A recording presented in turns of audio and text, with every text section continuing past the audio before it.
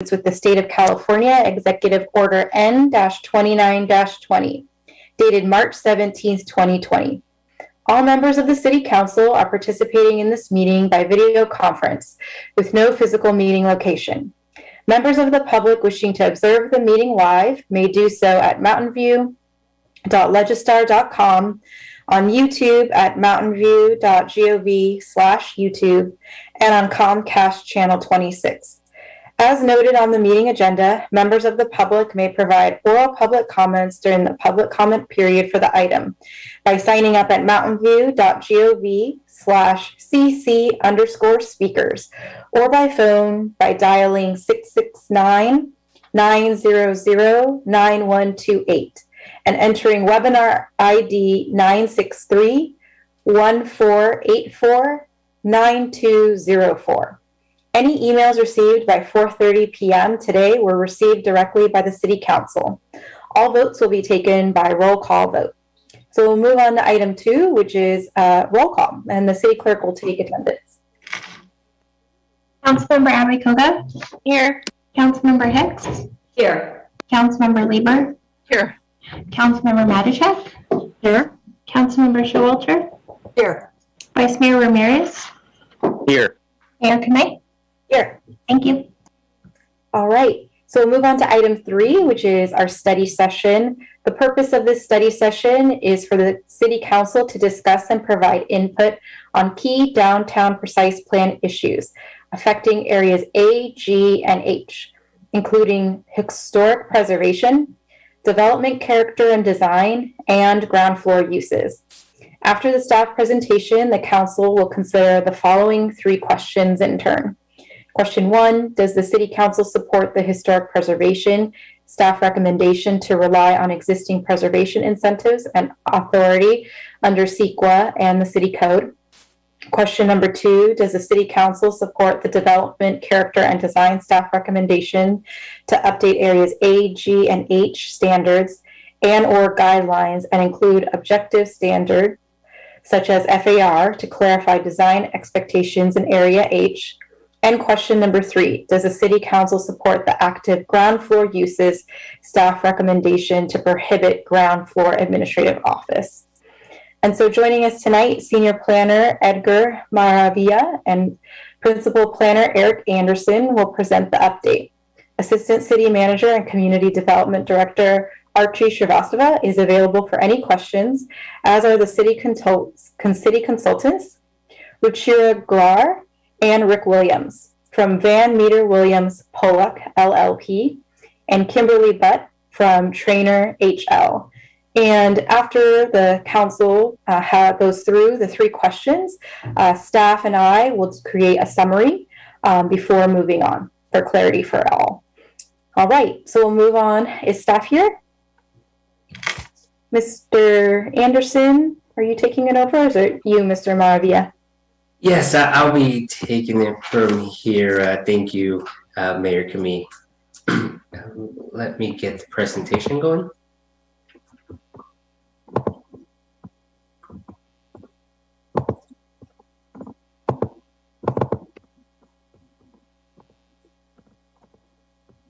Okay, that should be. Yes, we see it. Thank you. Okay, awesome, great. Thank you, Mayor Kamei, Vice Mayor Ramirez, and City Council members. And good evening to the members of the public who are tuning in. My name is Edgar Maravilla. I'm a Senior Planner with the City of Mountain View. And today I am joined by Eric Anderson, Principal Planner, Stephanie Williams, Planning Manager, and Zoning Administrator, as well as Artie Srivastava, Assistant City Manager and Community Development Director. This item is a presentation about the study session for the Downtown Precise Plan Phase 1. The Downtown Precise Plan, this is again Phase 1 of a proposed 2-phase approach. This is what was approved by way of the scoping agreement or scoping session, which was approved by City Council in December of 2019. As part of that scope, it was very particular to 3 specific areas in downtown, within the Downtown Precise Plan. Those 3 areas are area A, G, and H, which is the image you're looking at here on your right-hand side.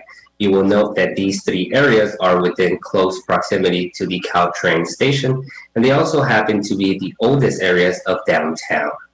Additionally, as part of the very specific scope, staff was requested by City Council to review three specific subjects. Those were historic preservation, development, design, and character, and ground floor activation, which is the three subjects staff are looking for more information and input from City Council. And for the historic preservation aspect of the presentation, that will be taken on by Principal Planner Anderson. So I'll go ahead and give him the floor now. Thank you so much, Mr. Maravilla. So Council requested a study of whether downtown qualifies to be a historic district. Because the City Code has no criteria for a local district, the state and national criteria were used instead. The survey did not find that Mountain View meets the state or the National Register criteria to be deemed a historic district. This is because there are few buildings remaining with the necessary integrity. We heard from the community that there is interest in adopting a local district. So what is the process for that? To answer that, it's important to recognize that the Downtown Precise Plan and the Historic Preservation Ordinance have different roles. The Downtown Precise Plan is focused on land uses and development standards, while the Historic Preservation Ordinance is focused on preservation criteria and incentives. Ultimately, the adoption of a local district standards would have to be in the ordinance before the city can qualify a part of downtown as a local district. Fortunately, updates to the city ordinance are part of the next city work plan. So staff can study this along with other parts of the Historic Preservation Ordinance update, which could include updating the register and analyzing what citywide buildings qualify for the state or national registers. Next slide, please. Existing historic structures are protected through the historic ordinance that I talked about and CEQA. Under CEQA, if a building is qualifies as a historic cultural resource, an EIR and Statement of Overriding Considerations must be certified by the city before the building can be demolished or otherwise modified in a way that affects its historic character. The historic ordinance, as I said, includes criteria and incentives to preserve local historic resources. Lastly, and beyond the age and integrity or other characteristics of individual historic buildings, downtown does have a special look and feel created by multiple architectural styles and a rhythm and fabric that comes from incremental changes to small buildings over time. This precise plan update will include new standards to preserve that historic fabric and to ensure new and modified buildings are compatible with the look and character. So staff's current recommendation is to continue to use CEQA and the Historic Preservation Ordinance to preserve individual qualifying buildings. The question is, does council agree? We can study local district criteria with future updates to the Historic Preservation Ordinance. The EPC agreed with the staff recommendation, and several commissioners also expressed interest in providing more economic support to affected property owners. Back to you, Mr. Maravilla. Thank you. Thank you, Principal Planner Anderson. I'll be segueing in here into development, character, and design, which is one of our other subjects. Currently, the Downtown Precise Plan, Area A, G, and H, have existing design standards and design guidelines. However, staff is recommending that we update those standards, as Principal Planner Anderson highlighted in his section.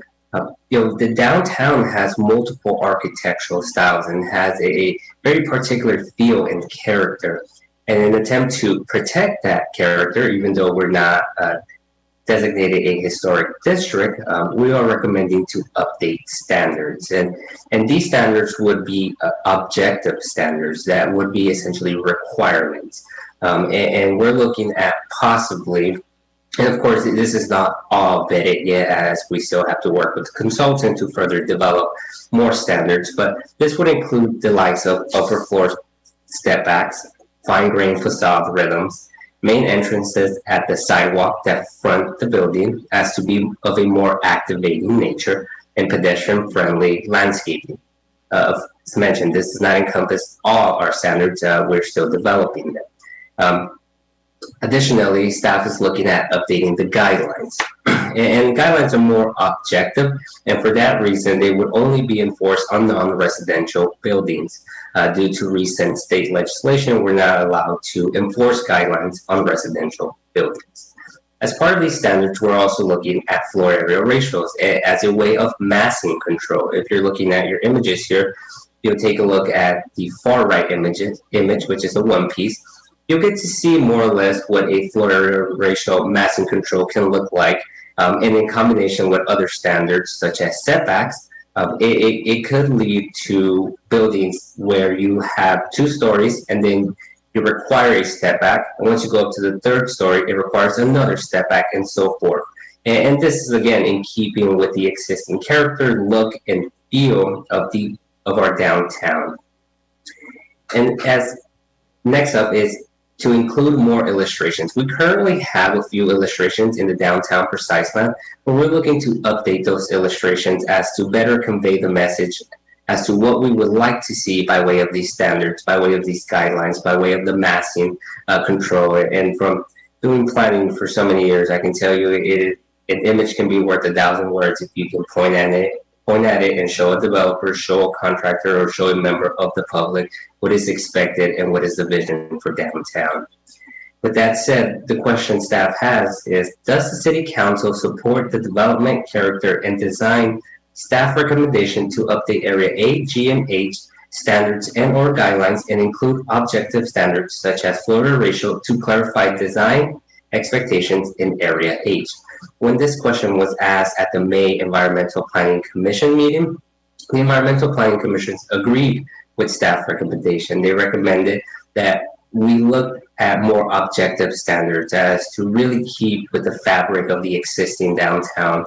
They were also excited about including more illustrations, so long as those were done with a purpose and easy to read illustrations.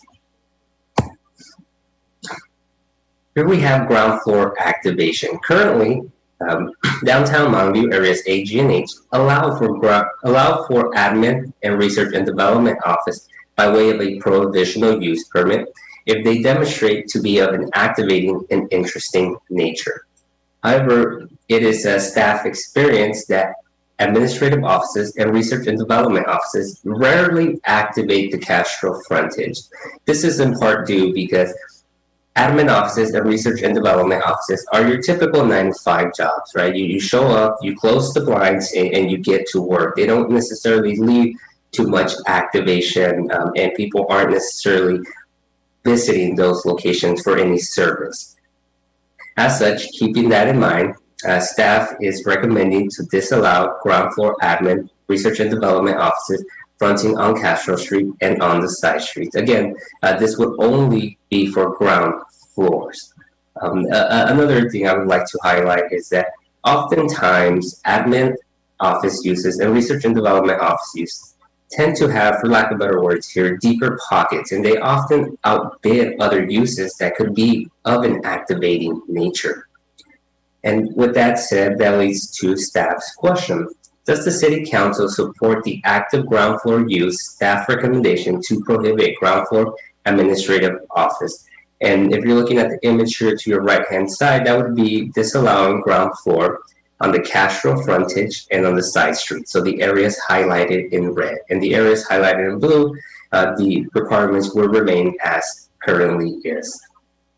And when this question was asked at the Environmental Planning Commission that took place in May, EPC recommended that we continue to allow admin and research and development office. Mainly their thought was that we are in the midst of a pandemic and we don't yet understand what those impacts can be. Another thing that was driving their comments was the fact that there has been a few vacancies in downtown, and they felt that if we disallow admin and research and development office, it could lead to more vacancies within downtown and no uses to fill in those uses. I also want to highlight that 2 specific commissioners were in favor of disallowing ground floor office, and being that they were looking at the long-term vision of downtown Mountain View, and they were also looking at the historic nature of Castro Street and how it has historically been serving retail and restaurant-like uses, and they wanted to keep in line with that for the future of downtown Mountain View. Next step would be to continue working on the downtown precise plan, develop standards, conduct a feasibility analysis, finalize the downtown precise plan phase 1, and bring it all back to the EPC and get their comments, and then bring it back to City Council for adoption. And here are the questions that were mentioned in the beginning by Mayor Kamei and also found in the staff report. And we also highlighted each question in each of the subject slides, but they are here for reference, and I can always go back to them if needed. And with that said, that concludes the staff presentation. I also want to highlight that in addition to the team members I highlighted earlier, we do have 3 consultants here that have been helping us throughout this project. One of them is Kimberly Butt from Trenner HL. We have Rick Williams from Van Meter, William Pollock, and we also have Ruchura, all of which are available for questions. Thank you. Great, thank you so much. Since this is a study session, we'll go to public comment first. So if you would like to provide public comment, please feel free to raise your hand in Zoom or press *9 on your phone, and we'll display a 2-minute timer on the screen. Great. All right, first up is Robert Cox. Can you hear me? Yes. Okay. Honorable council members, thank you for the opportunity to address you on this important issue. When I first came to Mountain View 21 years ago, I fell in love with our city's historic buildings.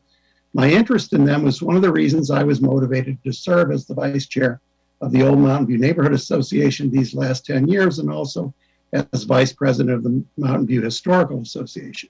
But while I enjoy serving as leaders of these 2 organizations, I've always felt there's a limit to what I could do to help or preserve our historic buildings being a part of them, because both of these organizations have a policy of not taking positions on development issues. That's why I became a charter member of Livable Mountain View, and I'm here to speak to you tonight on behalf of our organization. I will never forget when we, the steering committee of Livable Mountain View, went to the Historic Commission in Sacramento to argue for Shea TJ's and Diet House's eligibility on the state historic register. The commission unanimously agreed that those 2 buildings were eligible for the register.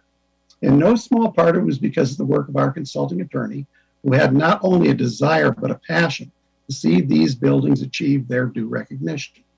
And that's what I'd like to see in our city staff and their consultants when they ask the question, which buildings in our historical retail district are worthy of preservation. I don't think we're already doing everything we can and need to do is the right answer. So please, council members, step up with the same passion as that and go beyond what we've done already to ensure that the treasure of our historic buildings is preserved for this and future generations. Thank you for your consideration of my views. I yield my time. Great, thank you. Next speaker is Robert Holbrook.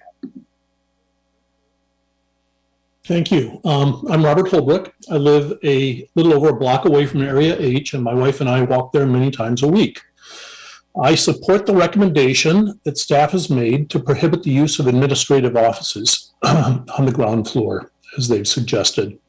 I believe that if this policy is faithfully maintained, it will increase the value of the affected area as a whole. Speaking for myself, administrative offices on the ground floor absolutely lower my interest in the downtown area. While the staff recommendation might be seen as tightening the provisional use zoning currently in place, I gather from the staff report that they would prefer not to grant this use at all. So this is formalizing a policy staff would like to implement anyhow. Page 20 of the staff report states, disallowing administrative office use on the ground floor of Castro Street would better support staff and make it clear that Castro Street and the side streets are intended for active uses. I'd also like to call out 2 comments made by the EPC. One was the goal of preventing gamesmanship of property owners.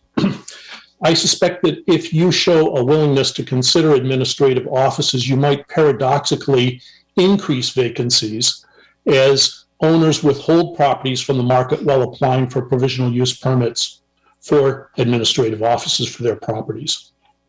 And I don't doubt that once these uses are granted, they'll be sticky. It's unlikely that the space will go back the other way. Another EPC comment suggested that the council consider extending the affected area to include Evelyn Avenue east of Hope Street across from the transit center. And I would agree that this is also worth considering. Downtown Mountain View is a wonderful resource which the city has cultivated for over 4 decades. I hope that the city will continue to make Mountain View even more desirable. I believe staff's recommendation will help do this. Thank you. Thank you. Next speaker, Alex Nunez. Hello. Hopefully I'm audible. Yes. Hello, Mayor Kamei, Vice Mayor Ramirez, and the rest of the City Council. Yeah, I just want to build off of what both of the Roberts said as well. One of the best experiences being a Mountain View resident is getting to go to the downtown and feel that activating energy, the desire for, a new experience that's actually available around that, area H corridor. And to be honest, yeah, some of the most disappointing experiences, if you can notice the absence of something, has really been walking through some of those areas where on the ground floor, there's some office space there with security guards patrolling the area, really just contradicting the experience that you can have, just 100 feet down the road. That really has been one of the more disappointing experiences as a Mountain View resident.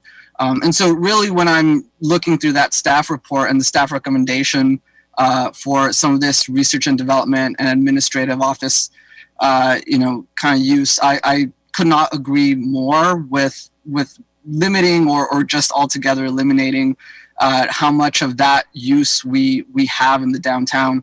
Obviously, we would love to have more vibrancy, a more livable area downtown. And so definitely I hope that, as you approach this topic and subject, that the council consider what is that more activating element that you'd like to bring to the community. So thank you very much. I look forward to seeing what you guys accomplish in this area, and yep, hope everyone has a good rest of the afternoon.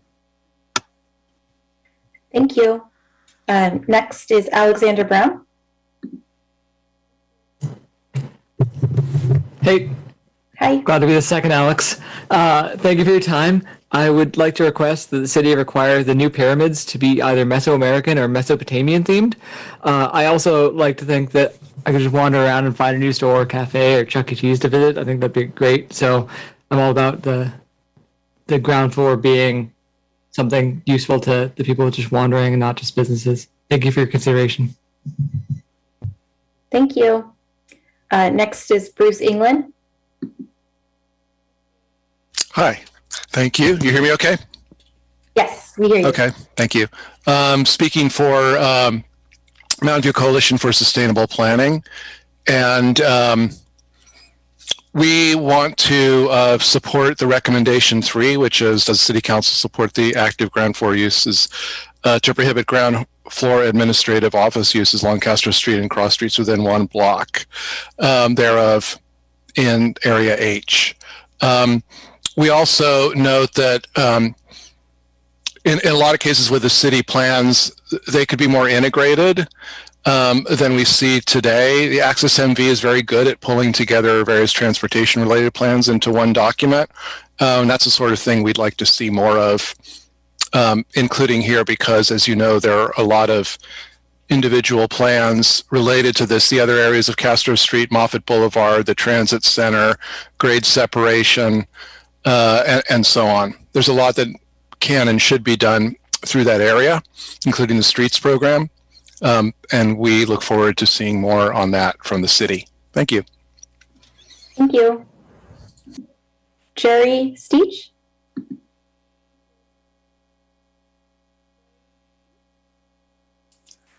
Hello? Hi. Okay, I'm unmuted now. Good evening. Can you hear me all right? Yes, perfectly. Okay. Good evening, council members. Earlier today, I sent a letter to you. I'd like to read that perhaps as a refresher and perhaps for the edification of other citizens and staff that are listening to this. After moving to Old Mountain View more than 30 years ago, I quickly developed a deep appreciation for the city's downtown, notably its historically significant buildings that wisely have been preserved and to this day provide character, a sense of place, and enduring tangible links to our city's heritage. These are distinctive, still well-functioning structures that countless cities across the country no doubt would envy for their own downtowns. Excuse me.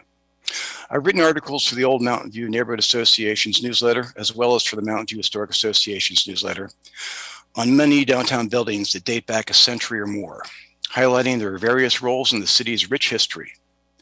In the process, I've gained much greater understanding of them and come to realize how profoundly and fortunate we are to have among us these true architectural treasures.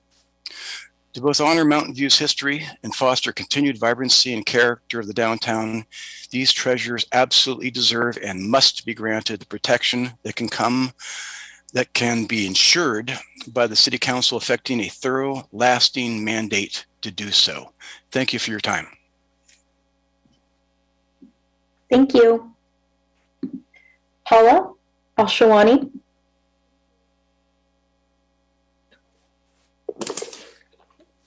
Hello, can you hear me? Yes. Okay, great. Good evening, Council. I have lived in Mountain View for a long time. I moved here in 1984, and I loved living and raising my children here. But a few years ago, I got a chance to live in Healdsburg, a little city in Sonoma County, and I realized why I loved their downtown so much. It was planned over 100 years ago, and its main green square in the city center is surrounded by beautiful, well-kept historic buildings that were filled with public service shops like restaurants, bookstores, barbers, bakeries, etc., wine shops. I came to understand that its attraction is due to the great planning that took place a long time ago by foresight of those who established the city over 100 years ago. And I believe it's all in the planning. When I moved back to Mountain View in 2017, I thought, why can't we have that here as well? We have a funky and beautiful downtown with historic buildings and plenty of space to devote to public service shops and green canopy. I would like to ask you to direct city staff to preserve our downtown characteristics by obtaining historic district designation, at least for the H historical area. And in addition, please encourage city staff to establish programs to aid store owners in preserving the historic aspects, details of these buildings. Their success will retain the attraction and the beauty of our downtown. Also, please support staff suggestion to keep the first floor in that district dedicated for public service type businesses and not for administrative office use. The first floors really belong to the public realm, and it should occupy shops that serve it. Thank you so much. Thank you. Next speaker is Louise Katz.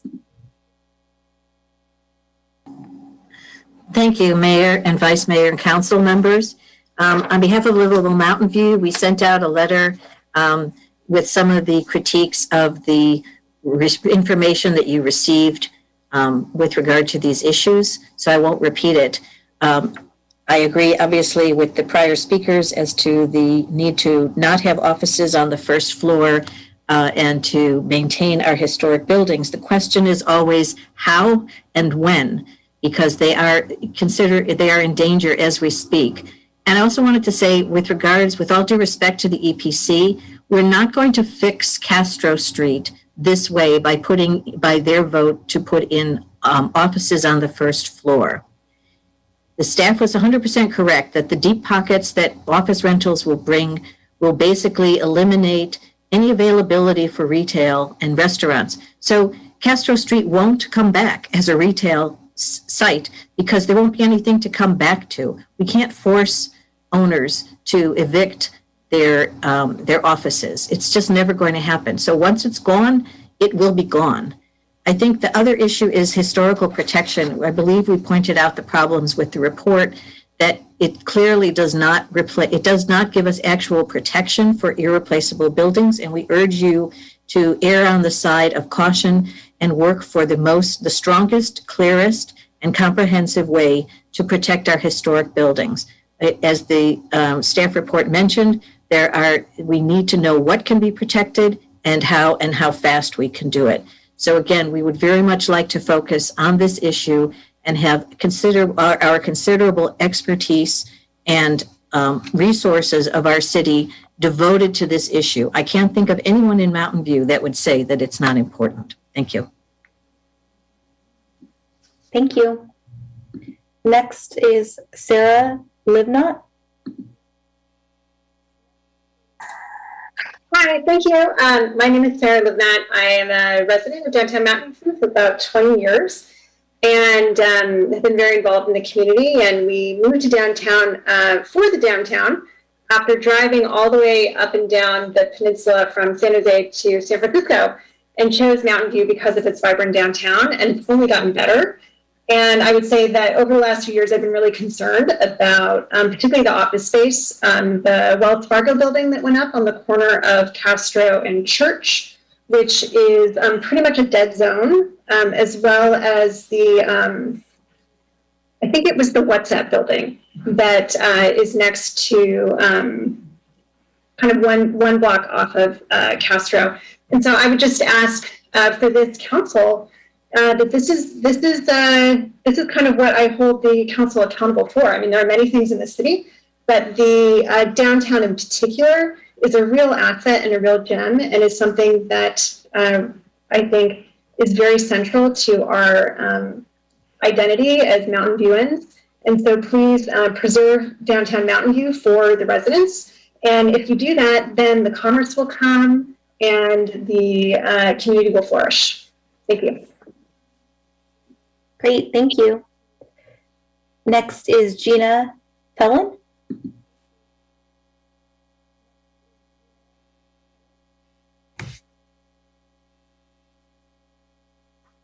Gina, are you there?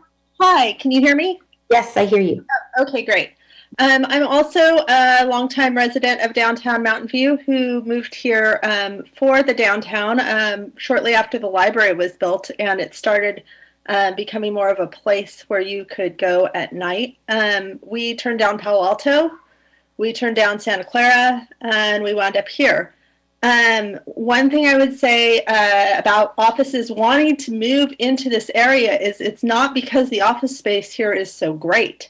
It's because the people in those offices want to come out on their lunch break and enjoy a downtown scene, or after work a downtown scene, or grab a coffee before they go. And if we start using the first floor more for offices, those services that are bringing them in initially are going to go away, and that's going to impact everyone. It'll impact the residents that are already here, and it'll also impact the office workers who are coming here to take advantage of a scene, of a sense of place and a sense of liveliness that will be really disrupted by having dead zones. And I feel it when I go walking past Scratch and I look up, I can see above there's a tech storage company that's there, and I think, wow, I'm glad they're not on the first floor, because I wouldn't want them replacing Scratch. Or when I walk past Cascal, I think, oh, look at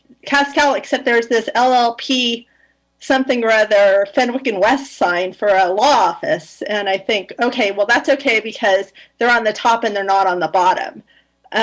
So I think we need to keep that space as public space, and I would appreciate the council's help in doing that.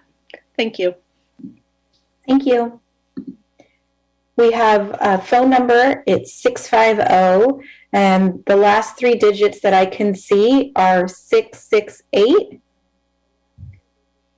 So I think you need to press *9 on your phone to unmute. If you are a 650 number with the last three digits of your phone number, 668. Hi, I think that's me. Oh, great. Yay. Hi, yeah. Thanks for taking the call. My name is Lacey Rathbun, and I've never spoken to council before, so all of the etiquette. I just want to thank you for showing up in this space and caring and taking your time. I moved here 21 years ago, having lived in Palo Alto and Santa Cruz, and really the draw for us was the diversity and the sort of funkiness of the downtown and the possibilities. And what I've noticed is that those are slowly disappearing. And with the historic buildings, you can't bring them back. So I'm really asking council to support what everyone else has said and really reiterating those shares to save our historic buildings and really not even to consider the businesses on the first floor. I've also lived in Europe, and one of the beauties of those old cities that continue are that the businesses are above, and the retails and restaurants and really the culture thrives from people being to access the ground floor. Sorry, I have some kids coming in here. So thank you. And again, just to really consider keeping what claims Mountain View and draws people now, and that is the historic buildings, the green canopy, which I also believe could be more developed and much more focused on walkable downtown and an active public ground floor. Thank you. Great, thank you. We have another phone number. It's a 650 number. Last three digits are 443. So I think just star 9 on your phone. There you go. Hello. You're unmuted. 650, last three digits, 443. Yes, hi. Hi. You can hear me. Good. Good evening, City Council members. My name is Daniel Shane. I've lived in Mountain View for the past 25 years. I live in a townhouse complex and within walking distance of the downtown area. And I just want to throw in my support to preclude administrative offices and any other types of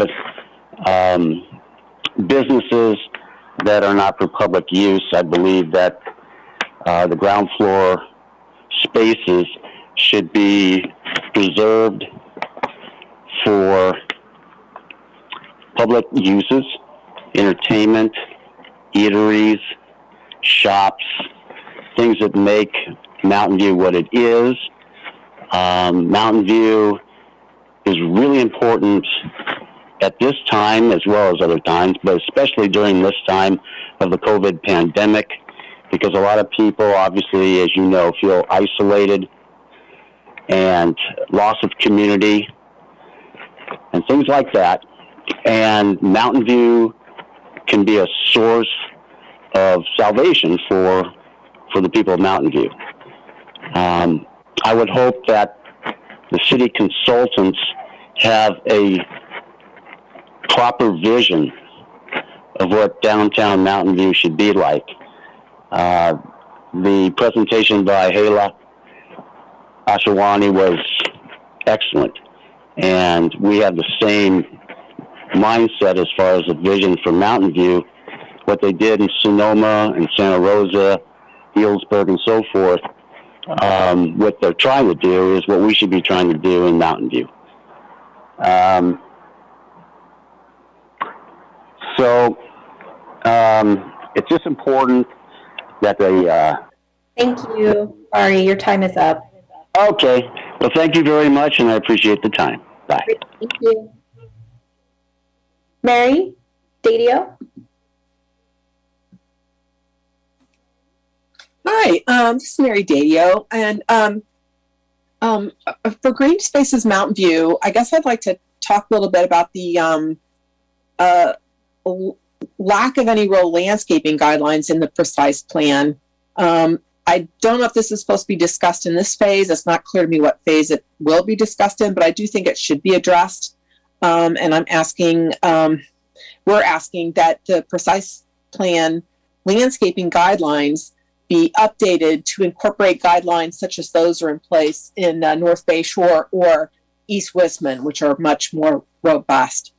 Another thing to address in landscaping guidelines, if a pedestrian wall is going to be created, the guidelines should call for removal of some of the pavement to be replaced with some permeable area, additional tree canopy, or drought-tolerant plantings. Speaking strictly for myself, I support staff's recommendation 3 in order to have a lively downtown area. And finally, I guess I'm wondering about integration. And I've heard during other council discussions concern about how the downtown area on Castro is not really integrated with the Moffett, and with the new train station and everything else, it should be. And I wonder if the precise plan should be expanded to include some of the area on Moffett Street to help not just with style and everything, but also to help develop a sort of an integrated bike pedestrian circulation plan for the entire area. Thank you. Thank you. Judy Adderholt.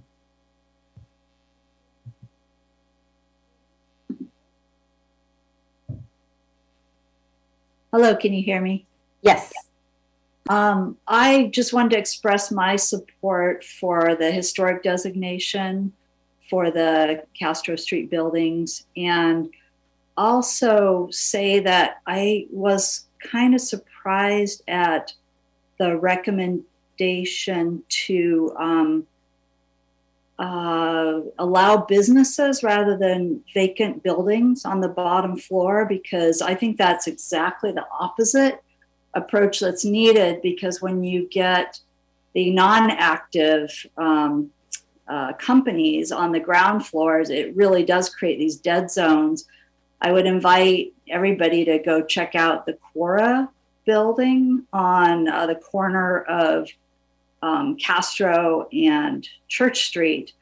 And I get depressed every time I have to walk by there. All you see is their cafeteria as you're walking from Castro down Church.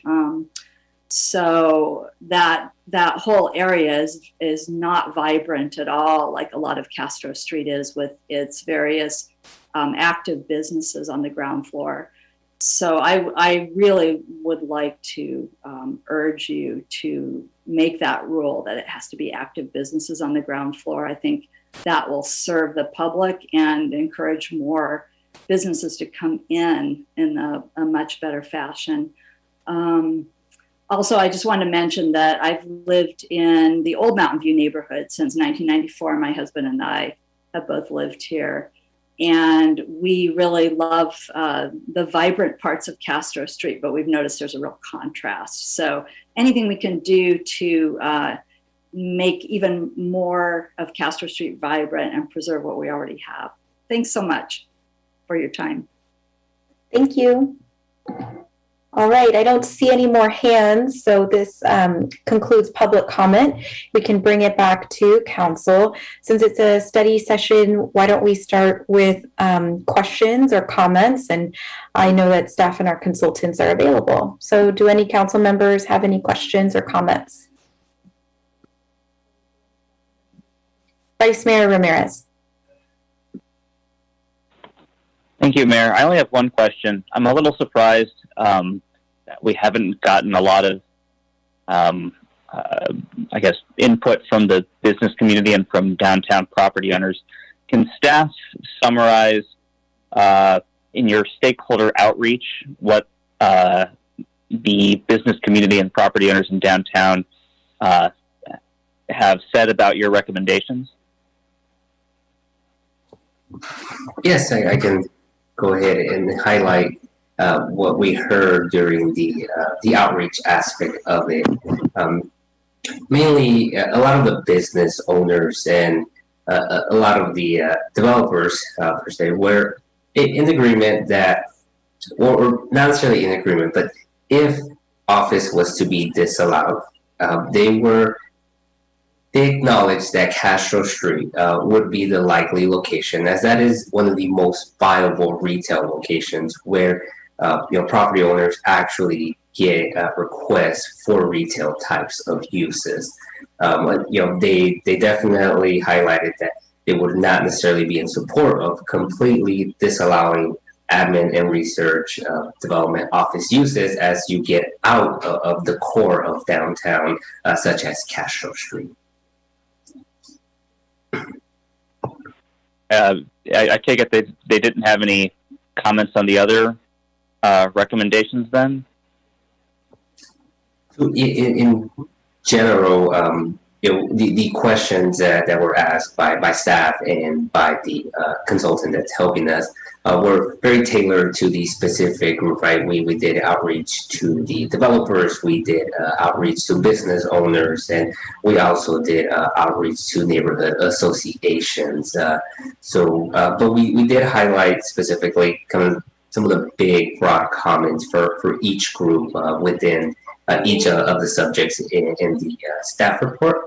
But from the, let's say, the business community, a lot of the property owners were mainly highlighting what uses they were previously denied. So it really became a conversation about uses, which would be better spoken about during phase 2, as this phase 1 was so specific, and that was the information we relayed over to them. Great, thank you. Great, thank you. Councilmember Showalter? Yeah, thank you. I have a question about what would be the process for developing a local historic district? How much work is that, and who decides? Well, we don't know exactly how much work it would be, but we are happy to include it in or study it in the upcoming updates to the local historic preservation ordinance. We do expect that there would be some process of defining criteria, defining a process for nominating and approving a local historic district. And then also what that means. So what does it mean to be a contributing building? What are the rights and obligations of those property owners? And what other incentives might apply within the district? So there's a lot to figure out there. Okay. And then ultimately we'd have to do that at the ordinance level, but then we'd have to go through the process of actually applying those standards at the location level. So there's kind of, it is a two-step process. So is that on the schedule now to work on? It is certainly on the schedule to update the historic preservation ordinance. As we get into that, we can look into, the additional details of that. Okay. What goes into that. All right. Well, that was my question. And then, do we want to go into, continue with questions, I guess, see if anybody else has questions. I have a few comments too, but that would be later. Okay, yes, I think we'll do questions, and then each council member can go through the 3 questions, and staff and I will keep track, and then we'll do a summary at the end. Do that. Should I start with that, Ellen? I think we're going to go through questions. There's 4 other hands raised. Is that okay?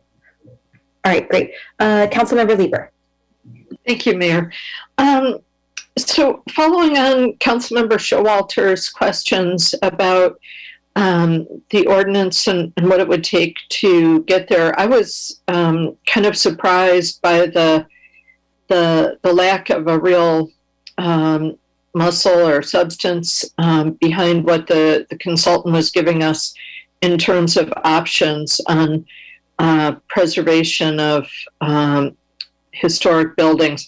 So I would have a similar question of, and I don't expect a repeat of the same answer right now, but a similar question going forward.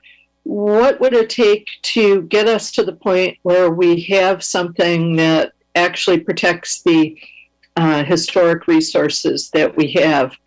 I know that we have the basis of the work done in terms of identifying buildings, but what I've seen in the recent years is pretty rapid change on completely gutting historic buildings in our downtown, so that we may end up with a shell on the outside, and but the context lost on the inside. So I'm just very eager to know what steps, what does council need to do to get to that point?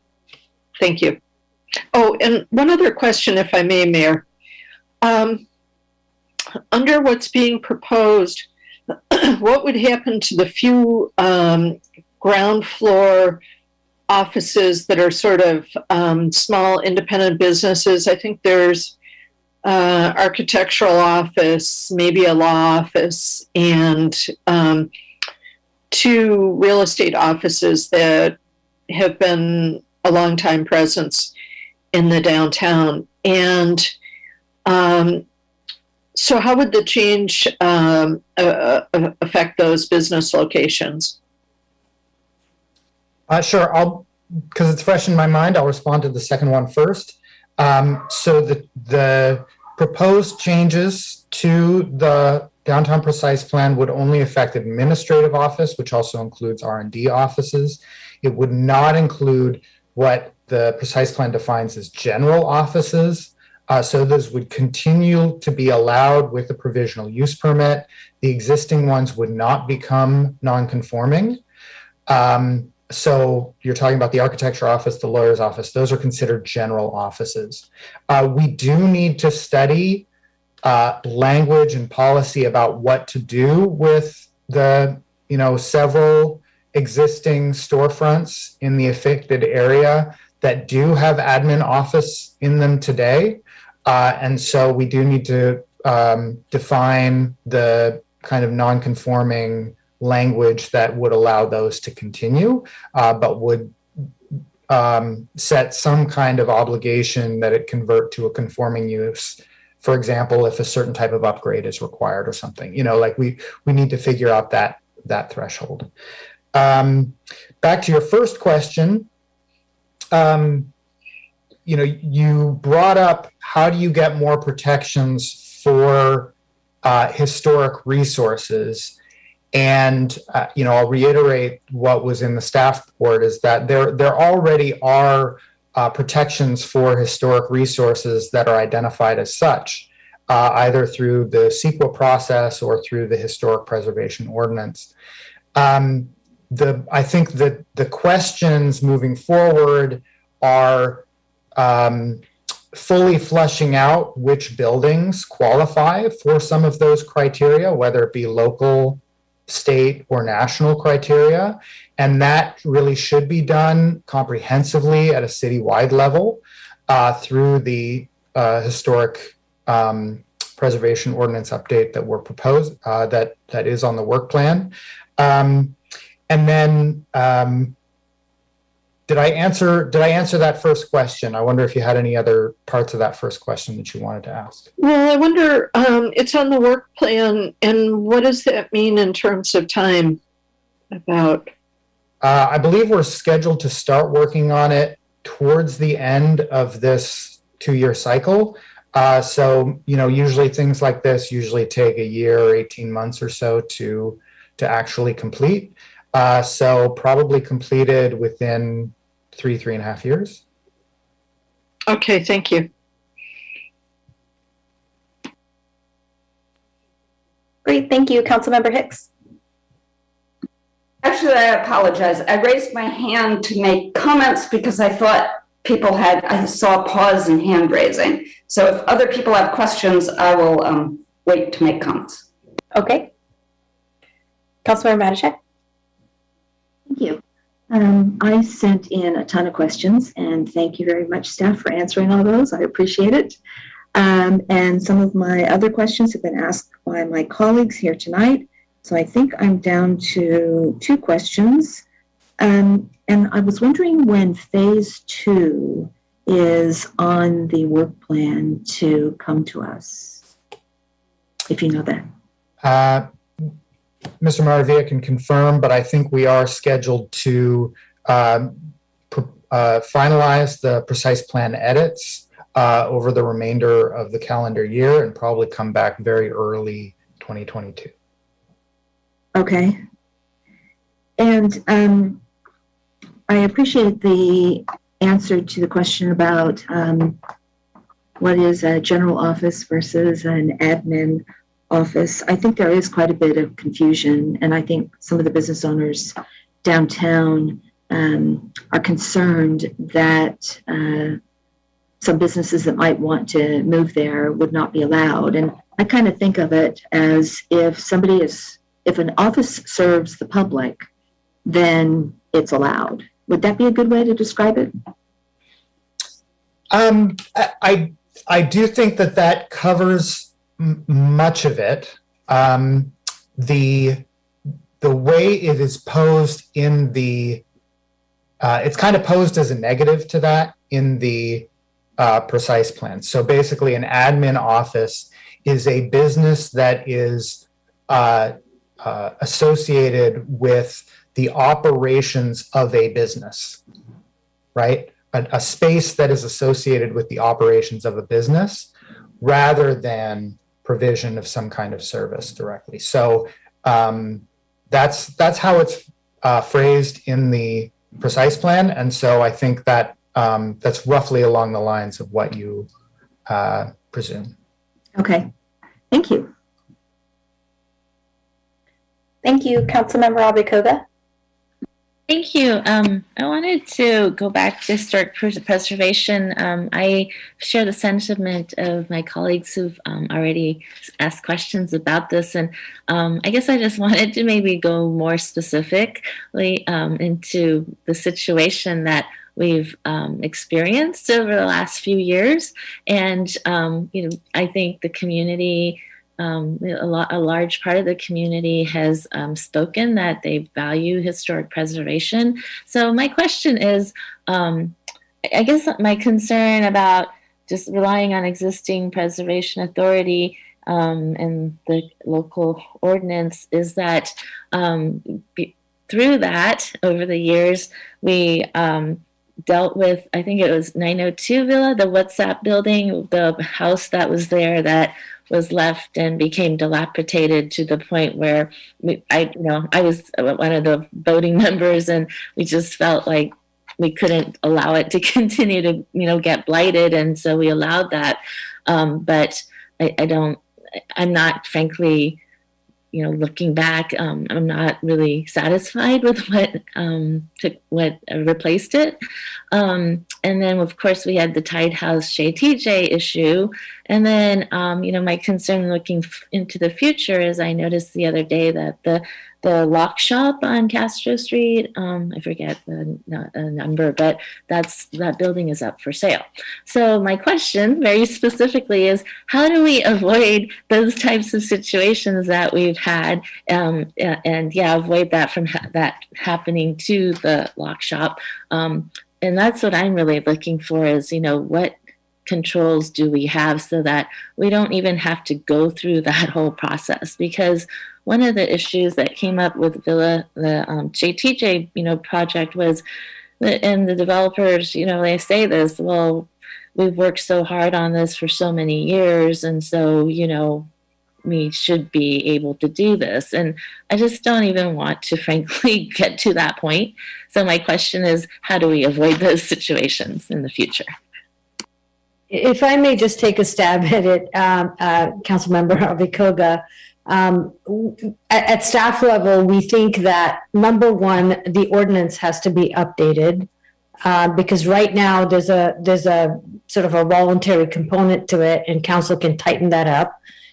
We also need to review the buildings, whether it's in the downtown or elsewhere, and update a historic register so that these buildings, including, say, the Tide House or Shea TJ's and other buildings, are on the register because that gives them additional protection.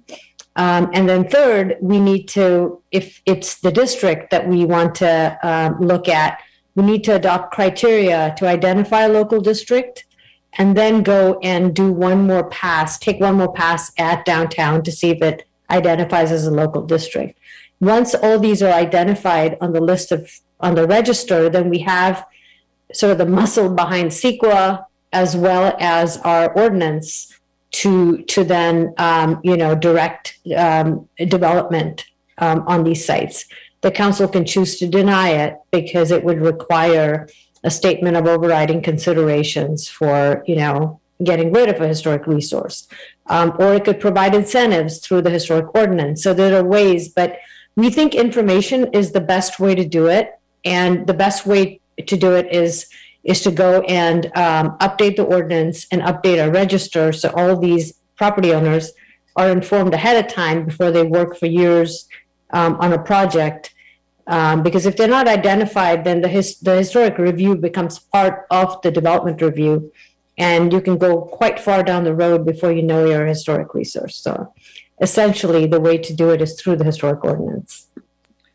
Thank you. I think another issue that has come up is just the ability to redevelop into, what's a one-story historic building going to four-story office, and that's I think it seems like financially that's been incentive enough to go through the whole rigmarole to do the redevelopment. So and I know the staff report suggested we don't allow or go into TDRs, but are there other mechanisms to, I hate to say this word, but I'm going to say it, disincentivize redevelopment, because of the ability to upzone so much, and that to me seems to be in the precise plan as to what can be something could be redeveloped into. So is there anything we should be really looking at changing there?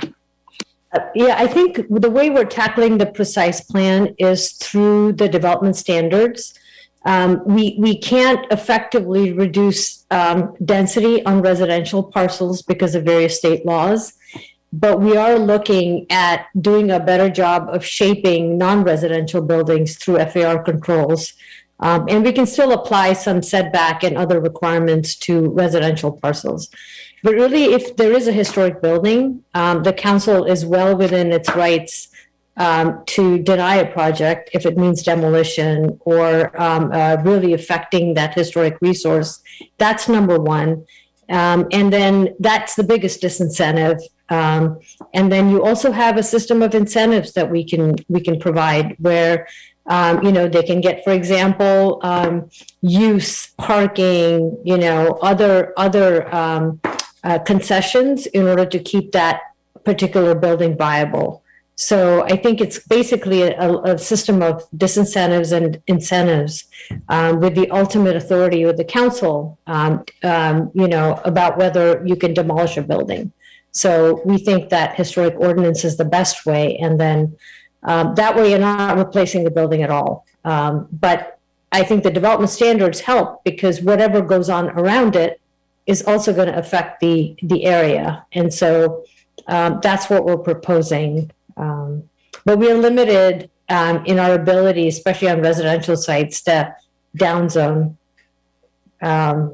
parcels. Yeah, and I'll just add real quick that it is part of our scope to study the feasibility of the preservation measures and trying to encourage people to, re-tenant historic buildings and things. So it is part of our scope to bring back some analysis of that in the next phase. Or when we come back to council, not in the next phase. Thank you, and thank you for that clarification. I guess I was thinking about office development and rather than downzoning housing. I know we can't do that, but it's really more the office development that seems to be the bigger incentive to demolish these historic buildings. Thank you. Great, thank you. So I think hands are raised again. So are we still in questions, or do people want to start going into comments? Okay. So I see a head nodding. Councilmember Lieber and Hicks are the two of you wanting to make comments. I have a question. Okay. So I'll ask my question. Councilmember Lieber, do you have a question? I do have a question. Okay, go ahead. I'm just wondering from staff, thinking about, staff mentioned that we would have a citywide approach. It seems like losing historic elements of the downtown has a greater impact than, as regrettable as it is, losing single elements of the city overall. And so is there an important and compelling reason that we have to take it on a citywide basis? Or could we take an action to protect the historic elements of the downtown, because they are such a critical part of that civic fabric, in advance of, say, a 3-year process to go through the entire city? I think we can focus on the downtown, definitely. But the ordinance would still have to be updated if we wanted to protect the downtown through a district approach. We would need to create the framework to identify a district first before we could go evaluate the downtown to see if it qualified. So either way, it would still require an update of the historic ordinance. Okay, thank you. Great, thank you. So I just had a quick question, and that was about the outreach and engagement piece. So I know on page 20 of the staff report, there's information about, you know, getting different input. Do you mind sharing a little bit with council how, like, which groups, was it also available online, just the level of engagement so we can also have a better understanding? Yeah, so emails were sent out, you know, inviting individuals to join the meetings. The meetings were held, and you know, some of them were better attended than others. You know, of course, these comments are only, you know, as good as the individuals that show up, right? And most of the meetings had anywhere from, I want to say, 7 to 15 individuals. But, you know, as we continue through phase 1 of the downtown precise plan, the vision is obviously once we hear all the comments from the city council members, staff will reconvene and then do another push for outreach as we finalize the downtown precise plan to get more comments. But yeah, ultimately it was, since, you know, we can't do it in person because of COVID, it was through Zoom, and we send out invitations specifically to the neighborhood association list that we have on file, and to business owners, and as well as we invited the business association and asked them to please spread the word and try to get as many people as we possibly could at the meetings. Yeah, and I'll just add the Chamber of Commerce, like Mr. Maravilla said, the Downtown Business Association, property owners, developers who are actively engaged in projects downtown, neighborhood associations, other interest groups, and so we had multiple outreach meetings oriented around each of those different subject areas. And we also noticed this meeting today as well. And in addition, we created a long range link in the planning website, providing more information, providing my information as well if people had more detailed questions, and how to sign up for MyMV to get more information pertaining to this subject. And did we also do postcards? Yes, postcards were sent to all property owners and residents within, and tenants, you know, business tenants within 750 feet of areas A, G, and H. Great. Thank you. All right. So I think those are my questions, and I think that we have council members patiently waiting to give their comments. So Councilmember Hicks, I'll start with you. Thank you. I wanted to start out by thanking staff for a comprehensive report. I agree with almost everything in it, and also members of the public for their comments. They added a few. I agree with pretty much everything the public said as well, and there were a few things I had not yet thought of.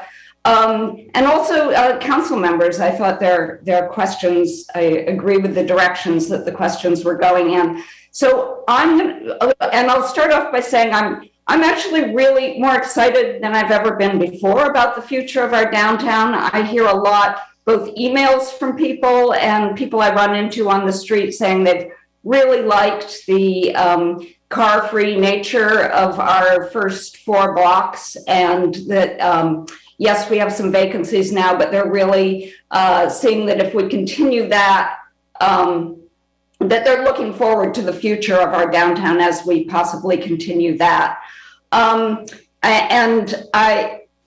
So I'm going to go backwards in terms of the questions, starting with question 3, whether we support the active ground floor uses and prohibiting administrative offices.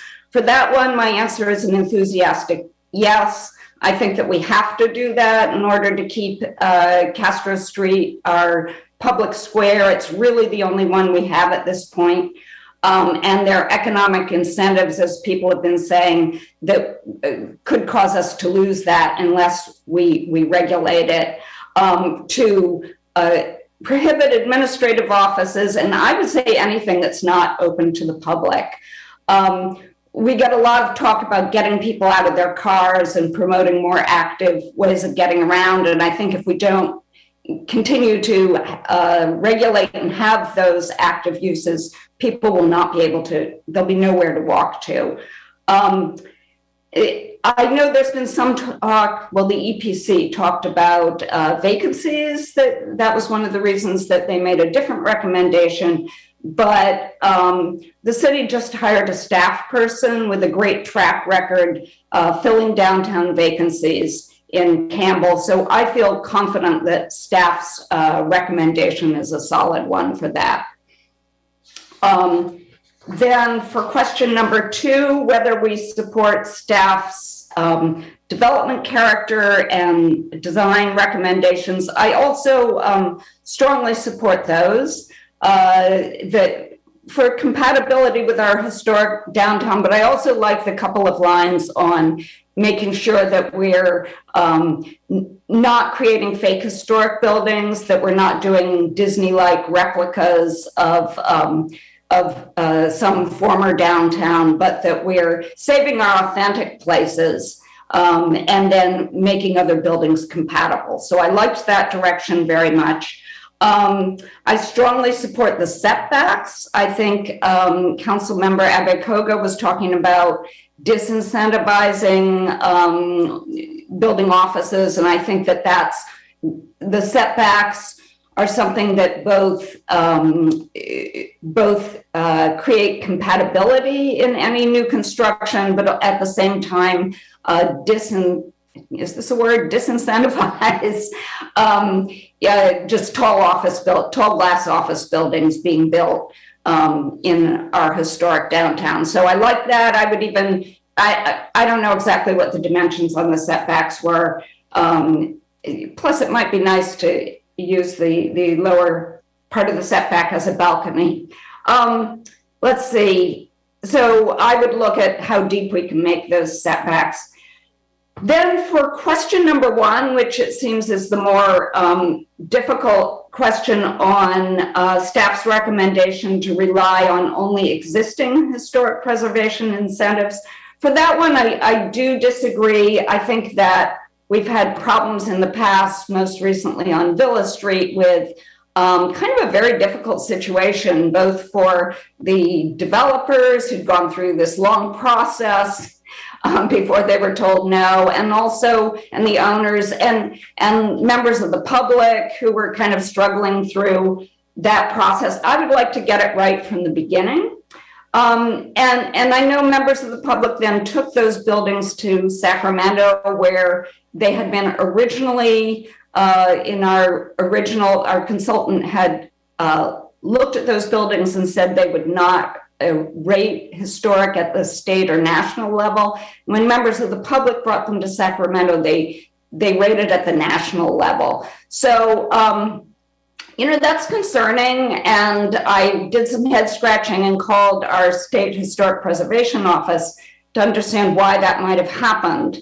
And they told me that that really our survey was done 15 years ago, that the nature of historic preservation has really changed since then, which is some of what our staff has been speaking to when we were answering the questions.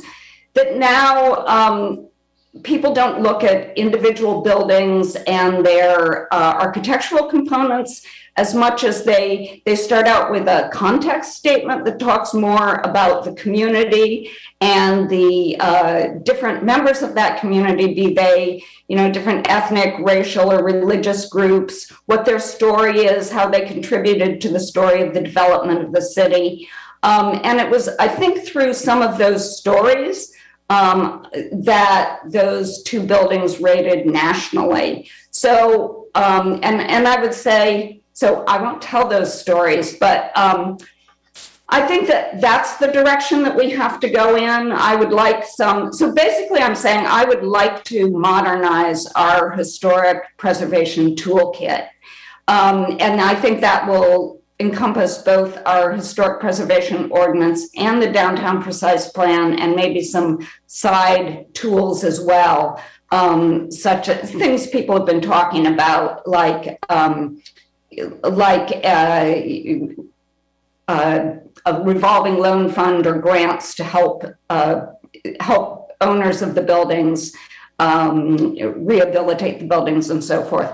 But that's what I would like. And as one possible direction to take, thing to look at, would be Redwood City, which is very similar to us in size and diverse in terms of income and ethnicities, has actually, I think, a very good updated preservation toolkit that includes a context statement and a lot of other tools. So that's the sort of direction I would like to go in terms of historic preservation.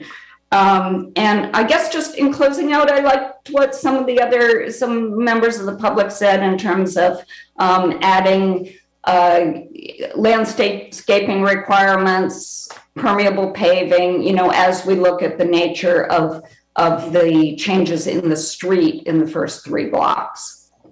Thank you. Great, thank you. Councilmember Matichak. Thank you. This is a topic that is really important to me, and so I am glad that we are talking about this tonight. I did watch the EPC meeting on this topic, and I guess I'd sum it up by saying it was really interesting, and I would encourage you all to watch it if you have the time. I found that my thoughts were very much in alignment with Commissioner Yin, and I do want to give a shout out to her. I think she did a great job of asking a lot of questions and providing a lot of direction. And I definitely felt that she was expressing my opinion as much as she was her own. I am concerned about the future of our downtown area. A large part of what makes the area attractive and generates the interest is the character in the first 3 blocks of Castro and the cross streets as well. And I really want to make sure we preserve that character. I think the email that Livable Mountain View sent us really hit the nail on the head when they said we're at a turning point for the future of our historic downtown. I totally agree with that. And while I appreciate that the area is called a historic district in the precise plan, we really do need to do the work to make that official, because right now it's just a label in the precise plan that doesn't have anything behind it. During the EPC meeting, there was quite a bit of discussion about, do we really have anything to worry about? And I was kind of surprised that the response was, well, because the parcels are fairly small and narrow, and because there are long-term owners, we really didn't see much risk in things being redeveloped and things changing. And I disagree with that, because I think we all know the example of two long-term owners who got together and did propose redevelopment that would have demolished two historic buildings. And again, I appreciate the Livable Mountain View folks for putting in the time and money and effort to take those two buildings forward to the state and then at the national level to have them designated as historic resources. I so appreciate all the work they did to make that happen. So obviously for question one, I would say I'm not supportive of just going with CEQA and the plans we have right now. I really do think we need to do a lot more. So again, I agree with Livable Mountain View, and I think we need to engage with a consultant to do two things, and that's bring forth concrete proposals to enhance the city's ability to preserve buildings in Area H, and that would include programs as well as financial assistance to help preserve the buildings as they are. I agree with the comment of we really don't want to have fake historic buildings. There's nothing worse than that. Let's preserve the wonderful buildings that we have. And it would also be proactively taking those buildings to the state and national historic boards and have them registered if they meet the criteria, so that it's really clear what is historic in our downtown. And you know, I have a lot of respect for the consultant that did the work with Livable Mountain View, and maybe we want to consider hiring that consultant to help us, because clearly they at least share my perspective of this is really important, and we're going to put a lot of effort behind this to make it happen. I would like to update our historic preservation ordinance, and as part of that, I do want to look at defining and then deeming the area as a historic district. What I'm concerned about, as other council members have said, is the timing of all of this. You know, updating the historic preservation ordinance has been on the work plan, I think as long as I've been on council. And so it does keep on getting pushed out. And I would like to find a way to pull that in, even if that means other projects get pushed out. And I think, you know, as a body, we can have that discussion and work with staff. But I feel like it's too long to wait to do that and have it done in the next 3.5 years. The other thing I would like to make sure happens sooner rather than later is phase 2 of the downtown precise plan, getting that updated. It sounds like that is not pushed out as far as the historic preservation ordinance, but the sooner we do that, I think the better, because you know, we really want to help our downtown businesses recover from COVID, and having more clarity on these two topics, I think will really help. So the second question is, yes, I do agree with staff. I think it's important to promote some of the guidelines to development standards, to have them have more meat to them and include more illustrations. As we said, a picture is worth 1,000 words. I totally agree.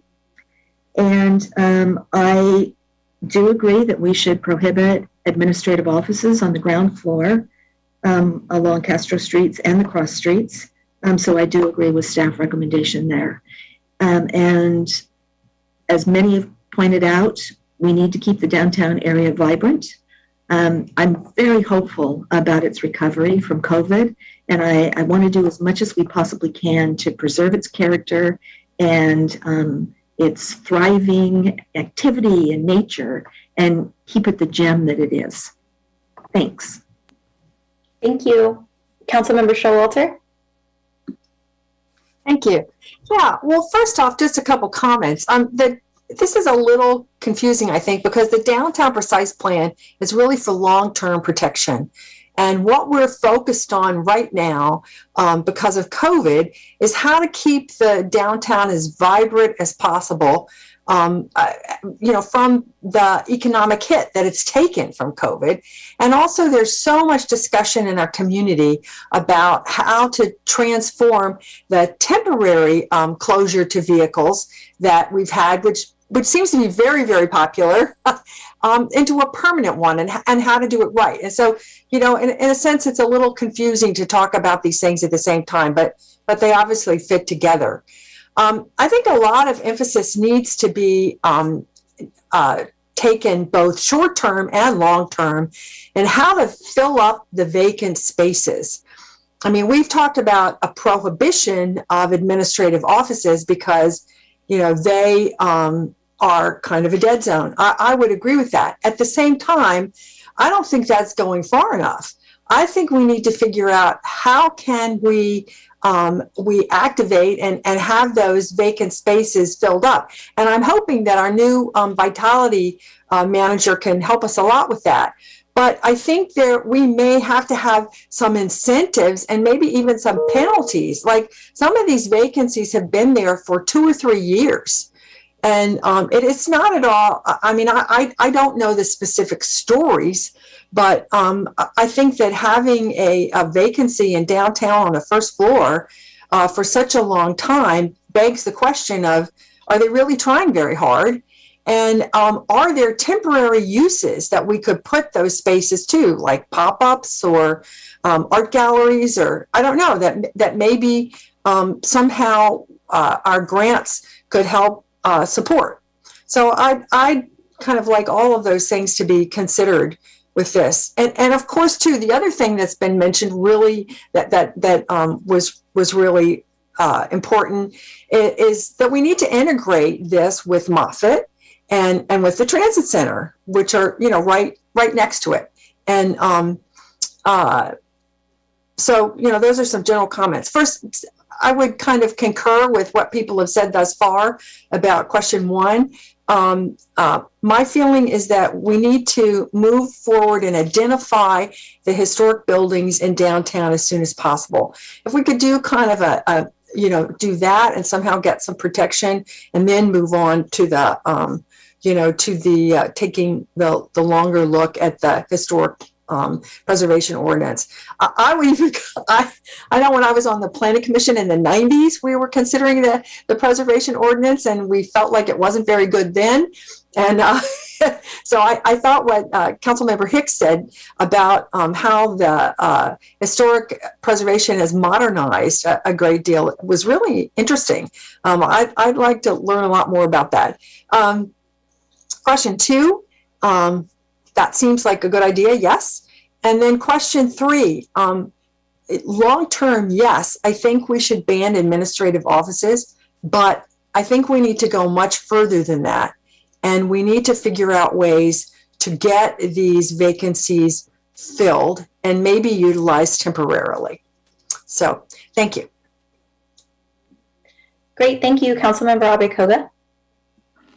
Thank you. I share the sentiments of those who have spoken before me. I think Councilmember Matichek really summed up my thoughts quite well. And so I would say I agree with her comments about historic preservation. I don't think what we have is going far enough, and we just do need to strengthen our incentives on preserving buildings.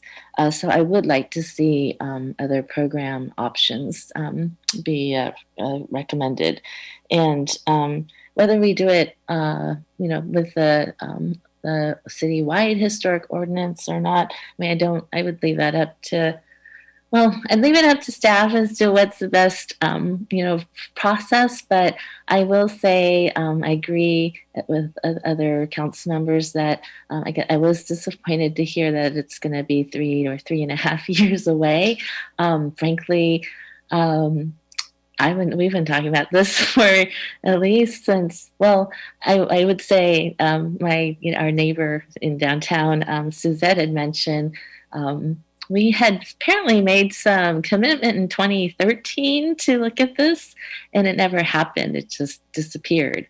So here we are, 2021, and if it's going to take 3 more years, we're looking at over a decade from that point on. And others have mentioned we've been talking about this from even before that. So I would like to see how we can speed up the process to at least deal with these buildings in our downtown area. I think I'm excited. I'm excited like others. I share the excitement. I think we are at this kind of a juncture as we come out of COVID, and I think we're going to see a lot of opportunities. But that concerns me too, because I don't want this historic preservation issue not settled before these things start moving again. So I would ask staff to look at how we can expedite at least dealing with our downtown district, and we've been looking at designating the area as historic. On 2, absolutely, I support staff recommendation. I was surprised about the FAR or lack of FAR guidelines. So I would support being more clear on what our expectations are. So that's 2. And then 3, I agree with the others. I do not support allowing administrative ground floor office. As another neighbor mentioned, Judy Adderholt mentioned, that we live here where the Quora building is, and that really just killed this corner, I will say. And I think a lot of people feel that way, and I get resentful every time I go. I used to, when it was open, I'd go by there and see the cafeteria open and feel like that's not for the public. And I think in terms of, I looked at the entire map of the downtown, and the other half that we're not talking about actually allows for quite a bit and has quite a bit of office. And I think what we see, you see the results of that is that the dead zones or the quieter areas are in fact where those administrative offices are located. So I don't think we need more of that downtown. I actually think we need more of public serving ground floor office spaces. And in terms of what was mentioned in terms of the economic incentives to do administrative office, this kind of ties into the empty storefronts issue. And one of the downtown property owners I ran into one day, and she had, said to me that she used to get a lot of folks inquiring about the open spaces, downtown spaces, but that doesn't happen anymore. And I had also heard from others who were, looking for space downtown that the rents are extremely high. And so I think that reputation, and I told this property owner, I think the reputation is that it's just really cost prohibitive to be in downtown Mountain View anymore. And so I think that, and the administrative offices are what's driving up the rents. So I think we're actually, we would really be hurting our downtown by allowing more of administrative offices to come into downtown, and would really kind of kill the vibrancy. So I don't support that. Those are it. Thank you. Great, thank you. Councilmember Lieber. Thank you, Mayor. Well, obviously on question 1, I'm eager to, see us put the pedal to the metal and really get this done. there are a number of spaces that I think are endangered. The former auto repair shop that's been the bead shop in the recent years, and the lock shop was mentioned, and there are a number of others. And I'm eager to see the interiors of the buildings not be completely stripped. And I don't know what the answer to that is. Cap's Pizza was basically a semi-intact 1907-ish building. And then Eureka has kept some external elements of the building, but the entire interior was completely stripped. And that's a loss of historic context. I really agree with Councilmember Abe Koga about areas D and E just kind of being the dead zone. And I'd love to see how we could pull up on the rudder in terms of those areas too. And we've talked a lot in the past about making those more active parts of Castro Street. And there have been a couple restaurants that have ventured down there, but it's just too hard with the office use in the dead zone there. And then, and I would prioritize the downtown over the rest of the city, actually, because I think it has a greater impact there. And I think we do have endangered buildings there. Question 2, yes, I think that's a good idea. And question 3, obviously, I think that we have to just bite the bullet and make sure that we have active uses. And I think, as one of the speakers mentioned, it is leading to empty spaces in the downtown as folks, try to play the waiting game to get an office use into there. And so I think that kind of clarity and communicating the expectations is really important. And we have had retail spaces like the appliance store that have gone to non-public uses, where it has created a dead zone in the middle of blocks. And I think that if we don't do something, that's going to really accelerate. So I'd like to see us pursue that as soon as possible. Great, thank you. And then Councilmember Lieber, I'm sorry, for question 1, was that a yes or a no? Sorry, I'm trying to diligently keep track tonight.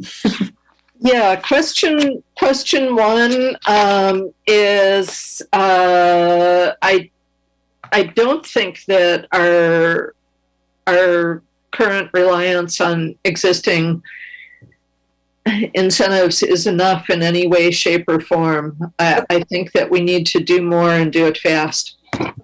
Thank you. Appreciate that clarity. Vice Mayor Ramirez. Thank you, Mayor. I think we're finding that our council is in alignment tonight, so my answers are going to be substantially similar. So for question 1 regarding the historic preservation, I've been thinking about this for a little while. I live in the San Antonio shopping center area, and there's been a tremendous amount of redevelopment here. And I've lived here long enough to remember, what was there before the redevelopment, the old Safeway site and Sears, and across the street the Marie Callender's. But what I'm finding is I'm starting to forget what was in the areas that have been redeveloped within my lifetime. And I think our history is in jeopardy if we don't guard it diligently. And I really appreciated, I had some back and forth with Mr. Cox from Livable Mountain View, and I really appreciated the thoughtful suggestions and the research that has gone into what are the tools that exist that we can take advantage of to preserve historic resources. And I think a lot of those things it sounds like the full council is interested in exploring. And I think my answer to question 1 is substantially similar to Councilmember Matichak's, and that's we have to do the work. We want I think the end goal, it sounds like, is to establish a sort of a historic center or district, rather, but we have to do the work in order to be able to justify it.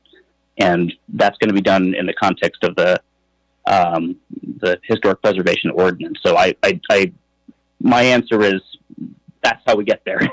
We have to do that work in order to be able to establish the district, but it sounds like a worthy objective if it helps us preserve the historic resources in the downtown area. But I also see value in doing so with the historic structures throughout the city.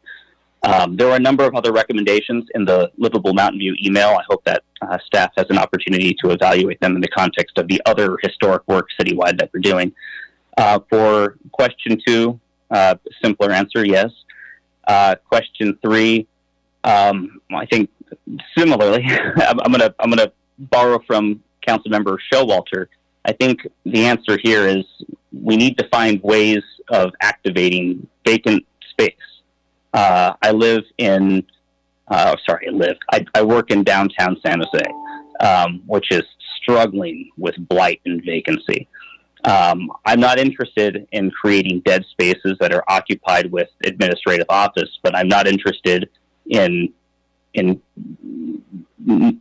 just having vacant space in its place where there could be a viable use. So, yes, I support the staff recommendation, but more importantly, I think we need to, in the context of the economic vitality strategy, figure out how do we attract active uses to fill the vacancies in downtown.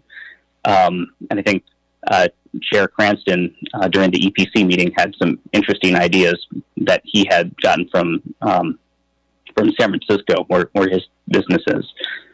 So those are my answers, and I think some of this we can do in the context of the downtown precise plan update, but I think much of it will come from the historic ordinance or historic preservation ordinance work.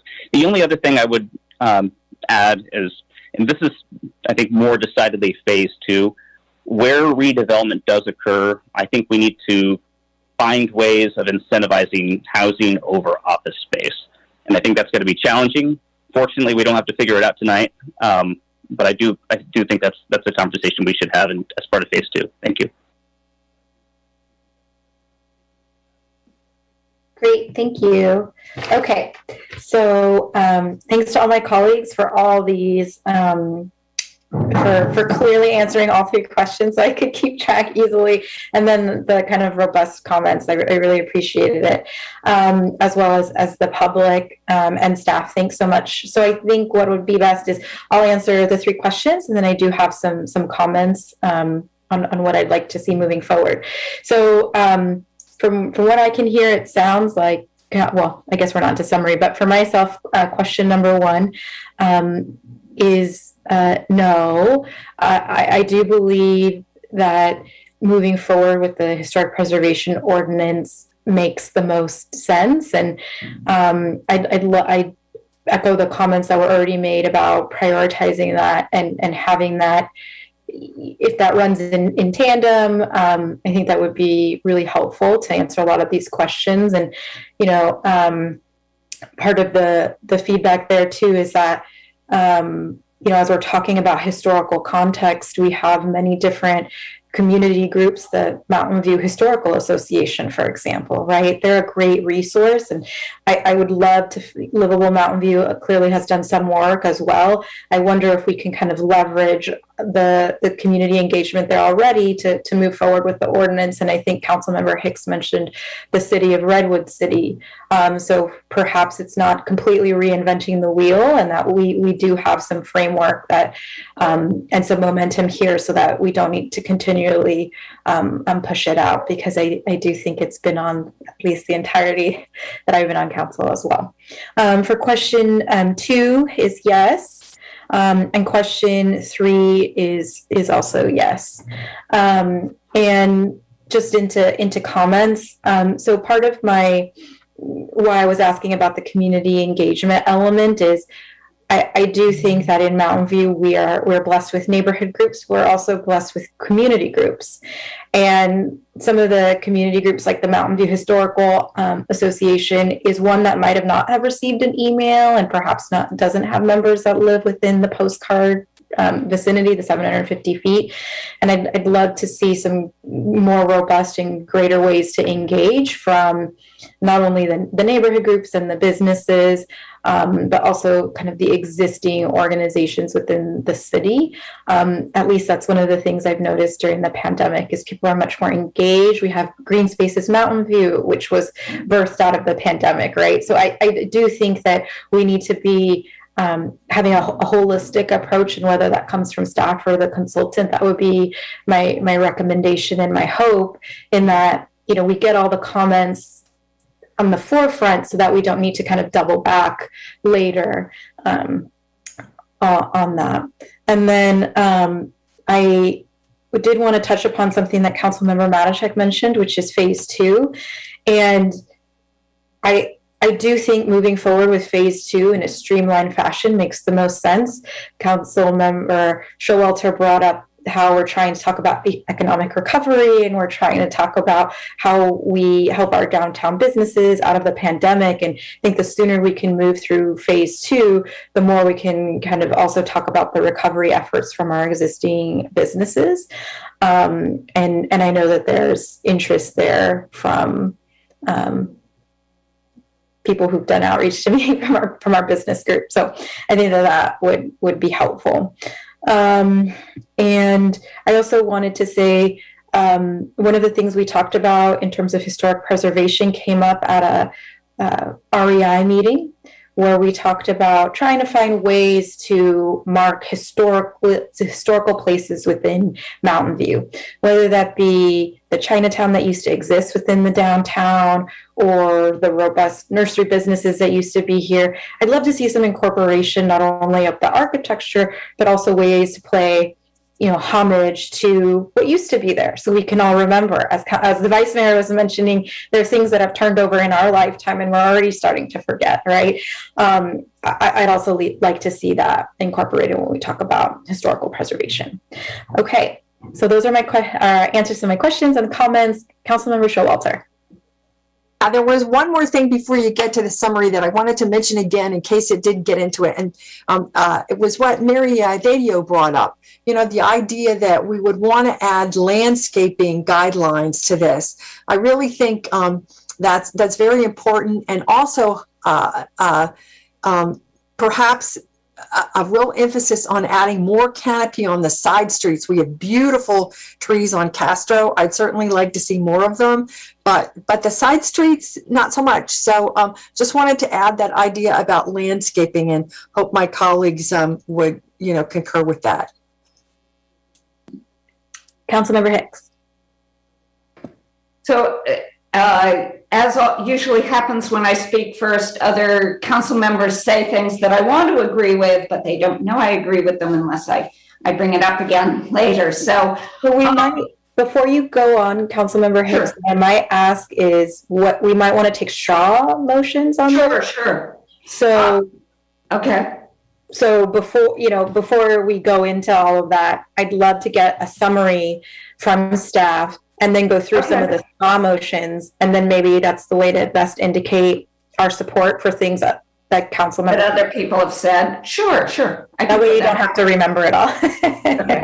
Okay. So, Ms. Shrivastava, would you like to summarize? Sure. I could summarize. There was remarkable, I would say, agreement between among all seven council members. Essentially, the council on the historic question wanted to move sooner on protecting the downtown. The combination of, I guess, the historic ordinance, looking at downtown resources and the possibility of creating a district, and then also bring to bear other economic vitality and look at financial incentives. along with that. So I think we'll take that as direction, and we'll work at a staff level to look at how quickly we can work on it, given our other priorities, and I'll communicate back to the city manager so we could report that out.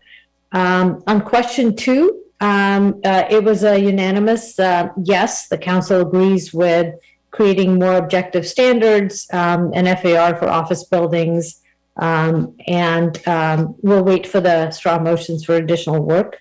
And question 3 was also unanimous yes. There was a agreement with the staff recommendation to restrict admin offices in the areas that we had noted in the presentation. There were some additional comments, which I think we can take as direction for phase 2 or phase 1, as we may be able to apply it, or the economic vitality strategy and looking at vacancies and how to reduce them, but not through admin office. Great. So I think that sounds like a summary of what I heard as well. And then Mr. Srivastava, for the things that require straw motion. So one of the things that came up was perhaps looking at some landscaping guidelines as part of the phase 1 precise plan. Shall we do a straw motion on that? Sure, we could do that, and we'll find ways to incorporate. Some of these might, if they're in city streets, we might have to look at other ways of updating it, but I think it's good direction, and we can figure out where to place it, whether it's phase 1, whether it's phase 2, or whether there's another city plan where we can look at it. Councilmember Matichak? Yeah, I was under the impression that was part of phase 2 when we previously discussed the phases. But I guess if there's a chance to move it up, okay. But I want to make sure it's more than just areas H, A, and just the 3 areas we're looking at. And I forgot the other letter. H and the other 2. A-G-H. Yeah. Okay. Well, if it's part of, Mr. Srivastava, would you like to answer that question? Is it already incorporated as part of phase 2? Have we gone part of phase 2? We'll be looking a little bit deeper into the standards, and we can respond more to it.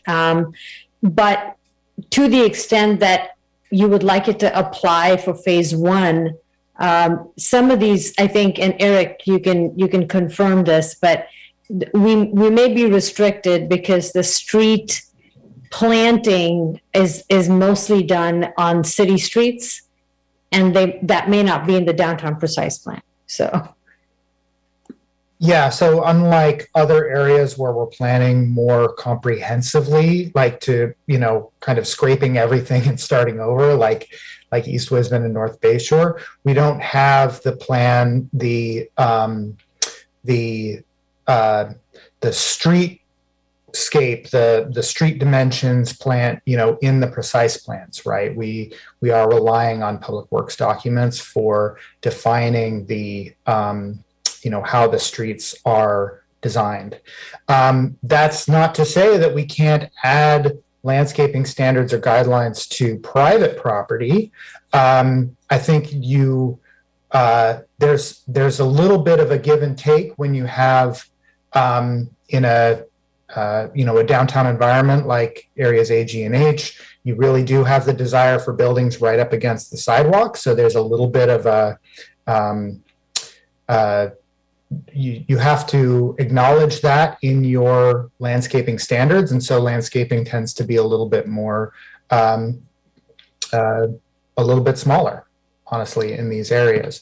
But that is certainly something that we can study for more landscaping on private property in the areas A, G, and H, and come back with draft standards for that. Okay, thank you. So do you need council direction on that? And shall we, I heard quite a few people mention it, but just wanted to, I think we have the outliers. We've answered questions 1, 2, and 3, and I'm looking to figure out what are things that need clarity in terms of direction from council. So I think it would be good if the council could just take a strong motion on the landscaping and streetscaping requirements, and we could identify what we can do as part of phase 1 and then come back, in phase 2 for the other parcels. Great. All right. I see the Vice Mayor is ready to vote. So all those who are interested in having the landscaping and streetscaping guidelines for part of phase 1 to come back to us. Okay, that looks unanimous. Great. Anything else staff needs clarity on? No, I think we have enough to go with. And as I said, we'll have to do the follow-up on the historic ordinance and the historic part to see how quickly we can move that forward, especially for the downtown. Okay. I was going to re-summarize, but I see 2 hands. So I will go to Councilmember Hicks and then Councilmember Matichak. So I wanted to bring up one thing that Councilmember Matichak had said, which was hiring the firm that Livable Mountain View had worked with to work on the local historic district and identification. It's I think it's Preservation Plus History, and I think they worked with Bridget Malley. So I just wanted to resuggest that and see if anybody else were into going in that direction as well. Councilmember Matichak, did you have something else, or shall we take a straw motion on Councilmember Hicks's comment? So I guess I just wanted clarity on the historic district, if that also included looking at individual buildings and potentially hiring this consultant to help us get those on the state or national register if they're historic. To me, they were slightly different things, and I'm interested in both. Okay. Ms. Shrivastava? If I may confirm, yes, we understood that the council is interested in looking at individual buildings. And as for the historic preservation consultant, we've already made note, and we'll also be reaching out to Redwood City and Sunnyvale to look at consultants and do an RFP so that we could interview them and select a consultant. Obviously, we'll certainly update the council on that as well. So. Great, thank you. Councilmember Hicks, Councilmember Matichak, does that kind of incorporate what you were hoping for? Okay, I think so too. I think an RFP process makes sense. Okay, so I see nodding heads. Does staff need anything else? No, I think we have everything we need. Thank you. Okay, great. So to summarize, it sounded like the answers were no, yes, yes. Okay. And we will also be looking into landscape and streetscape guidelines as part of phase 1. And staff will also be looking into both the individual buildings as well as the historic district.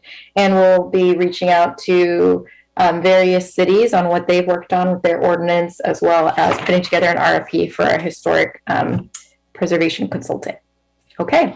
All right. Well, that's brings the study session to a close. I think perhaps if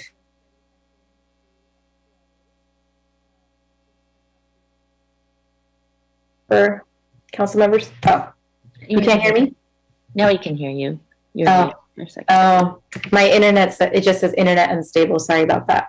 So I was saying that the study session this concludes the study session. And if colleagues are interested, we could take a 10-minute break before the regular session.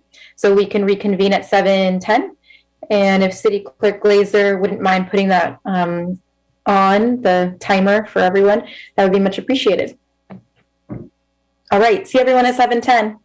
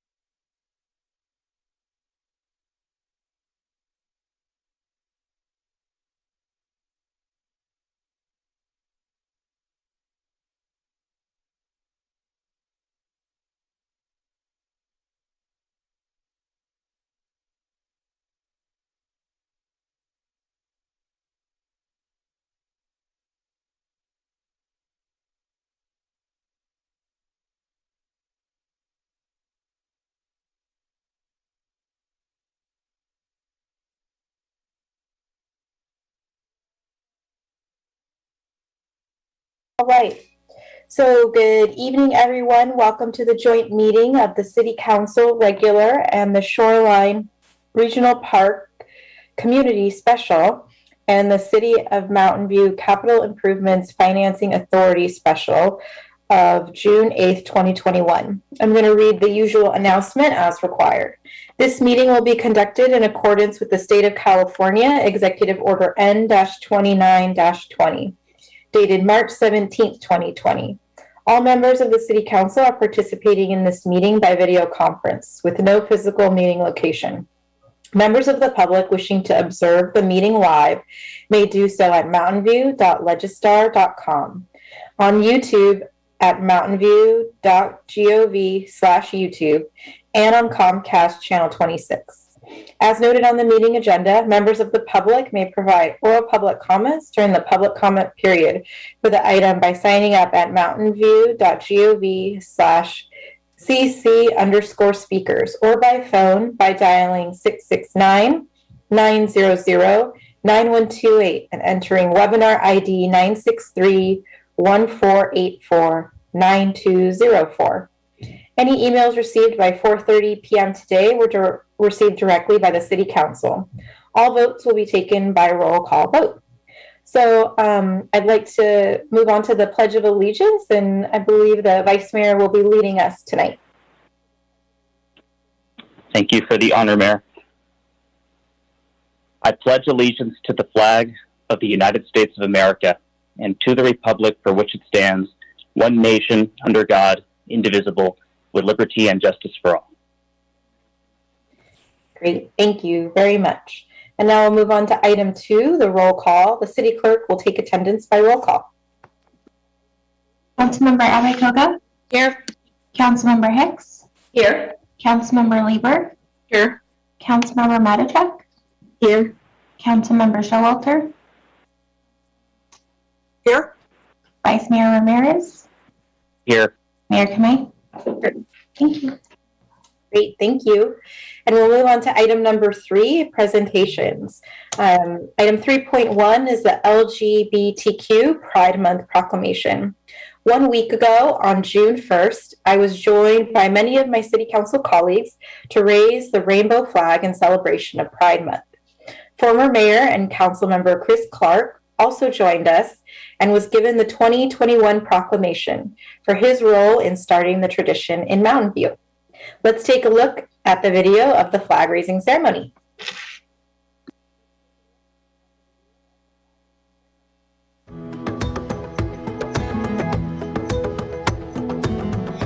Hello and welcome to the annual flag raising of the rainbow flag over Mountain View Civic Center Plaza for Pride Month 2021. I am Mayor Ellen Kamei. We are raising the rainbow flag as a symbol of pride and a celebration of diversity and inclusion. We remember the June 1969 Stonewall Uprising in New York City, a significant turning point for the gay rights movement. Through this flag raising, we are commemorating, supporting, and celebrating our LGBTQ+ community. We raise the rainbow flag over Mountain View City Hall as another demonstration of our community's ongoing commitment to our shared humanity, our inclusivity, and our community for all. So I want to thank you, our friends, our neighbors, and all of our families of Mountain View for always being welcoming, for always embracing diversity, and for celebrating Mountain View's pride. Now let's raise the flag.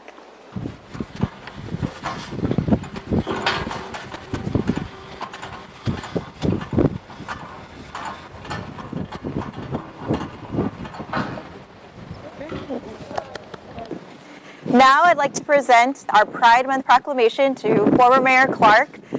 Mayor Clark, do you have any words you'd like to share with us? I just want to thank you, Mayor, for your support of the LGBTQ+ community for continuing this tradition, and to my colleagues, my former colleagues now.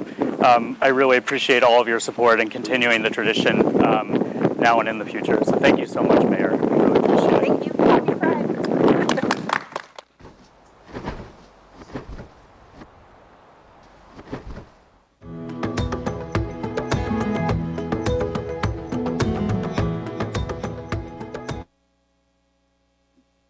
Great, thanks so much. It was, as you can see, it was a very windy day, but we survived.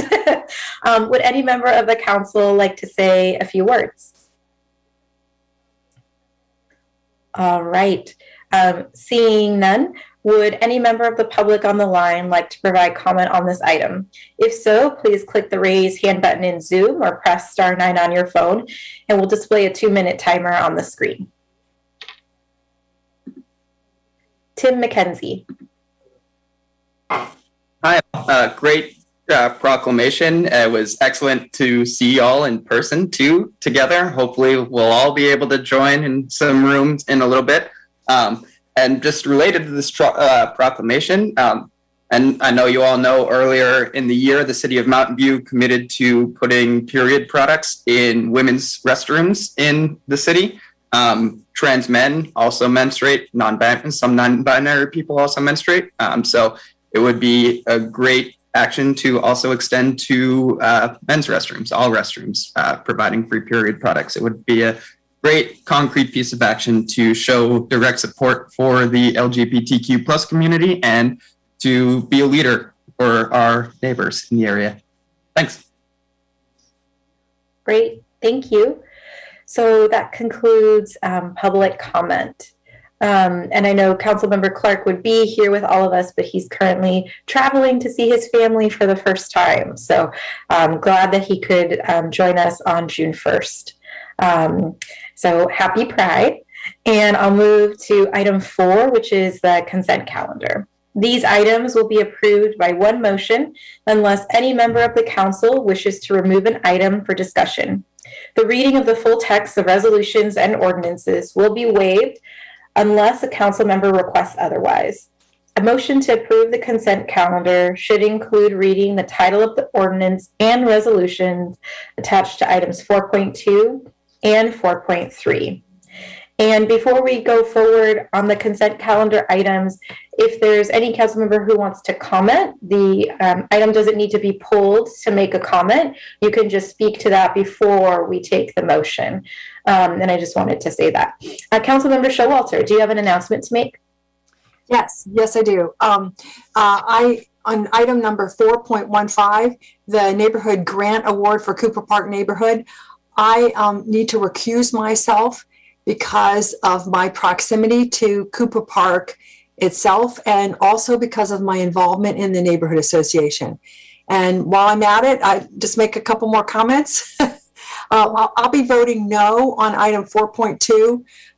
That's the no smoking ordinance. I think, as I mentioned before, I think it's unnecessary to ban the smoking in apartments when landlords already have the right to prohibit it and often do. And I don't feel good about the inclusion of marijuana in this regulation as well. On item 4.4, the landfill disposal agreement and smart station MOU, I want to thank staff for all their work on this. They've been working on this for over 2 years. And one member, Lori Topley, made a personal commitment not to retire until she had it done. So I'd like to thank her for that. And also item 4.7, the community shuttle hours expansion. This is really something to celebrate. We've had this community shuttle now 5-6 years, and it will just be so much more useful to our community with these expanded hours. So I wanted to comment on that. Thank you. Great, thank you. Councilmember Abe-Koga. Thank you. Just a couple of comments. I also wanted to express my my delight in item 4.7. I actually saw that on the VTA agenda item to approve the funding, and so I'm excited to see that this is moving forward and we'll be able to expand hours and hopefully be able to serve more of our population. So thank you, staff, for all the work on that. And then on the other one, I just wanted to say thank you and comment on was 4.3. 13, the Grant Road and Sleeper Avenue intersection study. This has been a long time in coming. We've gone back and forth on this item, and sometimes it's just a matter of timing and technology catching up, I'd say. And I think that's what's happened here. So I'm glad to see that this is moving forward, and hopefully this will be a resolution to this ongoing debate that's occurred for many, many years. Thank you. Great, thank you. Would any other council members like to make any comments? Okay, I just wanted to make a comment on item 4.11 and just thank Destination Home. They've been such a great partner with the city of Mountain View as we've been trying to tackle those who are unstably housed, and they are very creative in their approach to how they tackle the issue of homelessness and housing instability, and really appreciate that they're partnering with us once more on this grant opportunity. It's really great. All right, so if there are no further comments, would any council member like to pull an item? All right, I'm also not seeing any, so does anyone have a motion? Vice Mayor Ramirez. Oh, public comment. I'm happy to move the calendar, but do you want to take public comment first? Thank you, sorry about that. I was getting excited. So we will turn it over for public comment. If any member of the public on the line would like to provide public comment, please feel free to raise your hand in Zoom or press *9 on your phone. We'll display a 2-minute timer. Shawnee Kleinhaus. Good evening, Mayor Kamei, City Council. This comment relates to item 4.9.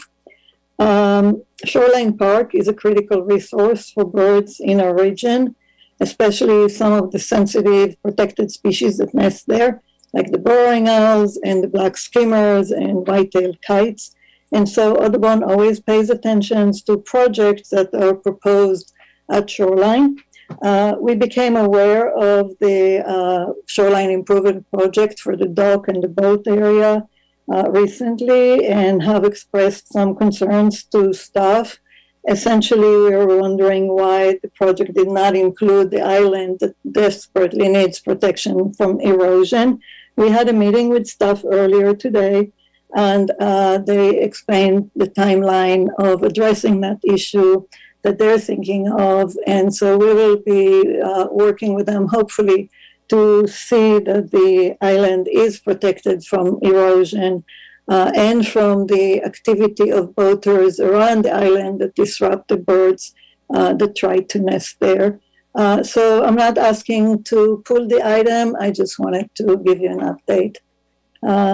Thank you, and thank you for protecting all those wonderful birds there. Thank you. Next speaker is Ray Bramson. Good evening, Mayor, Vice Mayor, City Council members. Ray Bramson, Chief Operating Officer of Destination Home. On behalf of Destination Home, I want to thank this council and the City of Mountain View for your continued leadership in addressing our region's challenging homelessness crisis.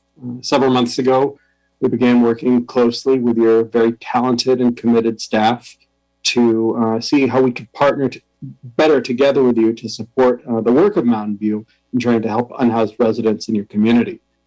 We're very fortunate today that you're considering accepting a 3-year, $450,000 grant from Destination Home to achieve this work. We know local governments are stretched thin, and we know resources are scarce, and that's why it's all that more encouraging when we see a city like Mountain View really stepping up, and we want to honor that commitment to ending homelessness, which is the mission of Destination Home with this grant. So thank you again for your partnership. We're excited to see what we can accomplish in the next 3 years together. Thank you. Next speaker is Andre Thomas. Good evening, council members. My name is Andre Thomas, and I'm a resident and assistant chapter chief steward with SEIU Local 521. I'm here again to implore you to amend the language within this ordinance to exclude controlled substances from item number 4.2.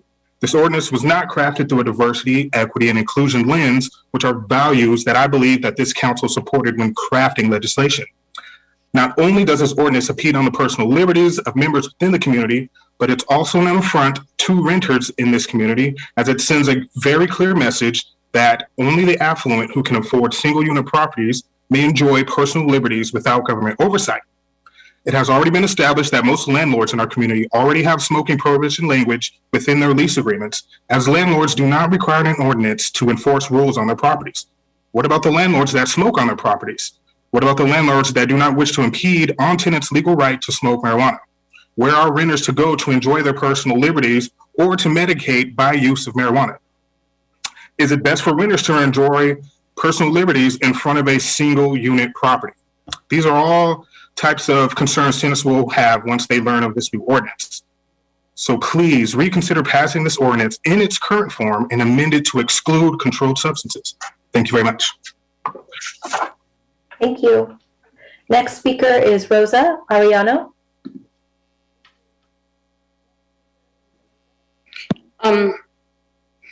Buenas noches, soy Rosa Arellano y vivo viviendo en Mountain View por 20 años y quisiera por favor pedirles a los del Consejo de Mountain View que nos extendieran un poco más la moratoria, unos 90 días más para poder lograr estabilizar nuestra economía, para poder seguir con nuestra vida normal, porque es muy difícil ahorita poder volver a la normalidad si no tenemos ingresos.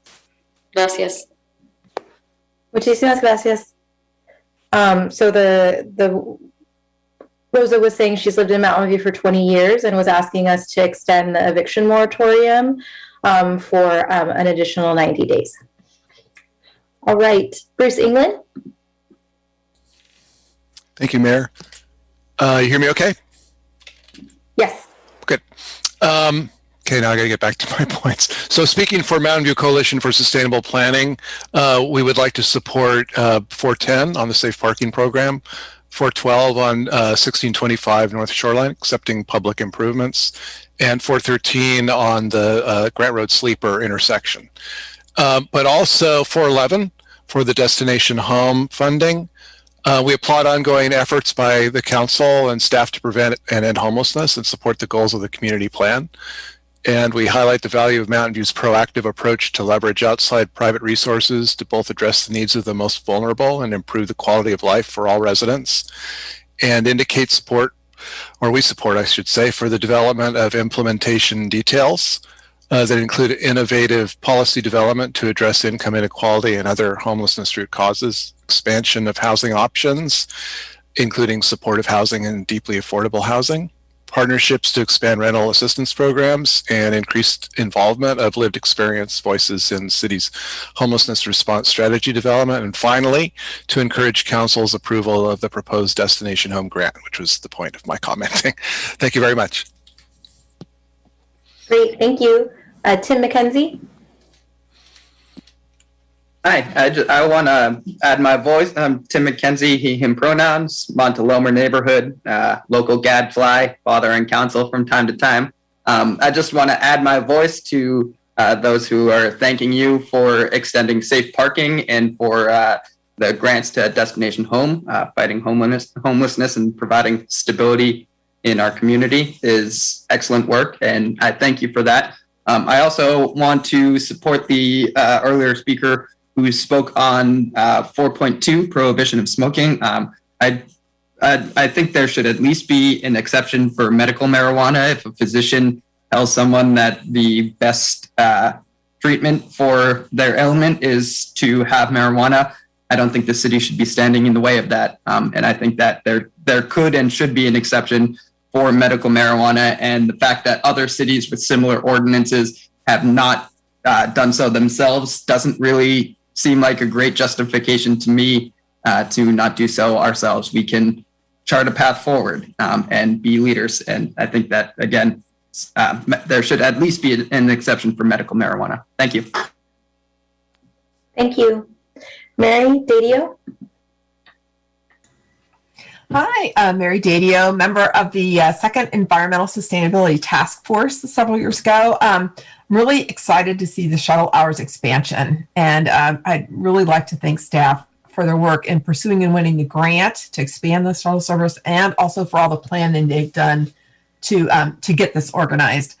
The Environmental Sustainability Task Force did recommend expanding the community shuttle service in order to create more alternatives to driving And these new shuttle hours that are proposed is going to make the shuttle so much more usable for many more segments of the population, including for first and last mile trips for commuters. And so I'm hoping that council does approve this item. I know that Mountain View Coalition for Sustainable Planning also supports expansion of the shuttle system. Thank you. Great, thank you. Edith Ayala.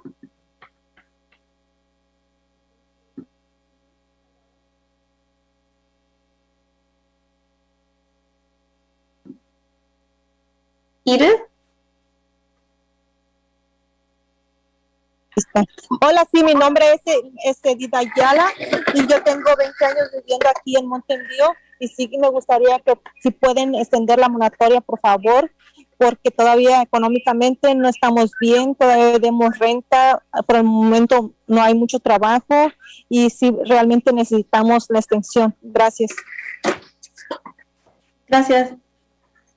So Edith is also a 20-year resident asking us to extend the eviction moratorium. She was saying that it's still difficult to pay rent, and that people are still finding it difficult to work and find work. Megan Fraley. Hi, this is Megan Fraley, Mountain View resident, ACLU member. Just wanted to speak on item 4.2, something that hasn't happened in the past for this many years in terms of banning smoking indoors. That seems and feels so easy and good on the surface. It just raises a lot of red flags to me around unintended consequences and not thinking this through thoroughly in terms of civil liberty issues that arise, as well as we've made so much progress in this country in decriminalizing drugs. And my concern, especially since this targets renters and not even getting into that issue, is again, I wonder if there will be unintended consequences in terms of the not so great landlords and who is going to get targeted by actually enforcing this. So I think there's serious equity and civil liberty issues that just need to be thought through more. So even if the end result is, hey, it's 10 times more likely that you will get cancer if you live next to somebody who is smoking inside, which sounds questionable, but even if that's true, this really needs to be thought through. So I would ask that it is removed from the consent calendar and we think more about the equity and inclusion that we say that we are committed to. Thank you. Thank you. Dora Flores. Dora. Sí, buenas tardes. Mi nombre es Dora Flores. Vivo por 21 años aquí en Mountain View. Y pues yo lo que les quería dar a saber a los de la ciudad, que por favor aprueben la moratoria por más tiempo, porque yo estoy sin trabajo, a mi familia los ha perjudicado muchísimo. No estamos trabajando, yo no estoy trabajando, mi esposo está trabajando, pero no tiempo completo. Y pues nuestros ahorros se nos acabaron por completo y pues fuera una gran ayuda que extendieran la moratoria por más tiempo. Muchas gracias. Muchísimas gracias. So Dora is a 21-year resident of Mountain View. She was asking us to extend the eviction moratorium. She said she currently is not working. And hasn't been able to find work. Her husband works, but it would be a great help if we could extend the eviction moratorium. Alexander Brown.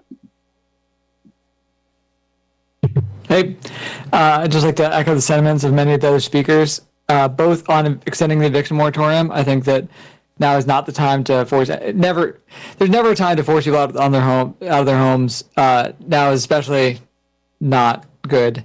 There's a lot of rent debt. There are a lot of people still struggling.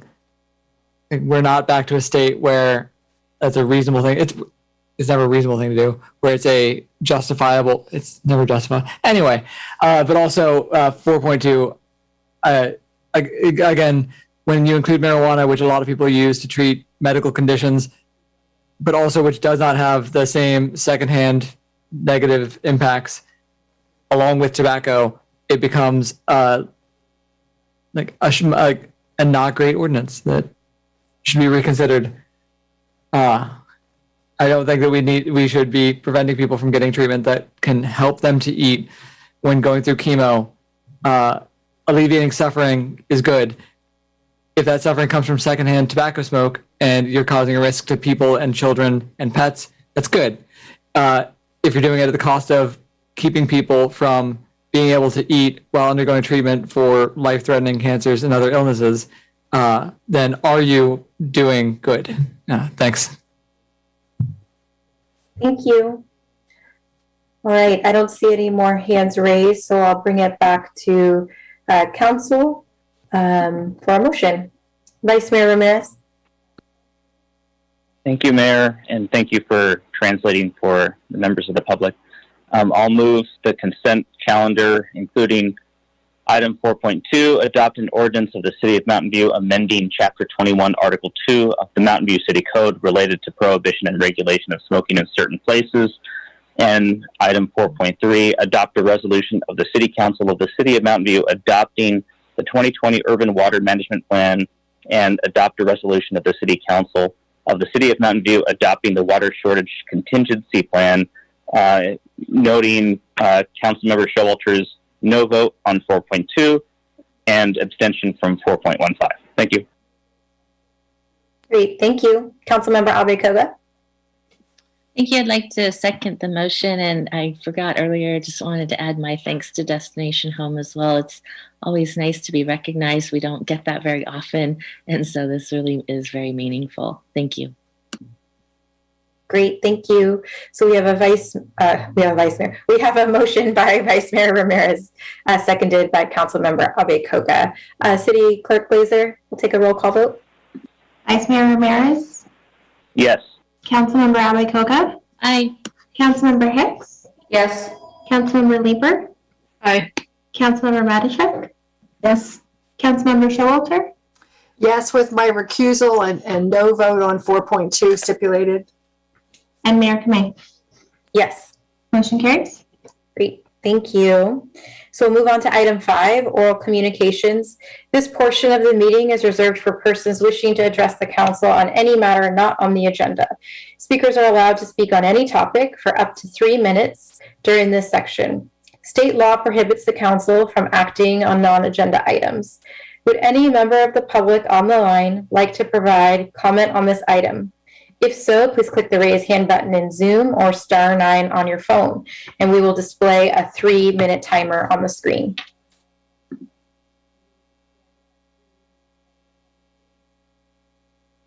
Okay. Chayito?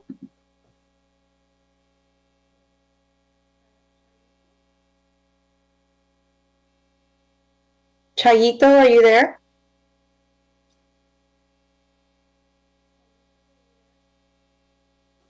Hola, estaba en silencio, sorry. No, está bien. Sigue. Soy Rosario Portocarrero y vivo en esta ciudad 21 años ya.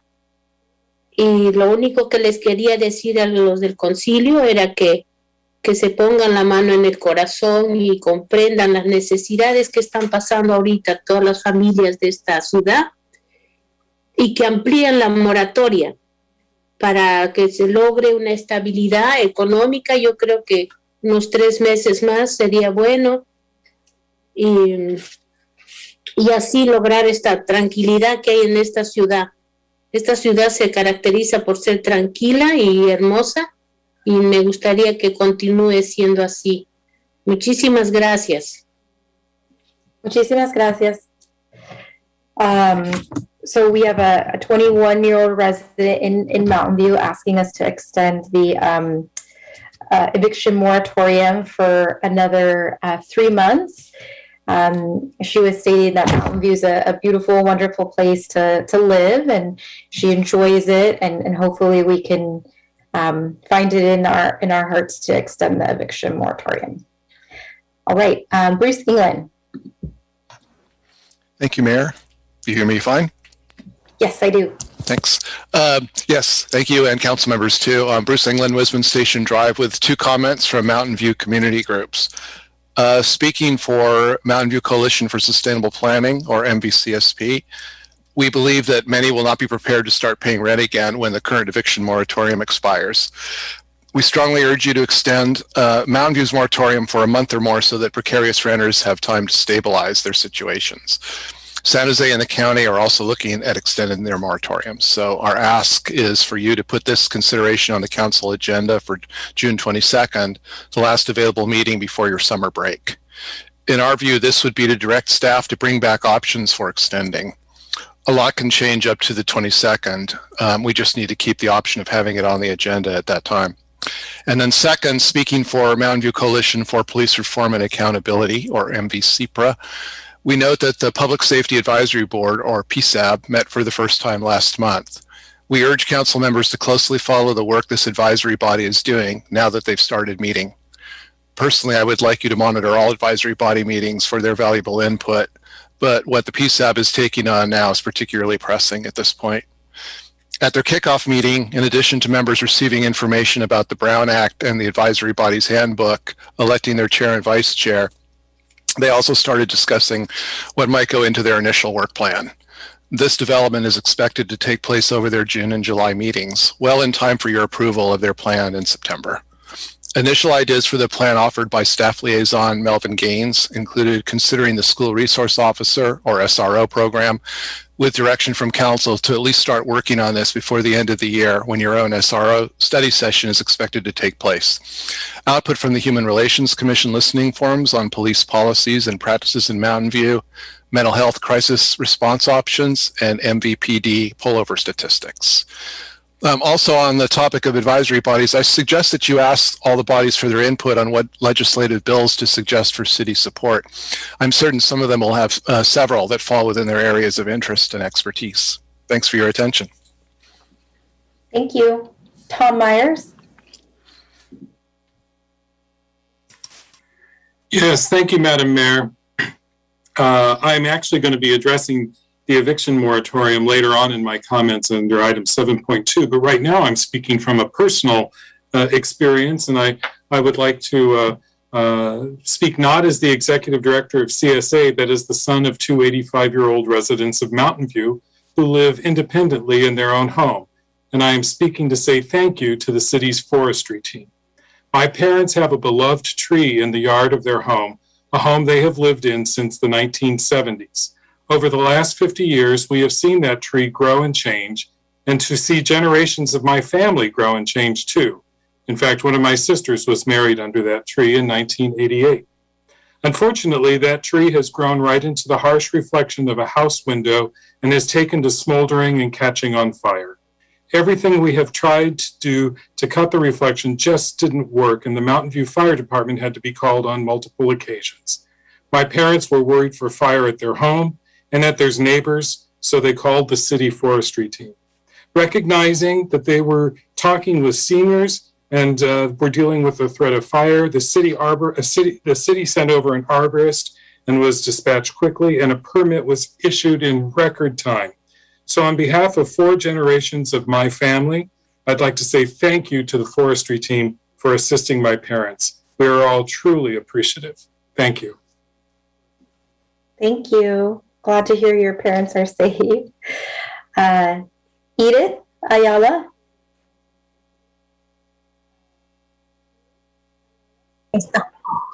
Hola.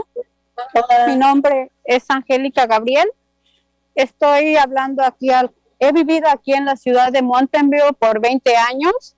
Estoy hablando aquí sobre el concilio para ver que nos hagan el favor de extender, por favor, la moratoria unos 3 meses más, porque en realidad en nuestros trabajos todavía no estamos trabajando como antes, apenas empezamos a trabajar. Entonces nuestros biles todavía no están cubriendo lo que ganamos. Entonces por eso le pido al concilio que por favor extiendan 3 meses más la moratoria. Por favor. Gracias. Gracias. So this is Angelica. She's lived in Mountain View for 20 years. She's asking us to extend the eviction moratorium for another 3 months. She was saying in reality, she's working, but she's not able to work every day. And that's why it's reasonable to extend by another 3 months so that people can kind of get back to normal and get back to work. Okay, Edie Keating.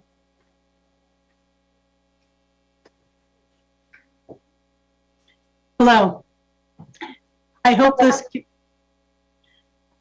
this council will extend the city's eviction moratorium to at least August 31st, 2021.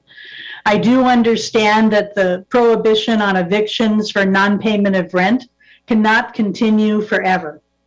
But I think a short-term extension is called for, just as prior eviction moratoriums have provided essential support to parts of the Mountain View community. A return to normal is getting close, but has all of the local economy returned to normal? Has the travel and hotel industry returned to normal? Has the restaurant industry returned to normal? Which Mountain View residents are still seeking their next job as the economy reopens? No landlord has all of their tenants unable to pay rent.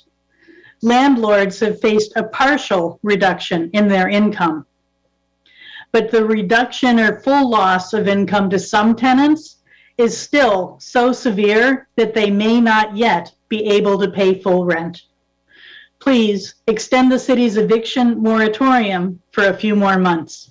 Thank you. Great, thank you. Philip Cosby.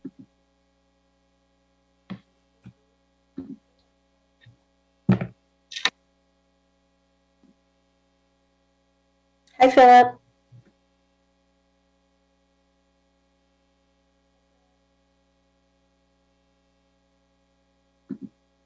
Philip, are you there?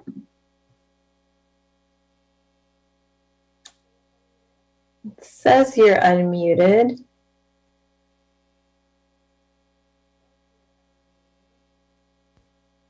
Philip Cosby.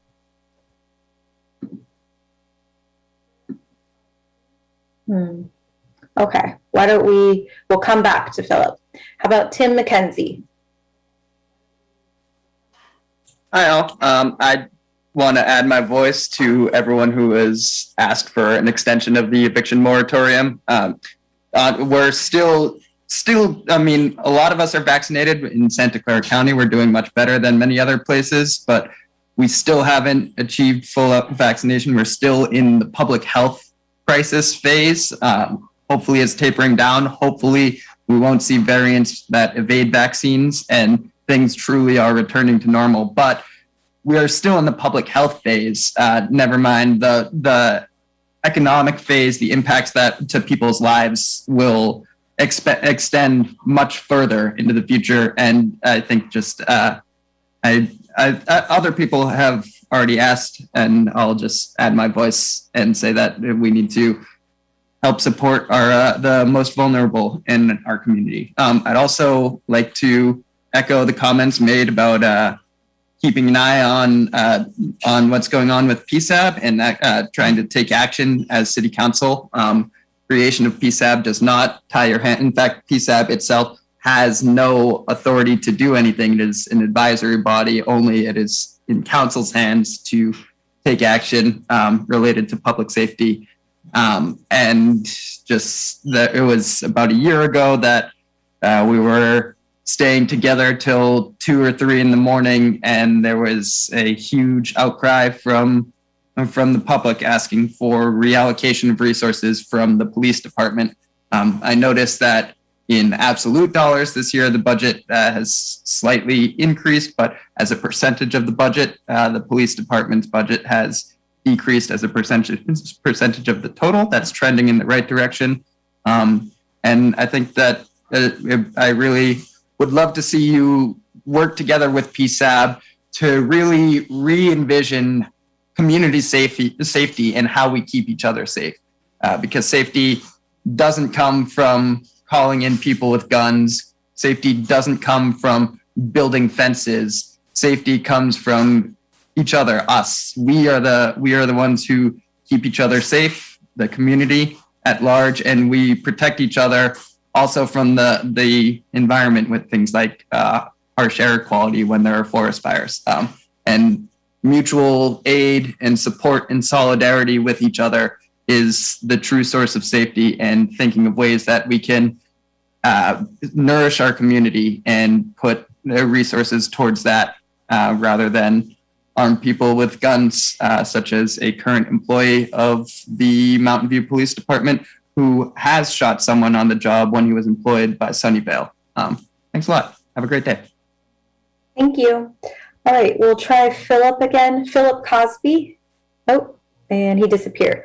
How about Malia Perez?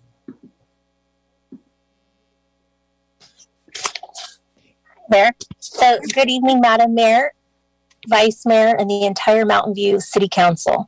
My name is Malia Perez, a 16-year happy resident of Mountain View and the Executive Director of Reach Potential Movement, a nonprofit where we address academic, food, and housing insecurity here in North Santa Clara County.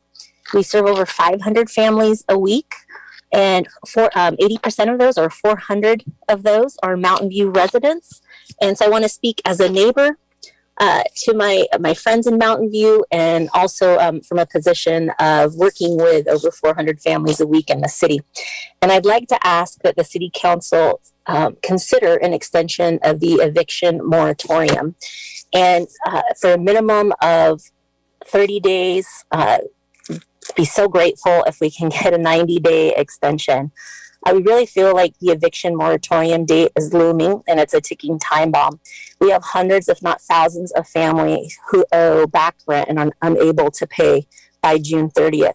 We know by looking at current data that approximately 1% of payments have been made from the Housing is Key, the state of California program to help with rent control, back rent payments.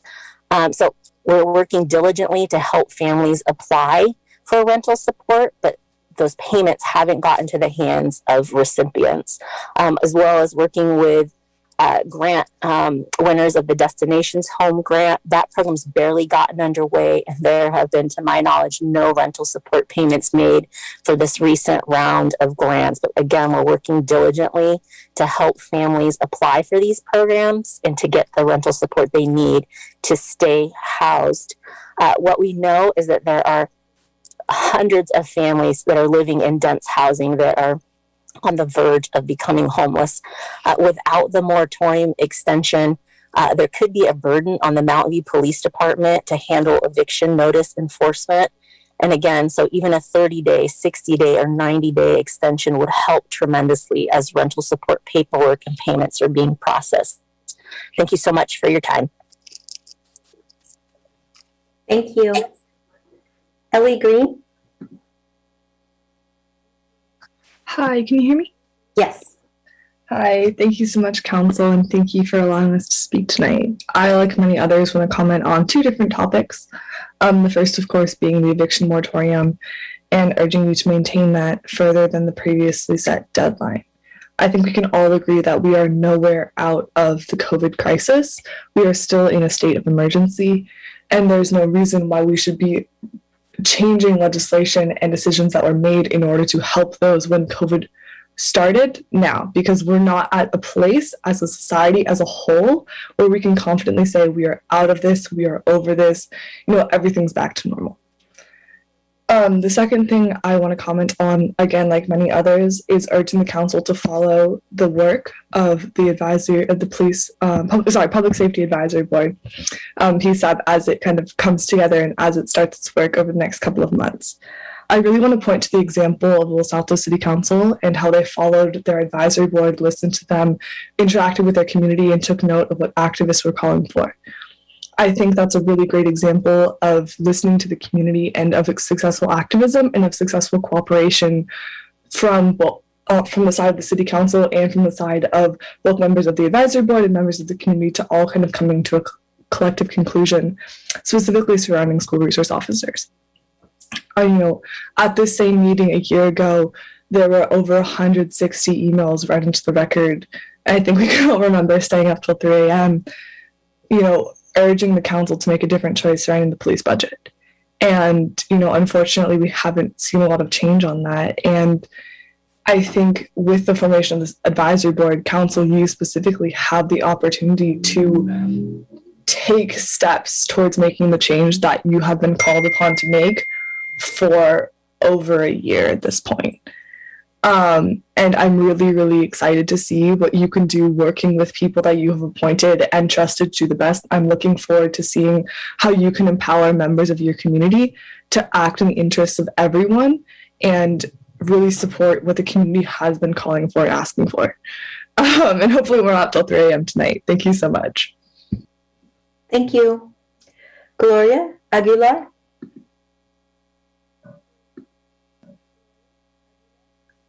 Gloria? Oh, lost her. Sadith Ortiz? Hi, good evening, Mayor, Vice Mayor, and all that are present right now. Be a resident since 2001. I love the city. They're very secure, but I also, it's broken my heart because I have a lot of neighbors that they're low income and they barely pay their rent before pandemic started. They have multiple jobs, but now, like you guys saying, hopefully everything is going little by little to normal. I know we cannot stand in as much as you could, but at least 1 month or 2 months, it will be very helpful because there is a lot of kids, like they will be displaced from their house. And I think we have to touch our hearts to, they deserve to have a roof, especially after this transition, because they've been on house all the time. They don't be exposed, and like be on the street is very, very hard. Because when I'm beginning camp, because I'm an immigrant, I lived on the car. So I cannot imagine when they have a roof, go back to a car. So just consider those, and it will be very helpful. Thank you. Thank you. Dana Petey. Hi, good evening. First of all, I just want to really thank Mayor Kamei for the public transparency that's happening at this public comment. I wasn't planning on speaking tonight, but I just have to say I'm learning so much from my neighbors, and I really appreciate the full 3 minutes being afforded to everybody.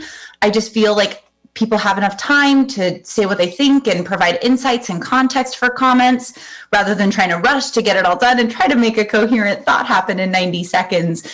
So I just really want to thank you for really empowering residents and making sure that residents have a space to feel heard in these meetings, and also for your translation work to make sure that every resident is heard and understood in tonight's meeting. So thank you so much for that, Mayor Kamei.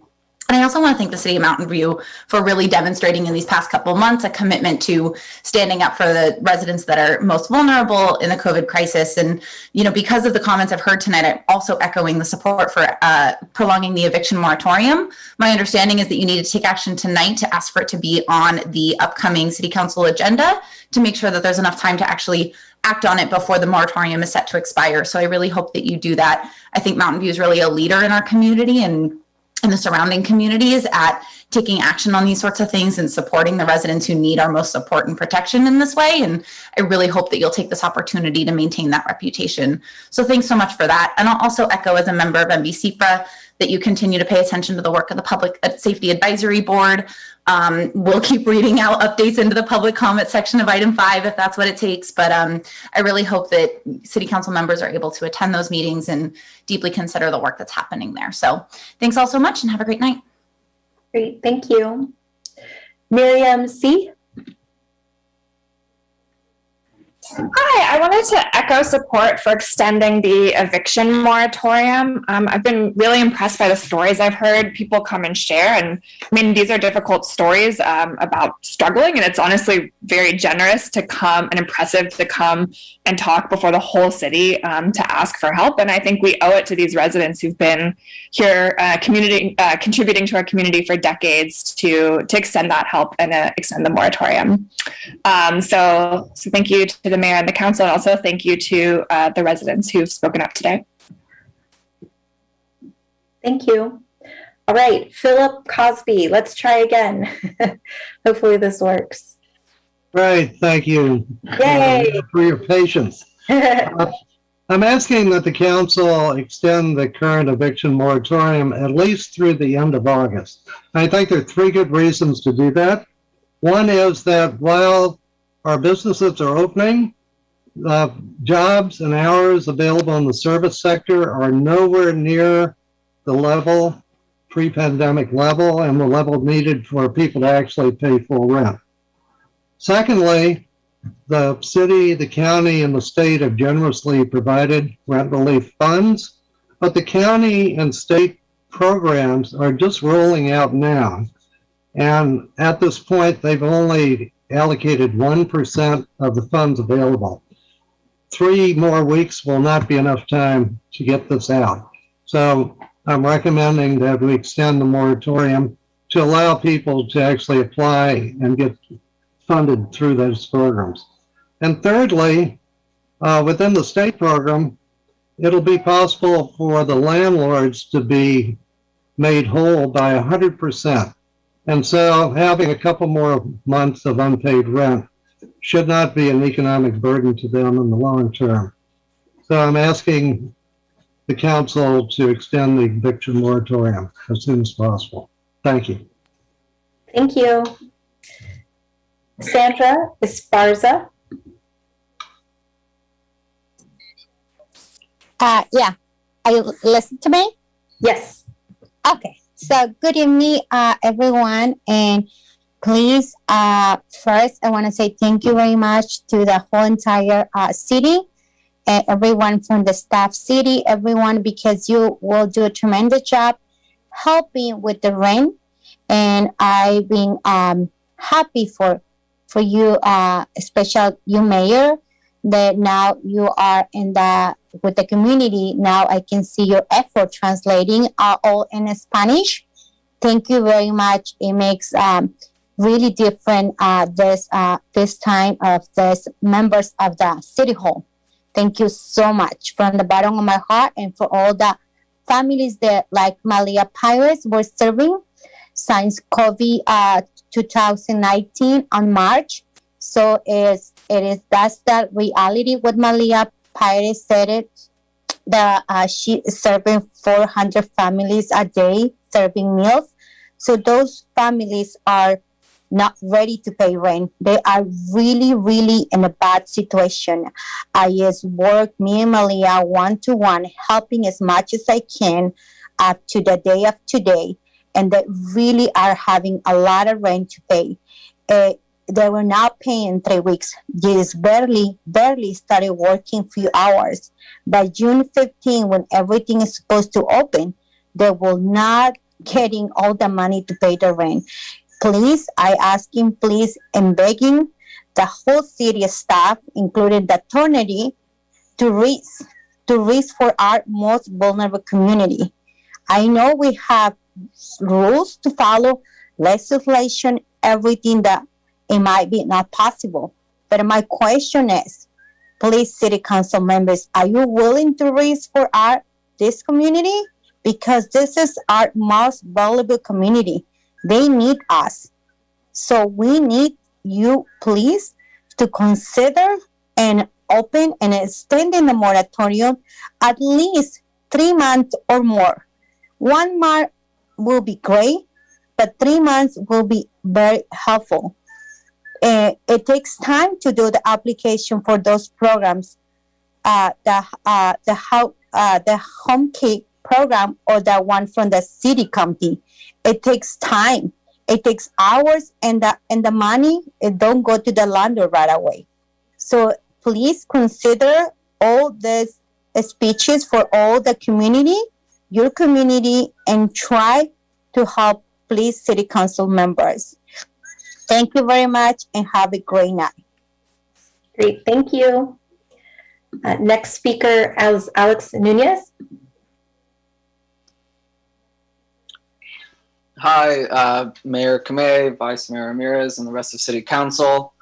I guess one of the benefits of speaking towards the end is you actually get to hear a lot of other people's perspectives on whatever item or point of discussion is at hand. And one of the things that's really standing out to me is hearing how many people are indicating that the work just simply isn't there for them. And I think a lot of things come to mind around that, which is, I mean, primarily it's, why is this happening? And taking a step back from that, I think Mayor Abakoga, mentioned, hey, like it's nice to get recognition for the leadership that the city is taking, and I just wanted to agree with that wholeheartedly, because I think no one can deny that one of the signature policies that this, not even this, the last city council passed right in the start and in the heat of COVID was this eviction moratorium. But the way that we did it was really unique and stronger and more focused than even the county or other cities' eviction moratoriums. Really, we've delivered a model to the Bay Area, at the very least, on how these eviction moratoriums locally can be put together. And so I think now, really it's the moment where we think about, are we going to let this signature policy kind of pass and win and play itself out to success, or are we going to kind of drop it and not get the job done and just let it fail? And one of the things that I know everyone on this city council has is an ability to think about issues in an interconnected way. And if you do look right now at even just the news and you hear about all these supply chain issues and shortages in the economy right now, really all of these things are just interconnected, because COVID is not just a public health issue, right? Vaccines and arms doesn't mean that COVID, the crisis, is over. It just means that now COVID, the crisis, is shifting towards the economic aspects of what we need to do to still finish the job. And as you guys as legislators really materially achieve the objective of protecting the most vulnerable communities and populations in your city.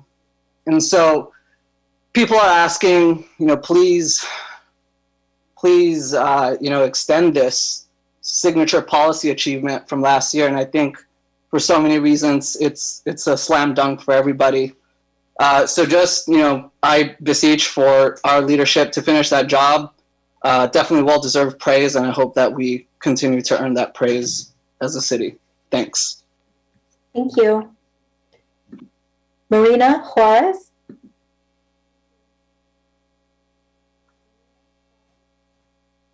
Hola, buenas noches. Mi nombre es Marina Juárez y vivo aquí en Mountain View. Yo pedía de favor si podían extender la moratoria, ya que muchos todavía no entramos a trabajar y todavía tenemos deudas, y que se extendieran por 3 meses la moratoria. Gracias. Gracias.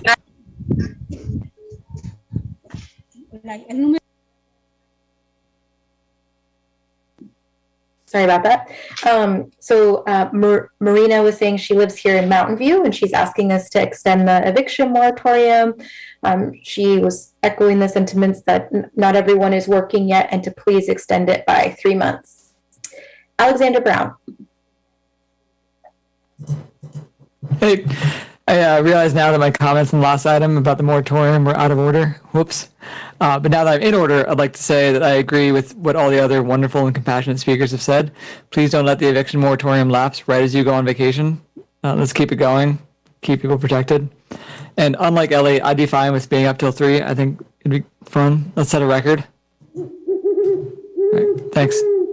Thank you. Anna Marie Morales. Hi, thank you. I'm actually calling in from the hospital. My mom's in the hospital right now.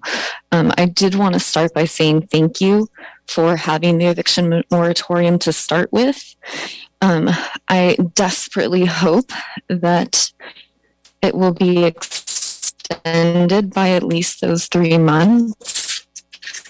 Everyone's had a really hard time, especially with COVID. Last year, I lost my job because of COVID. I was in a serious car accident that left me disabled and unable to care for my elderly and disabled mother. This time, those extra couple months may seem like nothing to some people, but it's everything to people like me and everyone else I've heard.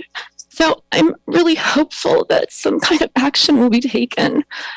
I know I get emotional, but it's because this is incredibly scary.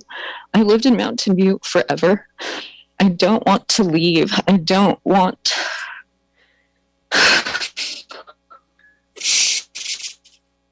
I'm just really hopeful that council, before their previous actions, but this last piece will really make everything more successful. It will give people time. I haven't even started getting the application for help.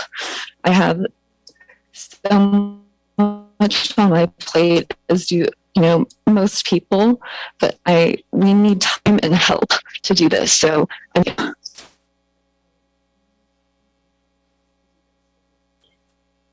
Thank you. And sorry to hear that you're in the hospital, but hope your mother gets better soon. All right, that concludes public comment. So I'll bring it back to council for item 6, which is new business. We'll start with item 6.1, the North Bay Shore Circulation and Feasibility Study. The city's consultant and project manager, Jim Lightbody, from James Lightbody Consulting, will present the staff report. Public Works Director Don Cameron is also available for any questions. Hi, Mr. Lightbody. How are you?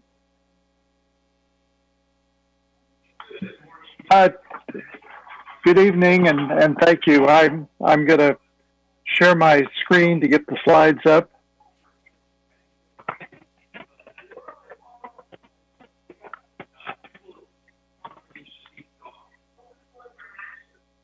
Hopefully this works okay. Yeah, I think, there we go. Yep, perfect. All right, all good? Thank you. Oops. No, it's not. Okay. The circulation study, North Bay Shore Circulation Study, is supporting the precise plan in terms of developing strategies to manage vehicle trips and how to keep those trips below the established gateway trip cap. It's also looking at the feasibility and need for additional infrastructure improvements to support the development, the continued development in North Bay Shore. In tonight's report, we have 5 elements of the study, including some specific recommendations that we'll present for you. First of all, as we've been working on the study over the last year or two in conjunction with the evolving plans for development in North Bay Shore, we've done some traffic simulations and analysis. And while this is not the final conclusions yet, we've got more work to do, but we have determined that without some significant new and existing strategies, we're going to potentially exceed the gateway capacity with the planned office and housing development. So what we've determined generally is that we need to make sure we fully implement the current strategies, which include reducing existing and approved trips to that 45% single occupant vehicle level, introducing housing and significant amount of internalized trips as a result of that housing, and then fully build out and implement the walkable streets and bike facilities and other transportation improvements that are planned in North Bay Shore. In addition, though, we think we'll need probably stronger policies in a couple of areas, and these are being considered also by Google, is our understanding. Those include the potential for new office trips to be reduced even below the 45% level to possibly up to 35% single occupant vehicle, and we'll be exploring that further.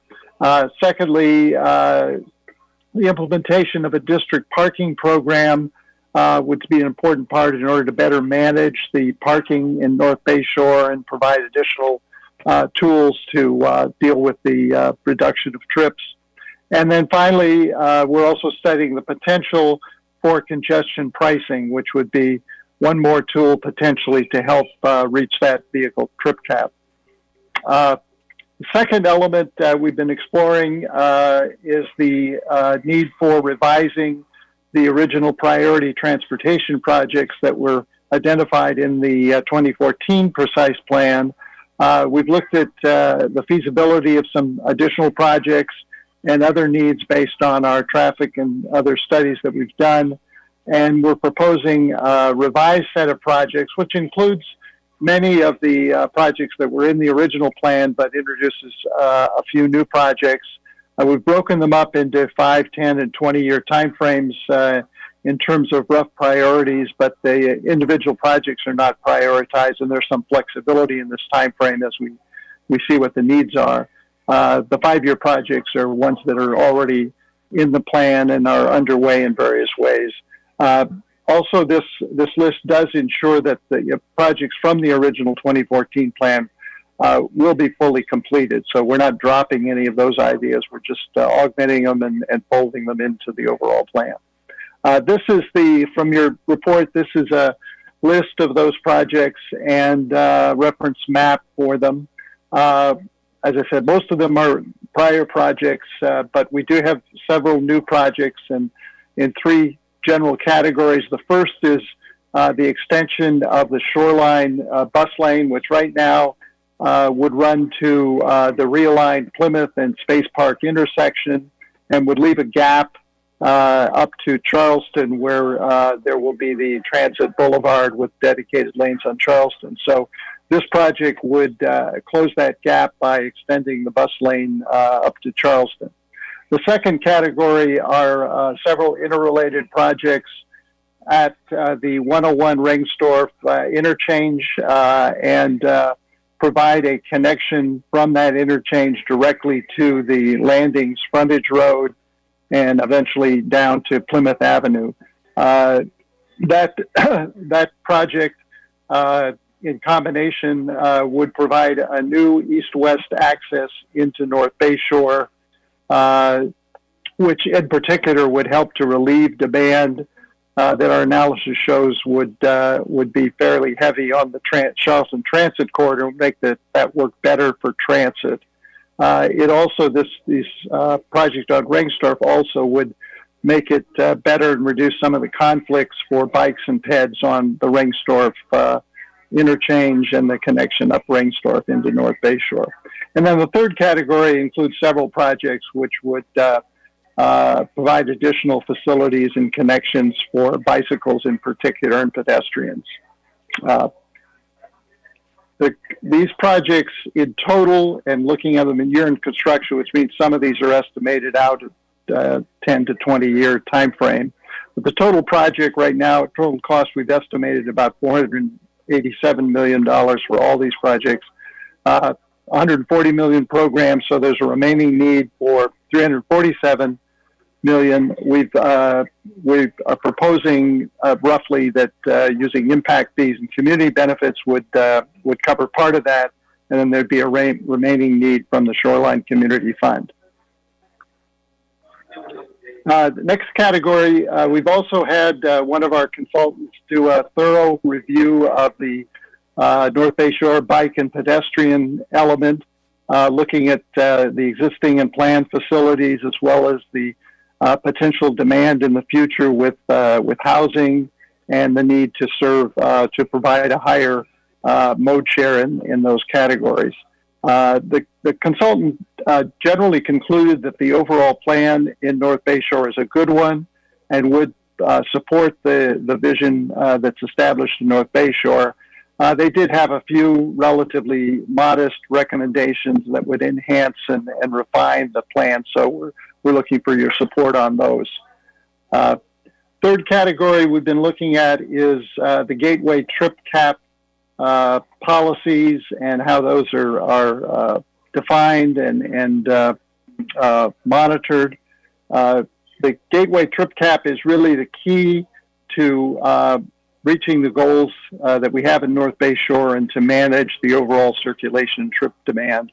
One recommendation we have today after looking at this, we think that the best way to measure both compliance and demand at the gateways is to focus just on the peak direction. So that would be inbound trips in the morning, outbound trips in the afternoon peak periods. And at the same time, we're going to further analyze how we should measure the compliance with the trip cap, ultimately looking at whether it should be over the peak hour, the peak period, whether we should combine separate gateways or treat them individually, those types of things. So those are going to be subject to further development, further study as we go forward in the project. The next category, final category, we've also, as you recall, earlier this year or last year, we brought on a consultant to specifically look at the feasibility of congestion pricing, which is indicated as a potential option, potential idea in the precise plan to better manage the gateway vehicle capacity. That study is underway. We've had stakeholder interviews, developed some goals, and defined the technology options, but we don't yet have any specific options to be reviewed. So that work will occur over the next few months, and we expect to bring back a preliminary recommendation to the council in the fall of this year. This just shows conceptually the idea of the congestion pricing study and the 3 gateways that would be managed, most likely with some kind of cordon pricing approach. So that's a quick overview of the report. We're asking for specific approval for revisions to the priority transportation program, the new list of projects, the changes to the best bike and pedestrian elements in the plan, and that initial piece of the vehicle trip cap policy. Thank you. Glad to take questions. Great, thank you. So does any member of council have any comments or questions? Great, and I think if you don't mind, Mr. Lightbody, we can stop the screen share so we can all see each other and ask you questions. Yep. Awesome, great. Councilmember Hicks. So I have 2 questions. One is a little more detail on the congestion, congestion pricing.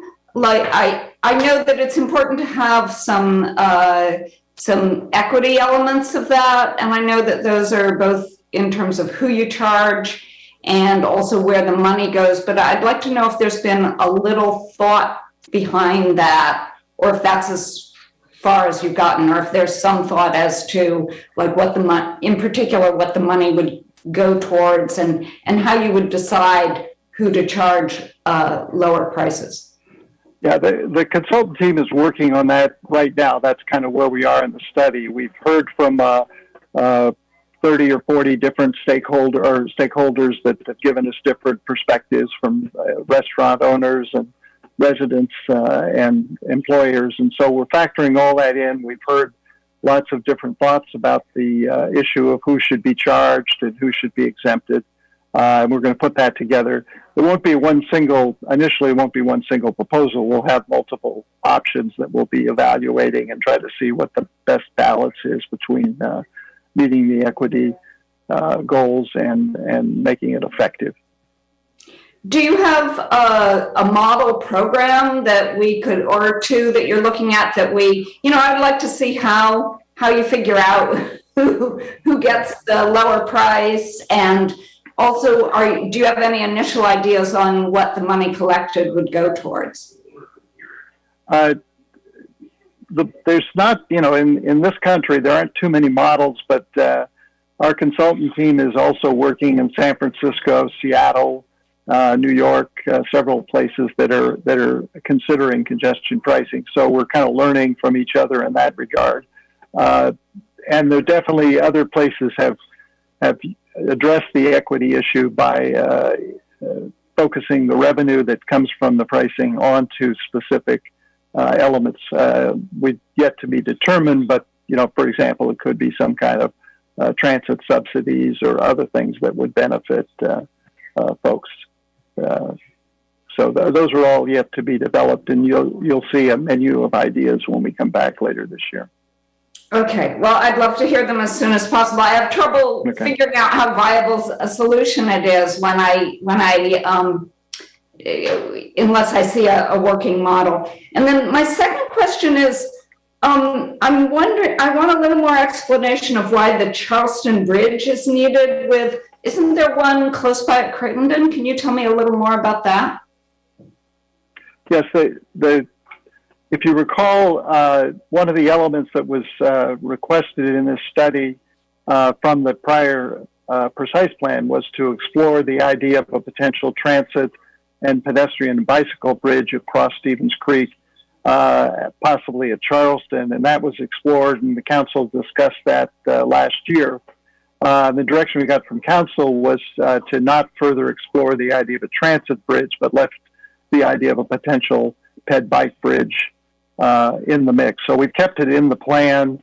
It's not the highest priority. We understand that the Google, is planning to use the Crittenden Bridge quite a bit, and there's a potential for a bridge down towards 101 also. Okay, thank you. Great, thank you. Vice Mayor Ramirez. Thank you, Mayor. So a quick follow-up to the Charleston Bridge. Thank you for asking the question, Councilmember Hicks. I did want to clarify that too. So it sounds like the direction is responsive to the previous council study session, but I also wanted to clarify, it looks like the scope of the Charleston Transit Boulevard project sort of concludes at Shoreline. So are there any transit facilities proposed for Charleston going towards Stevens Creek Trail, or no transit facilities are proposed there? No, not at this time. Okay, thanks for the clarification. And then I was also hoping you can help better define the scope of the Stevens Creek Trail Connections project. It was a little hard to parse in the staff reports.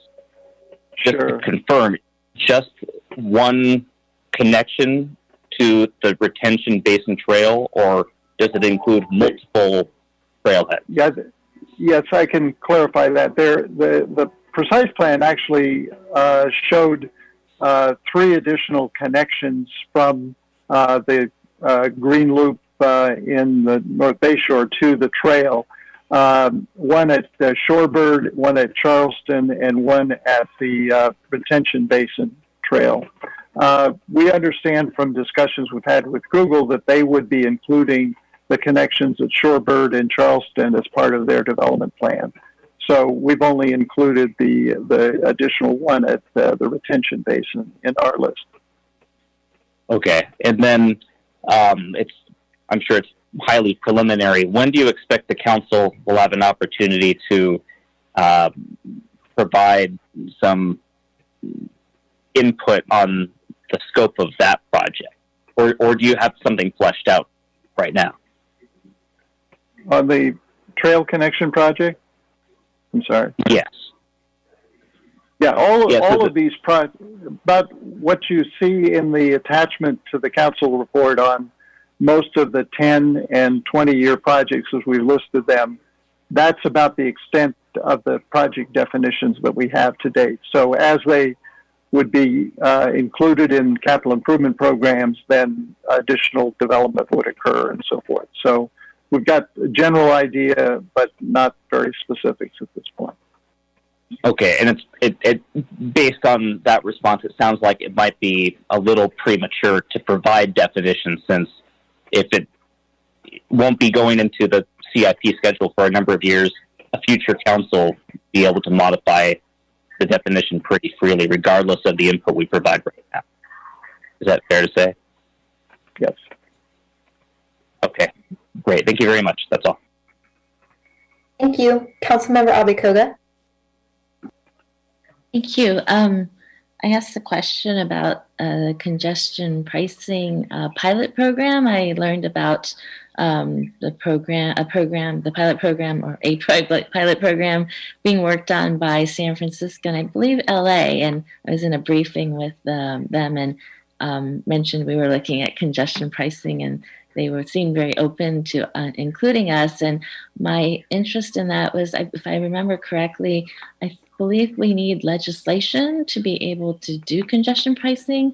I think the answer was that we're not planning to be a part of that, but I guess I'd like to understand what the plan is if we're not going to be a part of that, because it would take time to get legislation, I think.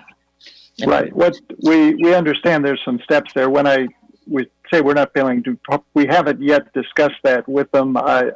There may be some advantages to do that. We haven't explored that yet. And we may be able to do that. This is strictly a feasibility study at this time to determine whether it makes sense to go forward and take the next step. Some of these other projects are a little bit farther along, so they've already gone through that step and they're now more into the implementation phase. So or I guess later on tonight, can we discuss the timing of these projects, if we need to maybe shift things around? This is Don. Yes, thank you. Don Cameron, Public Works Director.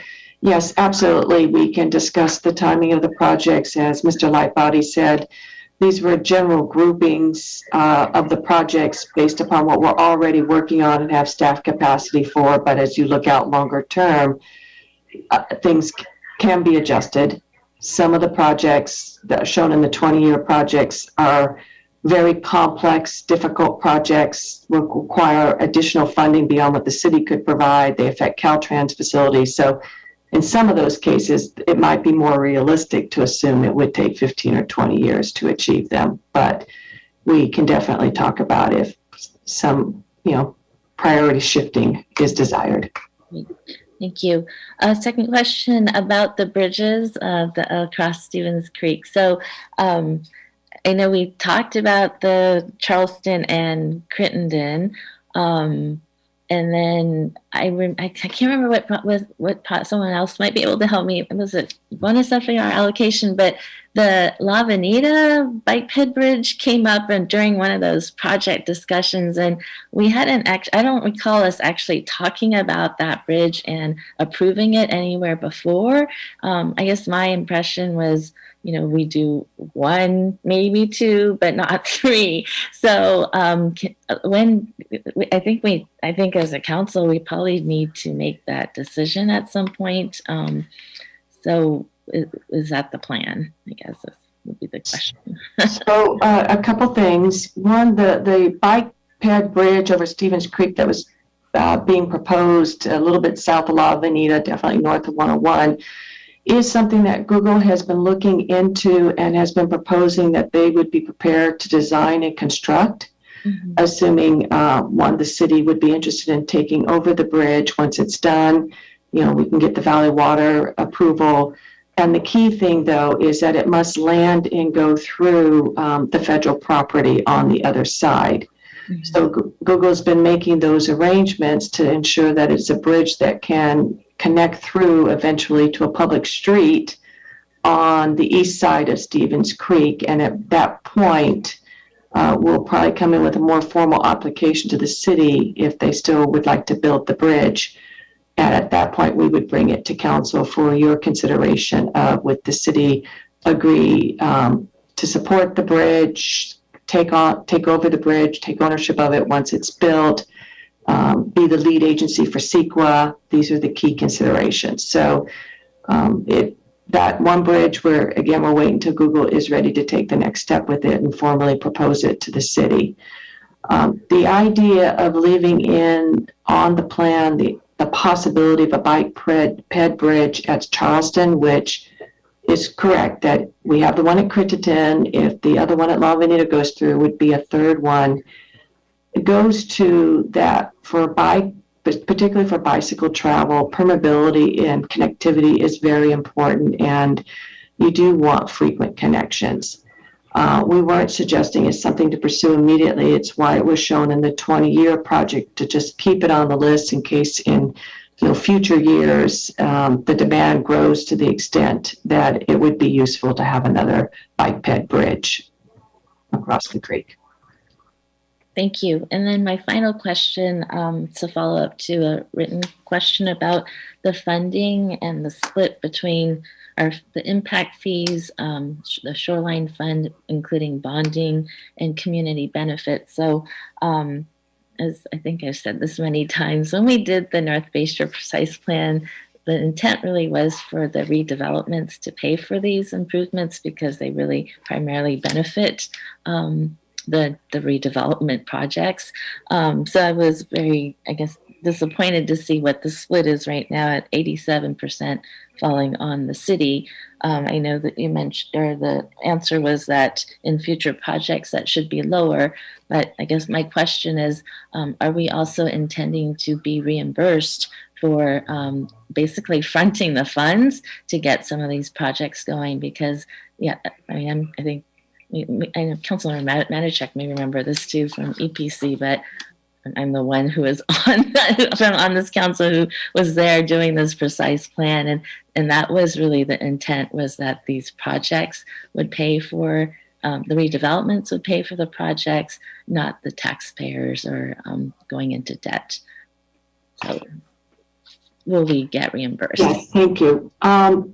So when the council adopted the impact fee and considered the nexus study, the council specifically made a decision, one, to not go with the highest possible fee that could have been charged, and to assume that there would be other funding sources for these transportation projects, not both community benefits as well as shoreline fund. Actually, when the impact fee was adopted, the shoreline fund was considered to also be used to fund these transportation projects. So when we talk about the high percentage of shoreline funds that have gone towards the existing commitments, what we have to realize is that the full list of projects eligible for the impact fee far exceeds what the impact fee will generate. So what's basically happened is we front-loaded some of these key projects with shoreline fund because the impact fees were not coming in yet. But as the impact fees start to come in more fully over these next few years, we'll be able to do some of these future projects depending more upon the impact fees and less on the shoreline fund. But overall, what you're seeing here is based upon an impact fee that was not set at the highest possible rate a few years ago, and the original assumptions that the impact fees alone would not pay for these transportation projects. Thank you. So since we are looking at adding new projects, I'm wondering if we should actually revisit that, and do we look at I don't know if we have to do a new nexus study, but this is costing a lot more than I think, originally, and I wasn't on the council at the time when this impact fee was set, but it's costing way more, I think, than originally expected. So in light of that, should we be revisiting this impact fee issue? Or are we looking for other, I know we're looking for grant funding, but it doesn't look like we're getting a lot in that area too. Well, if that is council's direction, we could look at redoing the nexus study, because you are correct. In order to adjust the fees, we would have to do a new nexus study. That will take a little bit of time, and then we bring it back to you for your consideration. And part of what you may want to consider is the fact, who is paying for these impact fees. Right now, it is just the business commercial developments. Residential development is exempt from the impact fees. It does increase the cost of development, and any development that's already been approved or gets approved between now and the new nexus study, will have the current impact fee. So it's a forward-looking fee at this point. Thank you. Great, thank you. Councilmember Matischek. Thank you. Just a few questions. The bridge at Charleston is proposed to be 20 feet wide. How wide is the bridge at Crittenden? Or how wide is the proposed bridge over 101 for bikes and peds? I can tell you that the bridge we're designing over 101 for bikes and peds is, I want to say it is 20 feet wide because I'm working off of memory. We're going to have a two-way cycle track and then a separated pedestrian area. That is one of the widest bike ped bridges ever built. I mean, it's almost 2 traffic lanes wide. And that's because of the sheer number of bicyclists that we expect to have use that bridge when it's built. I don't have the exact dimensions for the bike ped bridge over Crittenden, but I will say that, yeah, typically bike ped bridges, are going to be more of the 12-foot wide, 15-foot wide, because it's, again, designed primarily to serve bikes and peds, and they usually share the space, although wider bridges could be done so that you could have separated space. Yeah, I think Crittenden may be a little bit wider than that, but I don't believe it's up to 20 feet. It might be 15 or 16. So what was the thinking then behind this one being 20 feet? I think that was just the, conceptual plan there to allow, similar to the one Don was mentioning, to provide both bikes and peds and separate travel lanes. And that's what we've heard from the bike community. Okay. I want to clarify a question I sent in. While staff did answer it, I just want to make entirely clear I understand. And that's the question about the peak period for the trip cap and the monitoring of it. And, from my perspective, I would use the words that it is a floating peak, meaning one time when we measure it, it might be 7 to 10. The next time we measure it, it might be 8 to 11. But it's a floating 3-hour period is what's being proposed. That's correct. Right? Okay. And then let's see. I guess I share some of the thoughts that Councilmember Abikoga shared. And I'm wondering, when we first did the precise plan for this area and the models that we did for traffic and the improvements, therefore, that needed to be done for vehicles as well as pedestrians and bicyclists, I feel like what is so substantially changed that now we need so many more major changes? Is it we have a different model? We have different assumptions? Kind of what's driving this substantial change? Well, I could mention a couple of things. We have, as we've monitored traffic over the years, the traffic volumes have gone up from what we originally estimated, and that may be due to higher densities of employees or other trips that are being taken into North Bayshore. So our baseline traffic has been growing. We haven't yet come close to achieving the 45% SOB rate as we've monitored. So we've got work to do in that front. Another consideration is that while the addition of housing does overall provide benefits in terms of traffic flow in North Bayshore, there are additional housing trips that will be in the peak hour that we have to account for. So it's a combination of things. For the most part, we're not adding much additional infrastructure above what was in the original plan. Well, I don't recall the change to the Ringsdorf intersection being in that original plan. That's all more recent, isn't it? From the that that's an addition, but there was a concept in the original plan to look at some kind of an undercrossing under 101 to provide additional gateway access. So this is kind of a substitute for that original project. Okay. So that's it for now. Thank you. Great, thank you. All right, any other questions from council members? All right, seeing none, would any member of the public on the line like to provide comment on this item? If so, please click the raise hand button in Zoom or press *9 on your phone, and we'll display a 2-minute timer on the screen. And we have a phone number, 650, last 3 digits, 301. Good evening, Mayor and council members and staff. My name is Tom Harrington, and I chair the Mountain View Transportation Management Association, MVGO.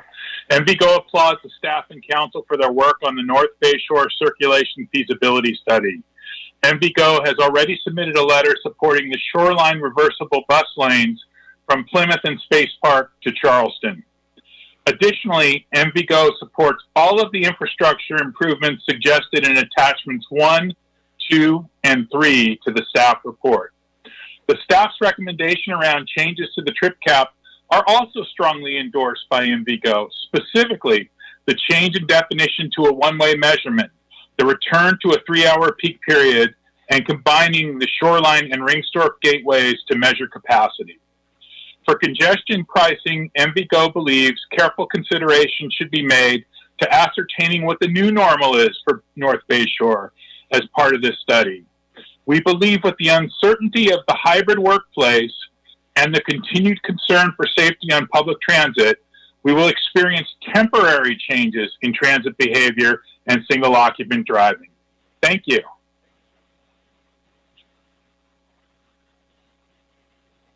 Great, thank you.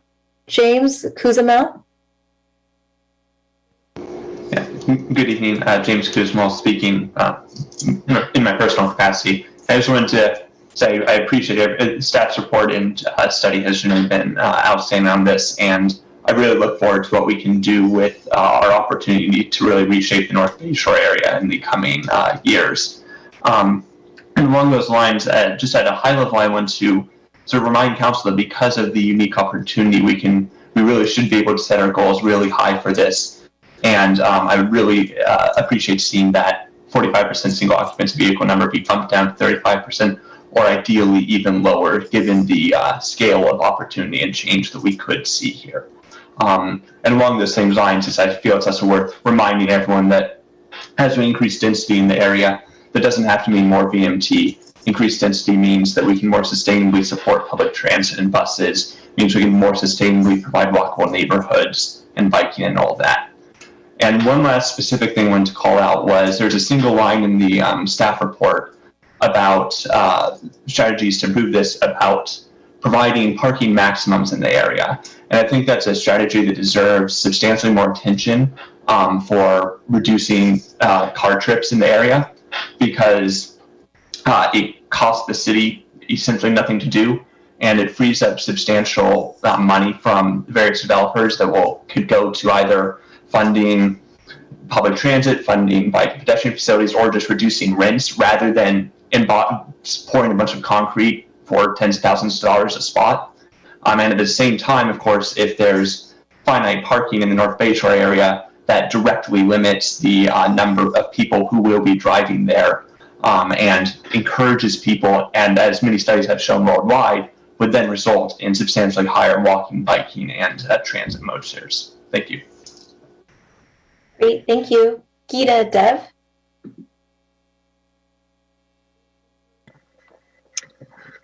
Good evening, Mayor Kamei and council members and staff.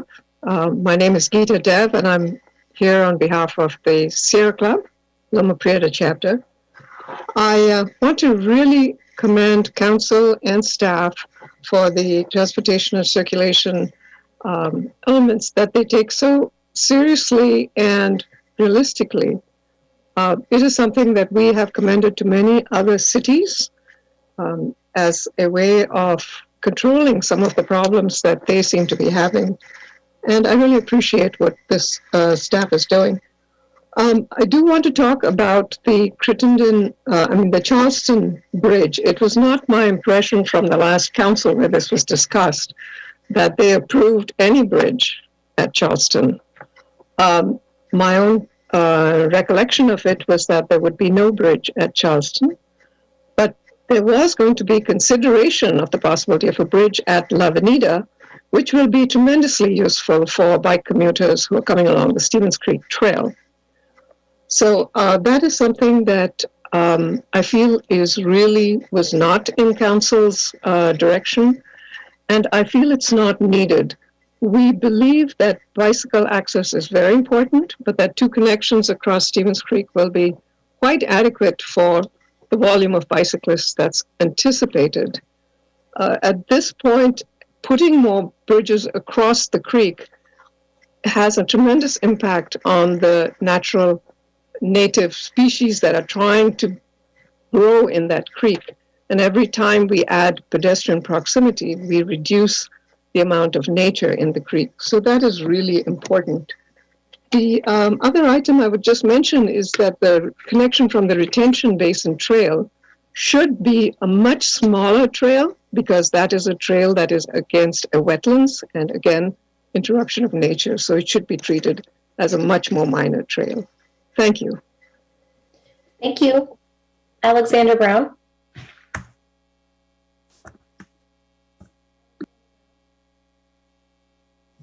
Hey, good evening.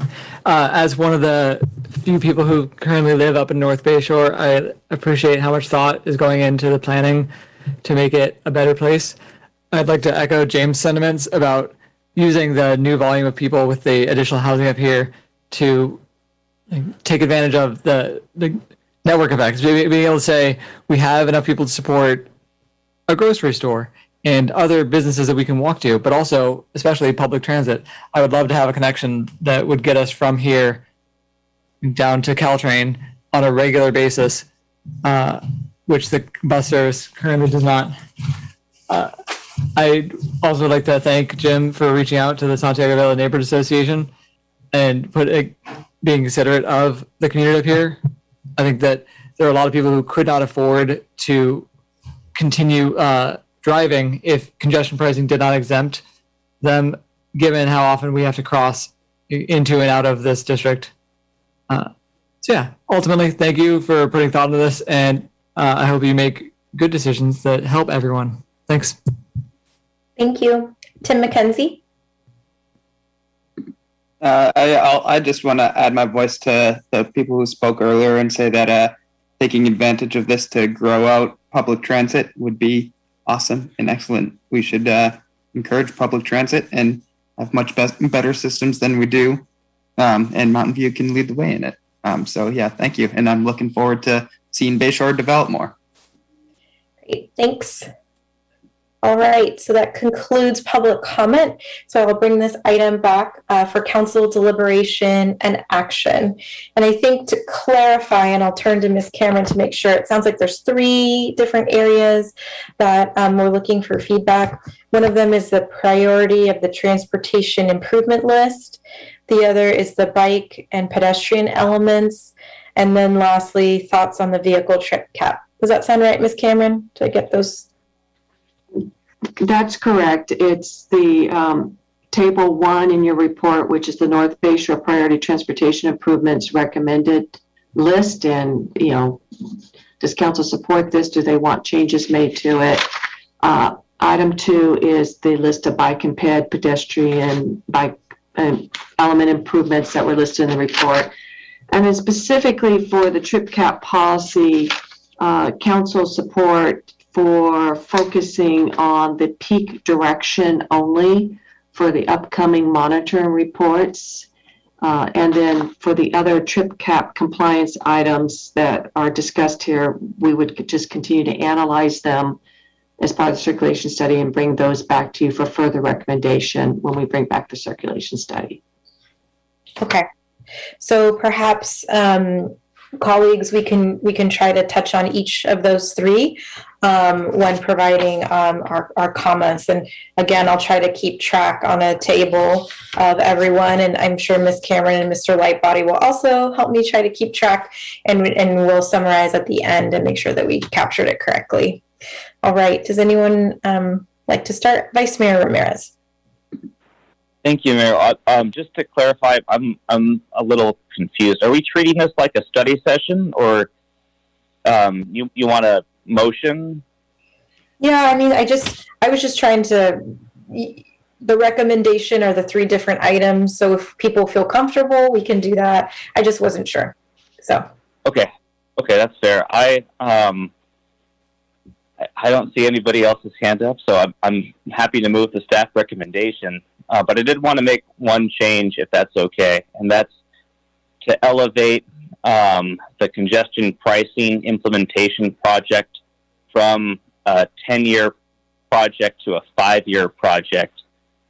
And with that, assuming it's feasible and assuming we're able to implement it successfully and it achieves the goal of metering the trips into and out of the gateway areas, that we periodically revisit this list and determine the need of the capital improvements in the out years. Personally, what I'm hoping will happen is that that tool proves effective and it will render some of the additional projects that are proposed further out unnecessary, and particularly those that just increase capacity. I think our goal is to limit and reduce the number of vehicle trips totally. So increasing capacity feels a little antithetical to that goal. So the one change would be make the congestion pricing project a 5-year project. I agree with members of the council and the public who want to ensure that there's an equitable implementation, and I'm optimistic we can achieve that since we're designing the program from scratch, and we retain the ability through conditions of approval to implement TDM measures that could include equitable programs that ensure that there isn't a disproportionate impact of congestion pricing on low-income people. So that's the motion. Thank you. Great, thank you. Councilmember Showalter? Well, I have a few comments, and then I'm happy to second the motion. I think the idea of moving the congestion pricing study up is really a good one. And I'm also interested in the idea of kind of coordinating or taking a comprehensive look at how parking pricing and congestion pricing might be 2 ways to get where we're going. And would parking pricing be part of the congestion pricing? Will you look at those together? Mr. Lightbody or Ms. Cameron? I was going to say that is an element of the study to look at parking. It is a little bit more complicated because there's so much free parking out there today that's kind of scattered around. But it is something that we are looking at, and it is on the menu of ideas as part of this. Yes. Okay. So I'd like to second the motion and make some comments. I mean, I think what we really want to do out here is we want to figure out how to get the 45% single occupancy vehicle rate and the new community development that we want. You know, that the housing and the office, the whole new community out in North Bayshore. And we need to remember that that's really the goal, is how to get that 45% single occupancy vehicle rate. But that's not really the only goal. That's sort of our Mountain View goal. We also have a regional goal, and our regional goal is to reduce greenhouse gas emissions. And we want, and with the North Bay Shore, we're doing that not just for our community, but really on a regional level. So, what we can do to reduce vehicle miles travel is just so, such a big deal. I mean, it's really great to see all these things being considered and put into, potentially put into place, because they will have the impact of reducing, or they should, that's a desire of reducing vehicle miles traveled, which will reduce greenhouse gas emissions, which is good for all of us, the region and us locally. The other thing I wanted to comment on is I was really glad to see that the BPAC was involved in evaluating this. I think it was a great use of these local experts we have that concentrate on bicycle and pedestrian things, and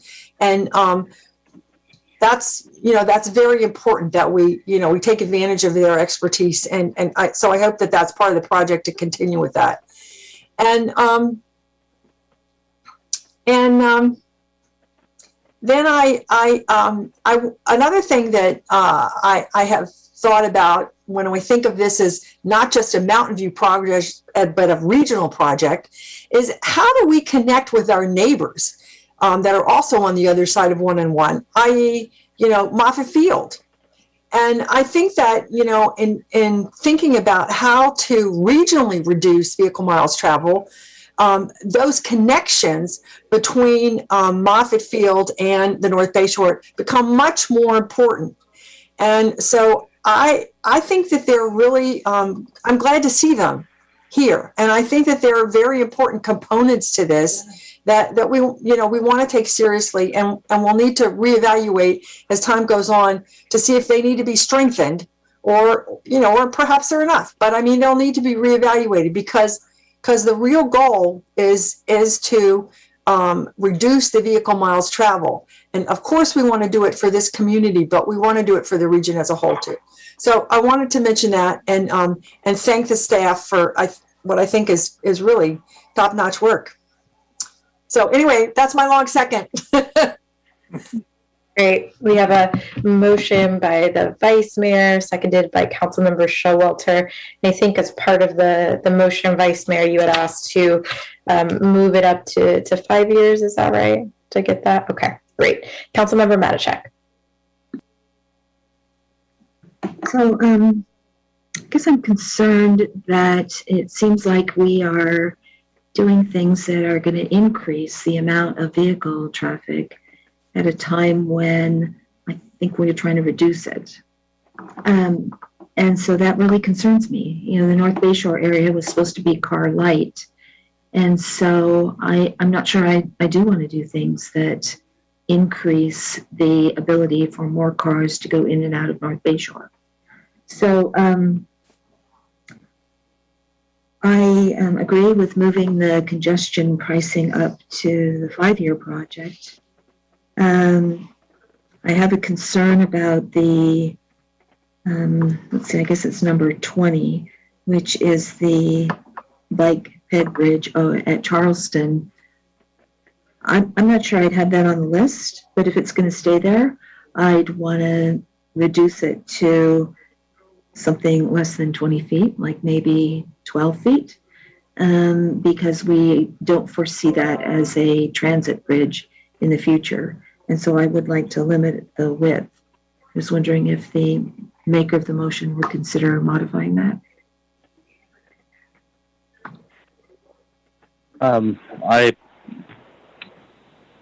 appreciate where you're coming from. I think the challenge with the project that's in the 20-year list is when we start defining it, none of us will probably be there. So I don't have a problem suggesting that we try to keep the impact of the bridge minimal, and that might include reducing the width, but I guess I would include that with limited assurance that that's ultimately what the project will be, since a future council ultimately will define it. Is that a fair characterization? Not sure. I guess I'd like something a little bit more certain. And, you know, the way you described this, you know, we revisit these from time to time. I guess I'd say then I'd want this to say like preliminary or draft or something other than this is the list that we revisit from time to time. To me, it's not a firm list. It's a tentative list that, you know, would be revisited from time to time. Is that what you were suggesting? Yes, but I want to check in with staff on that.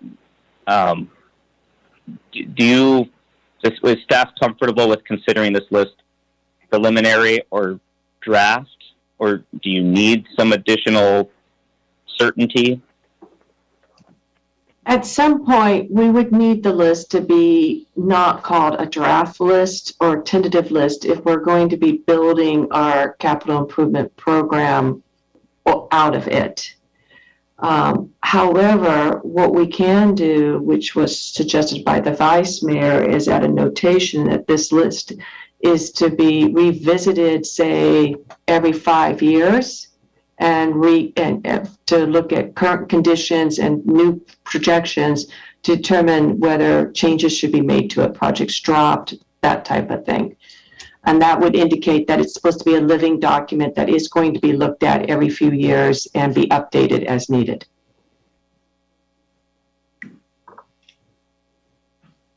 Okay. I also have concerns about combining the compliance with the trip cap by combining Shoreline and Rengstorff. You know, I feel like one of the purposes of having individual trip caps at the 3 gateways is so that traffic is in some ways motivated to move to a different gateway if there is too much traffic at one gateway, because it backs up then into the rest of the city. And so I think having individual caps and monitoring helps people see that, you know, you need to spread the trips out among the different gateways, and combining it kind of defeats that purpose. So I actually think it should be left as is. I was wondering if that could be a friendly amendment to the motion. Sorry, I'm just going to keep trying different things here. Okay. That's why the good people of Mountain View elect us. In this item, I'm going to go with the staff recommendation. Staff was very helpful in the briefing and explaining the rationale. I asked a lot about that, and I'm fairly comfortable with where they've landed. Okay. I will say I do support, although this wasn't necessarily a question, but the widening the access streets, the width of the pedestrian area on the access streets from 5 to 6 feet. I think that makes for a better pedestrian experience. And I appreciated putting the cycle tracks on just one side of the street instead of both. I think that's another improvement. That's all I have for now. Thanks. Thank you, Councilmember Abe-Koga. Thank you. I had similar comments to Councilmember Matichak. I support the projects on the whole, but the priority was to shift modes of transportation. So anything that makes it easier for auto traffic to come into the area, in the past I think I've opposed them, and I continue to, express my concerns that really wasn't the intent. That was why we put the 45% SOV drip cap in the first place. The fact that it hasn't been met is, concerning to me. I think it's interesting that on one hand, we're talking about ways to make it easier to drive into Shoreline, the North Bay Shore area. And then on the other hand, we're saying maybe we need to lower the SOV rate to 35%, which I actually support. I think the lower the better, because the whole intent with this area was to try to reduce auto traffic. And I think about former council member Laura Macias, and way back when she suggested we just have no cars in this area, and that was pretty extreme. But more and more, I think that now, 10, 15 years later, it makes more sense to even consider something like that. So those are my concerns, but I understand that this list, as long as this list is a living document that can be revised, I think that is really key. I had asked the question about what about the Landings redevelopment project. We've heard that it might not happen, and some of these projects are tied to that specific development. And so if it doesn't happen, then these projects, these transportation improvements may not need to happen too. So as long as we have a way to check in, I don't know, 5 years, I understand these projects take a long time. I would prefer maybe 3 years, just because there's been, talk about a lot of these projects like one-off, but we haven't really seen this comprehensive list in a while. And so just to be able to continue to have a holistic view would be, I think, extremely helpful. But this will probably be beyond my time on the council. So, I can leave it up to the future folks to decide on the timing of this. I would prefer to, I was going to suggest for the 20-year projects with item 20 and 21, coupling it and saying either or, if it sounds like La Avenida is being studied now, if that's feasible, then we eliminate 20. And then if it's not feasible, we can consider 20. If I may clarify, 21 is not the bike ped bridge across Stevens Creek. We do not have that on this list because Google has been proposing to design and construct it and pay for it. This is actually the concept of the bike ped bridge over 101 at Shoreline. The idea that was brought forward to council about having a segment cross over Shoreline at La Avenida. Okay. So then I guess it'd be 20, we would put an asterisk saying if La Avenida, the La Avenida crossing is not feasible we would revisit this item. Would you mind that minor change, Vice Mayor? What is staff's perspective on that? Do you feel there's value in keeping both projects under consideration? From staff's perspective, we're very interested in council's direction on this. And if in general, council is feeling like 2 bike ped bridges across Stevens Creek north of 101 is where you want to focus, the concept of adding the asterisk that says, similar to what Councilmember Abacoga was suggesting could work. It kind of shows the intent of, this is possible, but if the other bike ped bridge does go in, maybe this one's not needed and can continue to be reconsidered when we revisit the list every few years, as was discussed. So again, if council this council is feeling like 2 bike ped bridges is what we should plan for, then that's what we'll put on the list at this point. That would be my intent. We have not talked about 3. We've talked about 2 max. So I just don't think we need to be adding another one at this point in time. That would be my request, to add that asterisk. Vice Mayor, if you would be willing.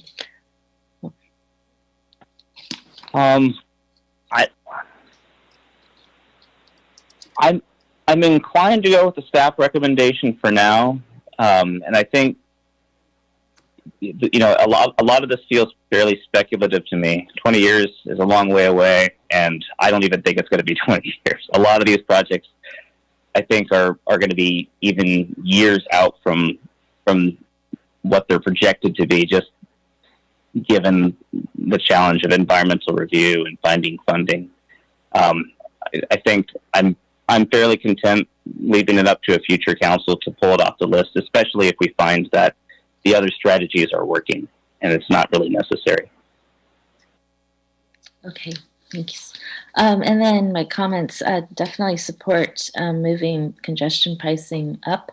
I'd like to encourage that we pursue joining in on the pilot program that San Francisco and LA are looking at, just to speed up the process, given the legislative hurdles that we need to get over. And then I agree with Councilmember Showalter in terms of parking pricing. It's something that I've been asking for quite a while. I know Vice Mayor has as well.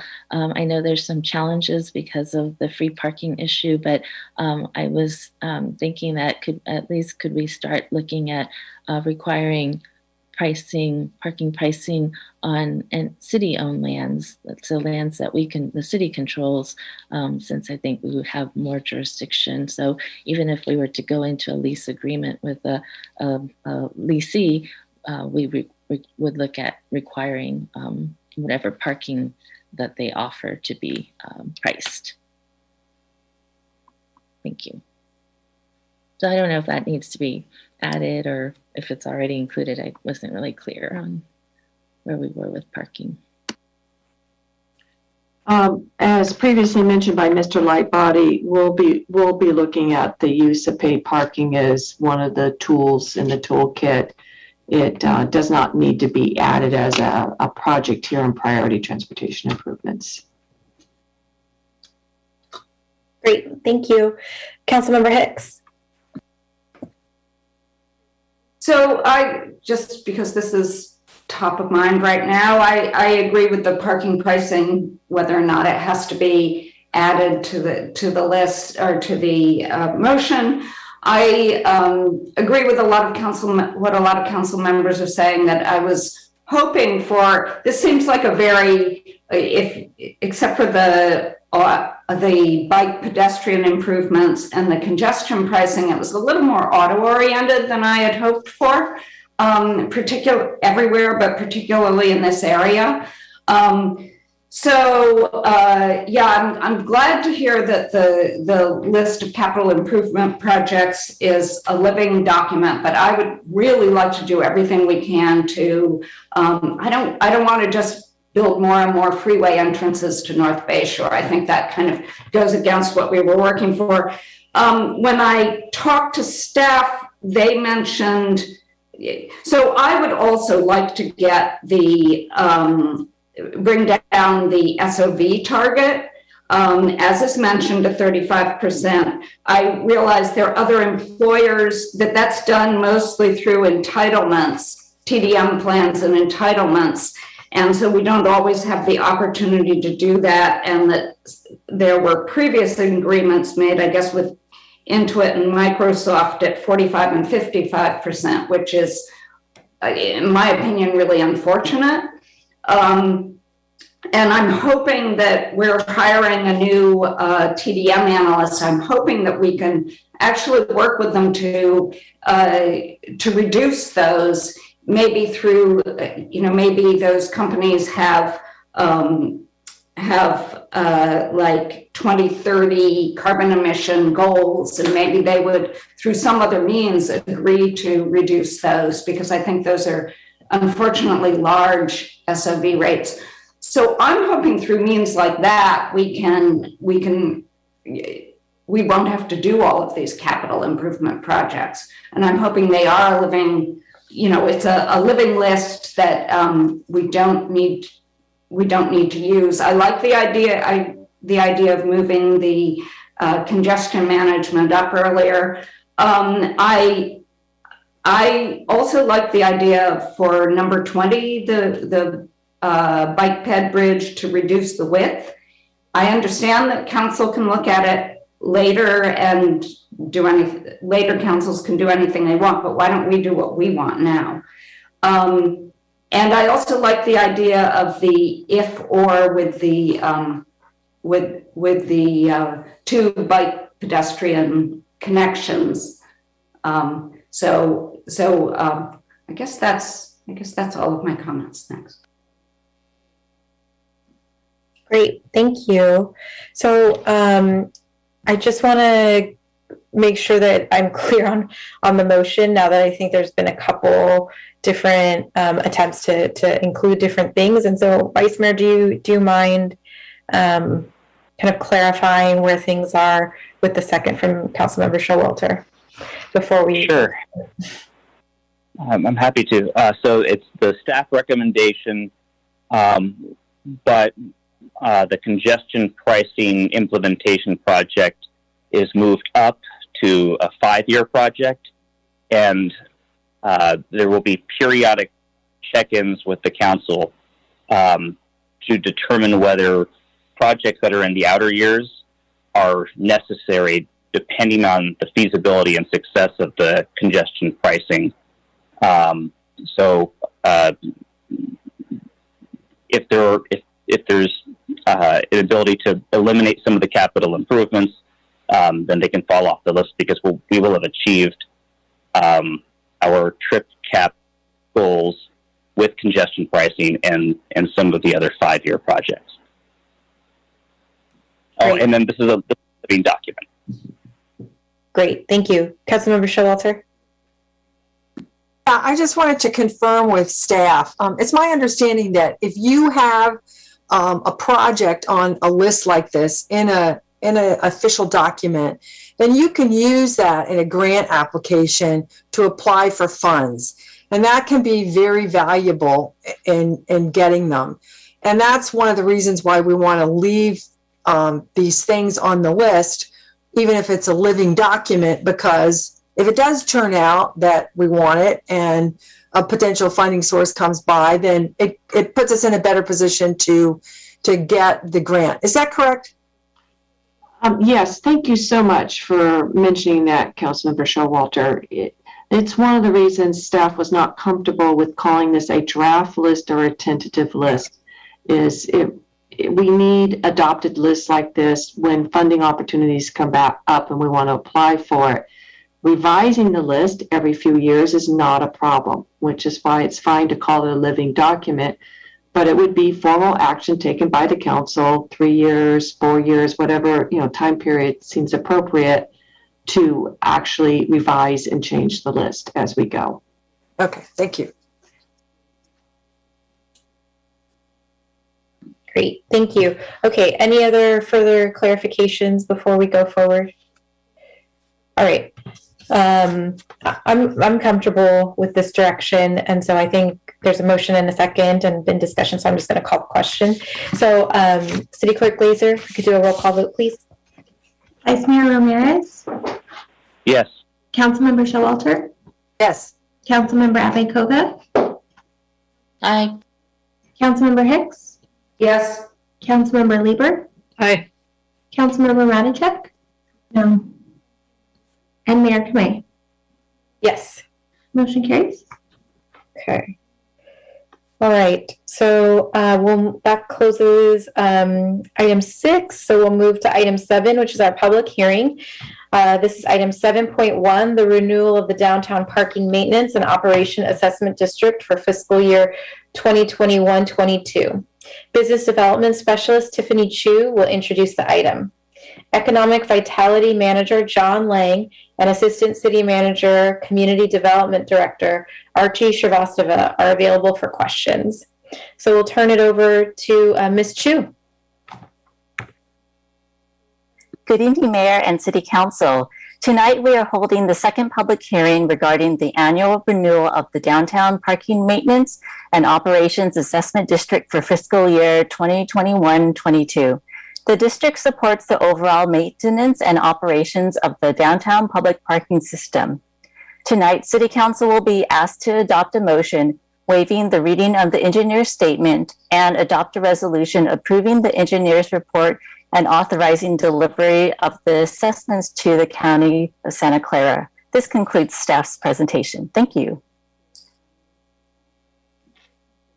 Great, thank you. Does any member of council have any comments or questions? All right, so seeing none, I'll bring the item back for a motion to waive the reading of the statement of the engineer of record. And then before I do that, let's see. So just a process question. So I'll do the public comment after this portion. Correct. First, you will want to ask to adopt the motion waiving the reading of the statement of engineer of record. Okay. So, City Clerk Glazer, if you could do the roll call. Did we have a motion in a second? So, that's the clarity that I'm asking for. So, the way that it's written for me said that I need to waive the reading and then it goes right into a roll call vote.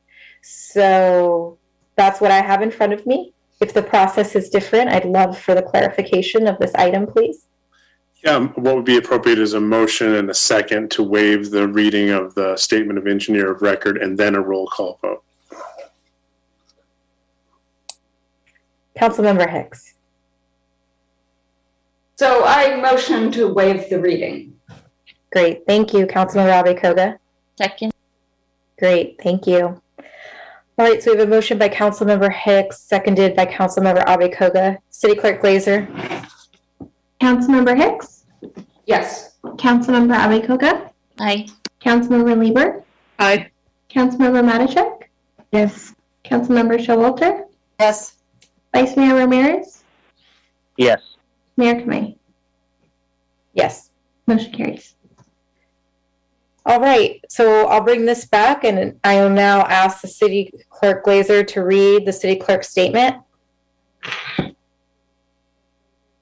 Notices have been posted, published, and mailed as required by the Mountain View City Code for this public hearing. Affidavits and certificates for posting, publishing, and mailing are on file with the City Clerk's office. A copy of the engineer's report for the assessment district, which the Public Works Director has caused to be prepared, was filed in my office on May 11th, 2021, and has been available for public inspection.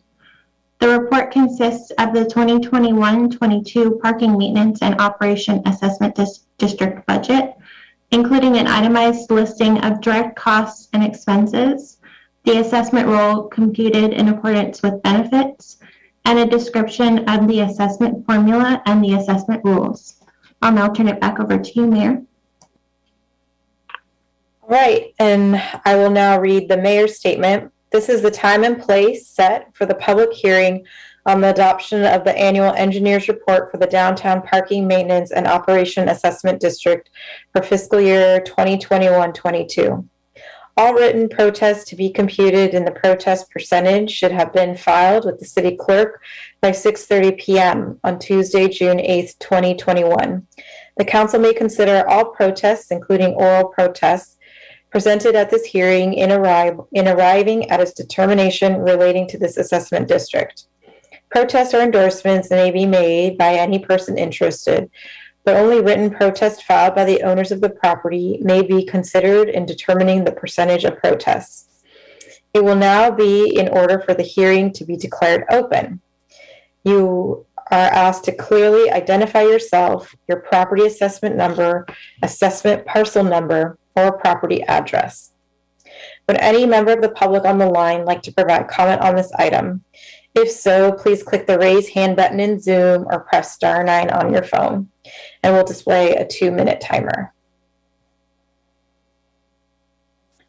All right, I'm not seeing any public comment on the line. City Clerk, do we have anybody on your end? All right, so I'll bring the item back for council deliberation and action. And note that a motion to approve the recommendation should include reading the title of the resolution attached to the report. Would any member like to make a motion? Councilmember Abe-Koga. Thank you. I'd like to make a motion to adopt a resolution of the City Council of the City of Mountain View approving the engineer's report for the downtown parking maintenance and operation assessment district for fiscal year 2021 and 2022 and authorizing its delivery to Santa Clara County. Councilmember Hicks? So I'll second that. Great. So we have a motion by Councilmember Abe Koga, seconded by Councilmember Hicks. And so we'll do a roll call vote. Councilmember Abe Koga? Aye. Councilmember Hicks? Yes. Councilmember Lieber? Aye. Councilmember Matachek? Yes. Councilmember Showalter? Yes. Vice Mayor Ramirez? Yes. Mayor Kamei? Yes. Motion carries.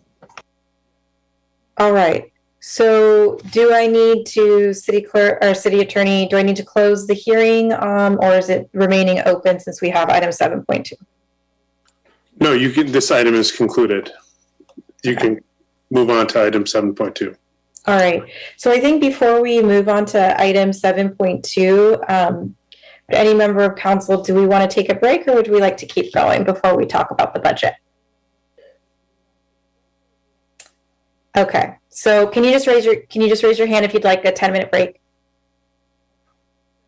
All right. So I see 4 hands that are not my own. Okay. So we'll be back in 10 minutes. So let's take a break till 9:40 and we'll put up the item, please, that will be back at 9:40.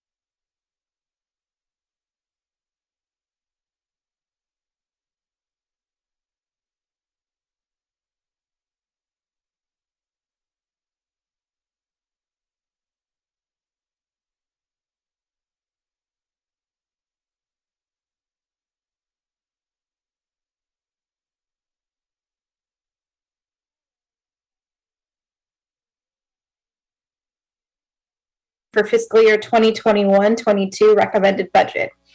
City Manager Kimber McCarthy and Finance and Administrative Services Director Jesse Takahashi will present the staff report. Thank you, Mayor. Jesse, if you wouldn't mind sharing the PowerPoint.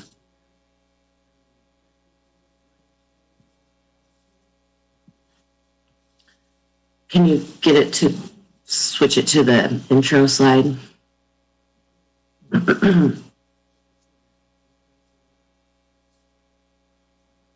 Thank you. So good evening, Mayor and Council members. So tonight before you is the city's recommended budget for fiscal year 2021. As the Mayor mentioned, joining me in this presentation is Jesse Takahashi, our Finance and Administrative Services Director. I'm so sorry, City Manager. Maybe we can ask Jesse to go to full screen. I'm only seeing. Oh, I see that, yes. Yeah.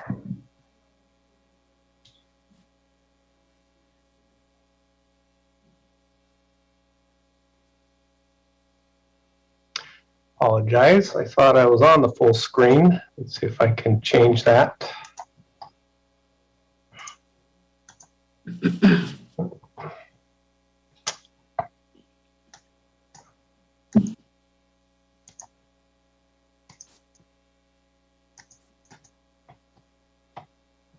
You should be on full screen. It's not on full screen?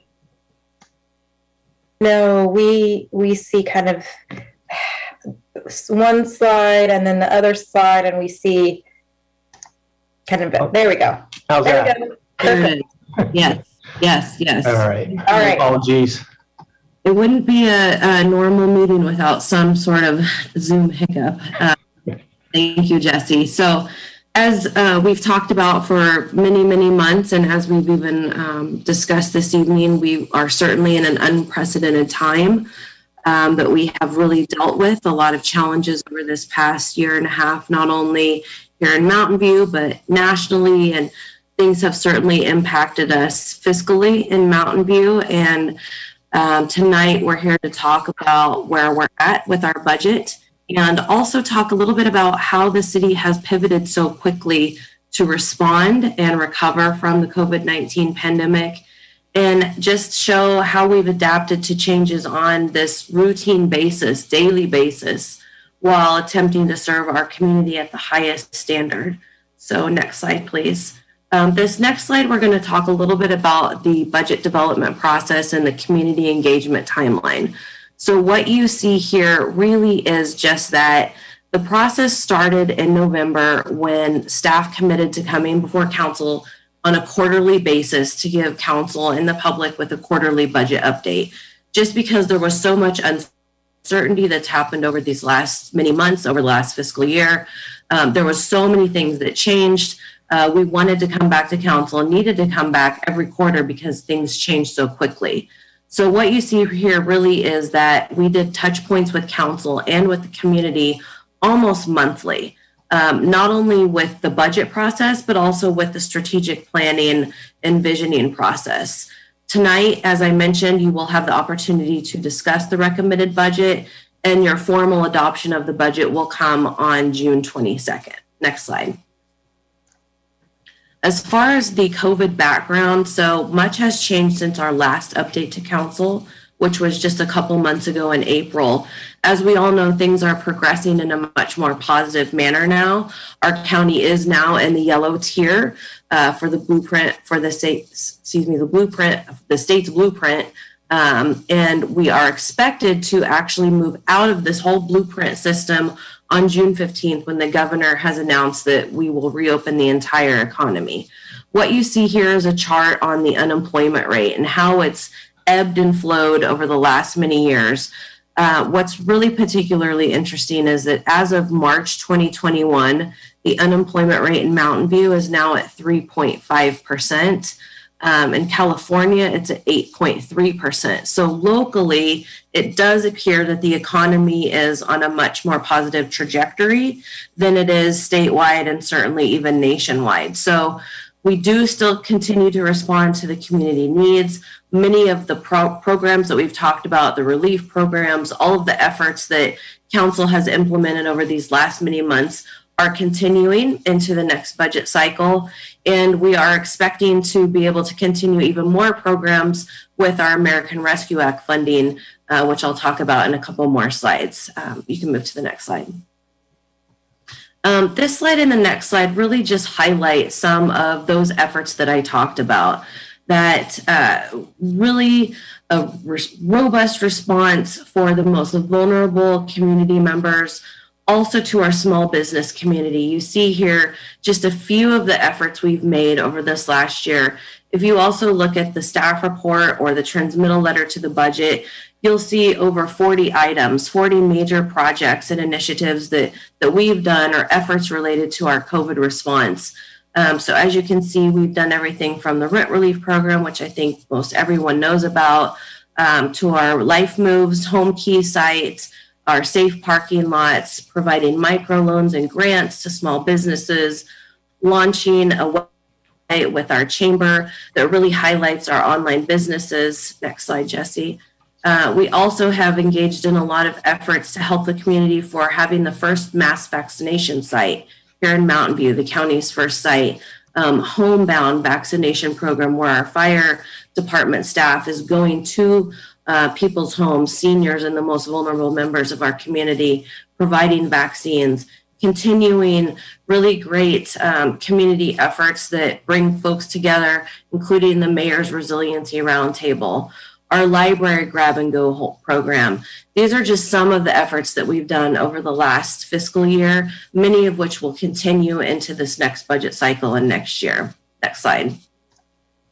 So as I mentioned, part of what we've done over these last several months with the budget process is also bring council the strategic planning and visioning process. So you started this process in February, your retreat, with touch points every month. And tonight you're being asked to confirm the final vision statement and the final strategic priorities. And again, formal adoption of this is on the June 22nd council agenda.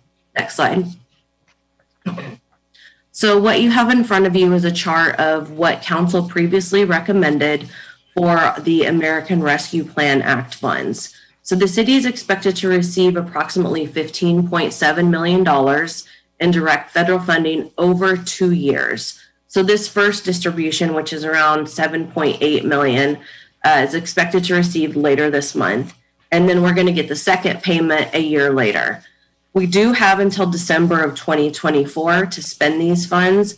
So any of the remaining funding will be assessed in relation to our continued fiscal situation or other anticipated needs, which does include current labor negotiations. So the slide you have in front of you shows the preliminary recommended utilization of that first distribution of funds. And I do want to note that the Treasury Department is expected to make additional changes to their what they're calling their interim rules for the guidelines of how this funding can be spent. So it is possible that not all the recommended uses will fit really nice and neat within the eligibility parameters. However, the city can apply an ARPA provision, which allows us to use funding or for general revenue loss. So essentially what that means is it gives us broad authority to spend these funds for that purpose, which would then allow other one-time general fund monies to be freed up so that all of these recommendations that council put forward can be compliant with the eligible uses and can continue. So staff's recommendation tonight is to continue this list that you all provided, I believe it was last month, and we will find a way to incorporate that into the budget. And I did want to mention that the basic income program will be assessed, and it's currently actually being assessed by staff, and will come back to council early this fall, likely in September, for council to provide feedback and comments on moving that item forward. Next slide. So another part of what we did this year with the budget development process that originated from the Race, Equity, and Inclusion Subcommittee is to look at the budget through what's called an equity lens. And so as part of that effort, we committed as a city to evaluate whether any new budget additions or proposals or changes would be assessed by looking at these two questions that you see on your screen. So whether that change or the recommendation benefited communities of color and or low income residents, or whether it burdened communities of color or low income residents. So what you'll find in the recommended budget is that all of the limited period, which is also one-time items, so all of the limited period and ongoing items do benefit communities of color and low income residents. And I also want to mention that building on this commitment to equity, you will see that within the budget, a new full-time human services manager position has been recommended to replace a vacant police officer position within the budget. So this position will serve in my office, in the city manager's office, and really is intended to supplement the leadership that we've already shown, that we've heard about, that people have talked about tonight, leadership on efforts related to homelessness, mental health, our basic income program, and other ongoing efforts that are underway. This person will also really focus on continuing these strong partnerships that we forged, not only with nonprofits, but also with other local government agencies, which include the county. And as you all know, the county is the primary provider of social service and safety net programs within the county, and we do work closely with them on our efforts. So at this point, I'd like to turn it back over to Jesse to talk more details about our revenue and expenses and how the budget is made up. Thank you, Ms. McCarthy. Again, Jesse Takahashi, Finance and Administrative Services Director. I'm going to go over a little bit more of the numbers with the city funds and also with a focus on the general operating fund for the fiscal 22 budget. So the first slide you see here, recommended revenues for all funds are presented at $377 million for fiscal 22. And the general operating fund budget is comprised of $152 million of that, or about 40% of that total. On the expenditure side, these are recommended at $415.6 million for all funds. And the general fund portion of that is $150.6 million. You'll notice that the expenditures are greater than the revenues, as some expenditures such as capital projects are funded from existing fund balances, which makes them larger than the revenue side. Looking at the general operating fund budget, this is showing here sort of in tabular form that there is a operating balance for fiscal 22 of a negative $4.2 million. However, with the use of one-time limited period funds called the Excess Education Revenue Augmentation Fund contribution that we are recommending to use of $5.8 million, we would end with a balance of $1.6 million for next fiscal year. Now, this next slide is the chart of just the general operating revenue fund. Again, revenues of $152.2 million. And we can see here that property tax is the largest component of that at $66.1 million, or just over 43% of the total pie. Use of money in property is the second largest source at about 15%, or $23 million. The city does own land and leases it to various corporate and other businesses around the city and receives lease revenues from this, making it somewhat unique from other cities. This revenue source has helped the city over the years before the pandemic and throughout the pandemic, as it lessens our dependence on more vulnerable economic-based taxes such as sales and hotel taxes. And then lastly, sales tax is estimated at about 19% of the general operating fund revenues, and it is our third largest source. On the expenditure side for the general operating fund, we have $154.6 million, of which police and fire services represent almost half of the budget. And this is driven by the fact that they are required to be staffed around the clock, 24/7, and are available to all residents, employees, visitors in the city without fees or without a dedicated revenue source. And as you can see, the remaining functions of how the city general operating fund dollars are being spent. In summary, the general operating fund is kind of break it down into these categories: non-discretionary, discretionary, and limited period costs.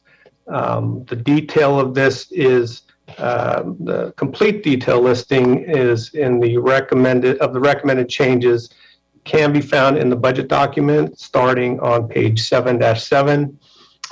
So you can see non-discretionary costs, which are essentially things that the city doesn't have a whole lot of say over whether they need to be spent, or typically for things as utilities, repairs, things that are necessary to maintain service levels.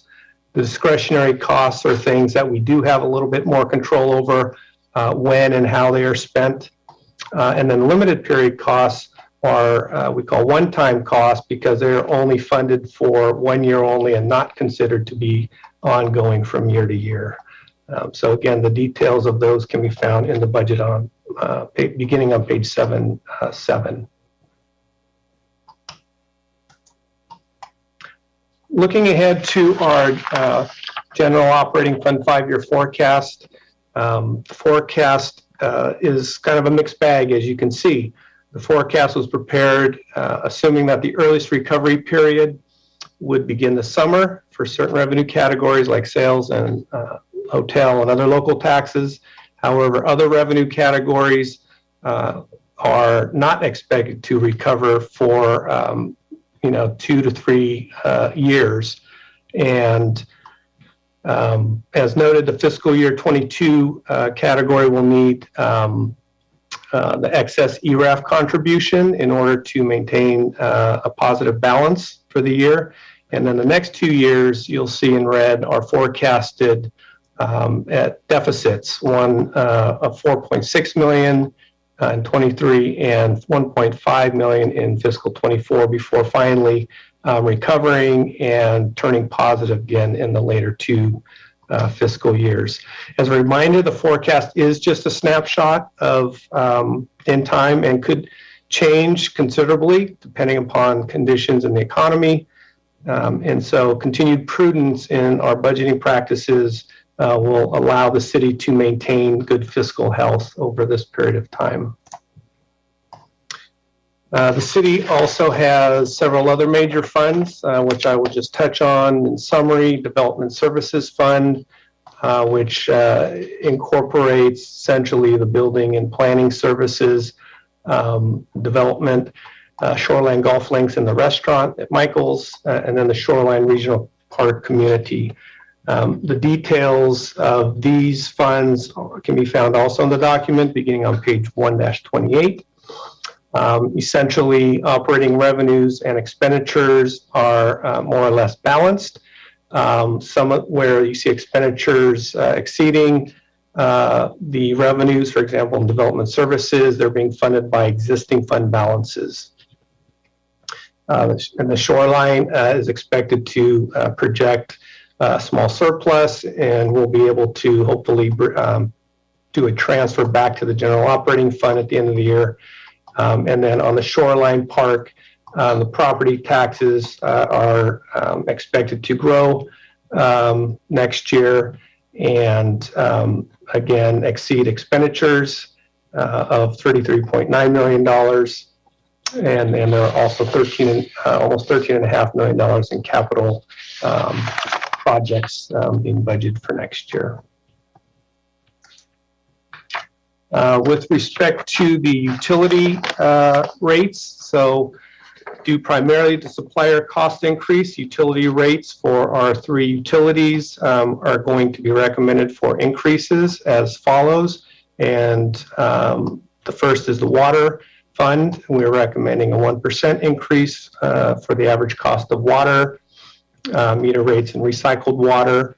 which would equate to, for the average single family, an increase of about $1.26 per month. Wastewater is being recommended for a 6% overall rate increase, and that will equate to a $2.65 per month increase for the average single family household. And then solid waste, or the garbage, is being recommended for a 4% overall increase, or a $1.45 per month for a 32-gallon cart. I would just point out that on June 22nd, a public hearing will be conducted prior to the adoption of these rates. So there will be another opportunity for council to discuss these rate increases. Wanted to just mention a brief summary of the capital projects that council has previously considered. There are 26 non-discretionary and 17 discretionary projects totaling $59.48 million, and that will be coming back for adoption on the 22nd as well. And then we have our next steps for the June 22nd meeting, which include the utility rate hearing, consideration of the GAN appropriation limit, adopting the CIP, as well as a strategic roadmap. And then lastly, we have the recommendations, and I would just mention that although the final budget won't be adopted until the 22nd, there are some items on for tonight, as noted in the staff report, and on these two slides, and that will conclude staff's presentation, and we would be happy to answer any questions you may have. Great, thank you. So does any member of the council have any comments or questions?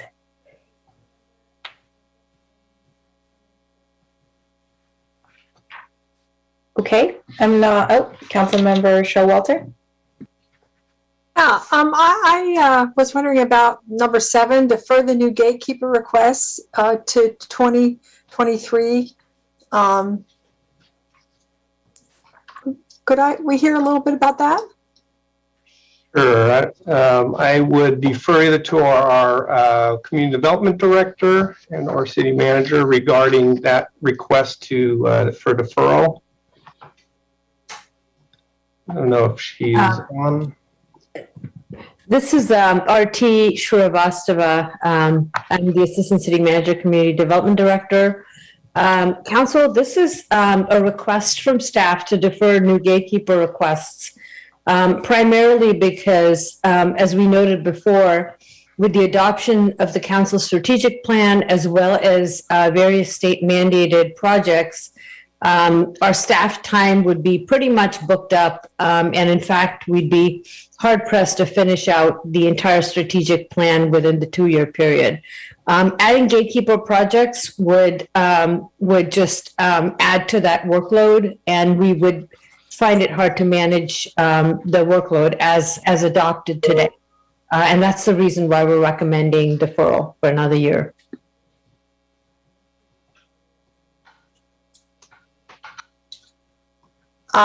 Okay.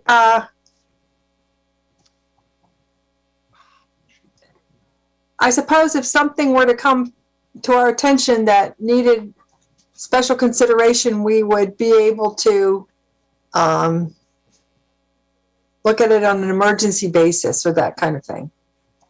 The gatekeeper projects are focused on private development projects. I imagine there might be applicants who might want to bring projects to the council's attention.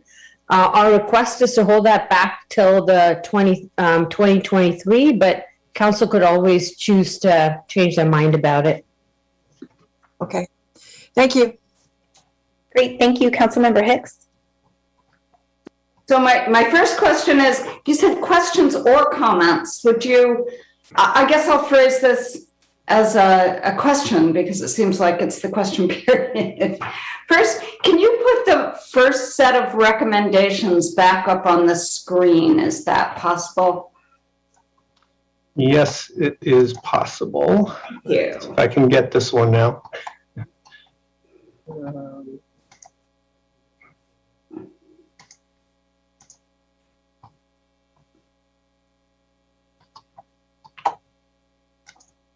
Gosh, I can, if it's hard, I can do it without it being, I just have a question. I guess this is a question to council, so it may be more of a comment. But one of the recommendations was, and you can get that up and maybe tell me I'm quoting it a little wrong, but that council travel allowance be restored. And I'm in the amount of, let's see, I think $18,100 and $4,000 addition for the mayor. And I'm just wondering whether learning from one of the things I learned from the pandemic is we don't really have to, and also from increasing threats of global warming, that we don't have to do air travel maybe quite as much as we had to in the past. So my question is whether people would be willing to reduce that particular budgeted amount, which you might say that's symbolic. It's not a large amount, but it seems like the kind of leadership we should be showing in terms of sustainability. Councilmember Hicks, if I may speak to that. So the reason why staff recommended this is because we do know that there are many conferences that are actually planned to be in person over this next fiscal year, in particular the NLC conferences that are held in the late fall. And then also, I believe it's February of 2022, the DC conference, where we have had more council members attend that. So it was reduced during COVID. So this just brings it back up to the same level that it was at pre-COVID. If that helps shed any context to that. Yeah, that's what I thought, but I am putting out my personal viewpoint that we should be cutting back on air travel for council.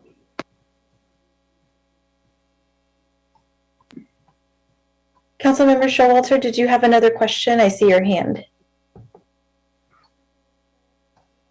Sorry, that was a mistake. Yeah. Okay, no problem. Do any other council members have any questions?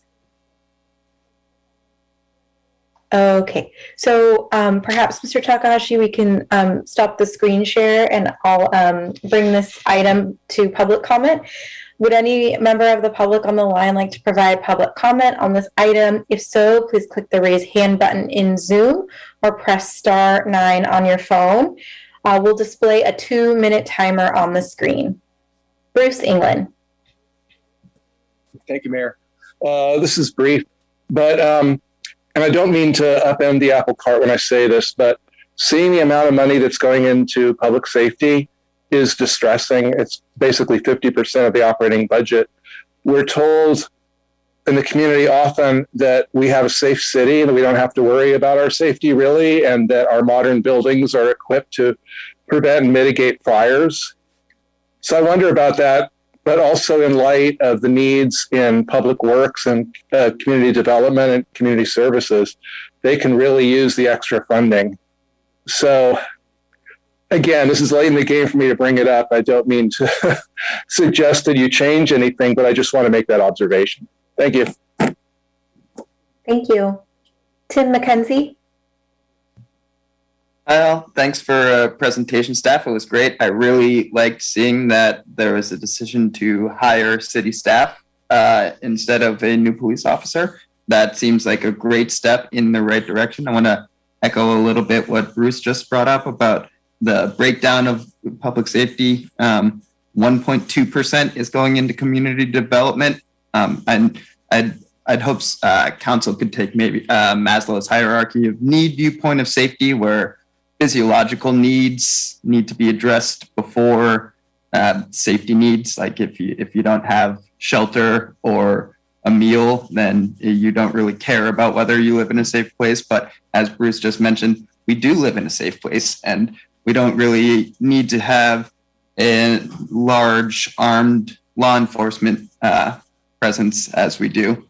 I appreciate the suggestion from Councilmember Hicks about thinking about cutting back. I think things are starting to come back in person, but I think that we've seen through the pandemic that there's a lot more capability for virtual, and I think moving forward we may try to have some hybrid things, and there will probably be bumps in the road as we work out how exactly to make in-person and hybrid Zoom sort of work together. But, you know, we're in the heart of Silicon Valley. I think it's completely reasonable to think about leading the way and could try to help with greenhouse gas emissions, which is a huge threat to our safety, a long-term slow threat that we should be thinking about and worrying about. But thanks for the presentation, staff, and I really like seeing the decision to hire more staff instead of armed law enforcement agents. Thank you. Tom Myers. Yes, thank you, Madam Mayor. I'm Tom Myers, Executive Director at Community Services Agency. I'd like to say I support the budget proposal as presented and appreciate the fact that the ARPA funds are being used with an eye on the vulnerable communities that CSA serves, and that using funds for mental health like CHAC or for innovative approaches like the Solidarity Fund or Universal Basic Income are all to be commended. But the economic fallout from the pandemic has lasted far too long, and I believe no matter how much money the city puts out into the community, what is lacking is time. And because at the end of the month, the eviction moratorium will end. Late last week, I asked the CSA staff to crunch the numbers and give me their best, most accurate estimate of the effects of the coming end of the moratorium.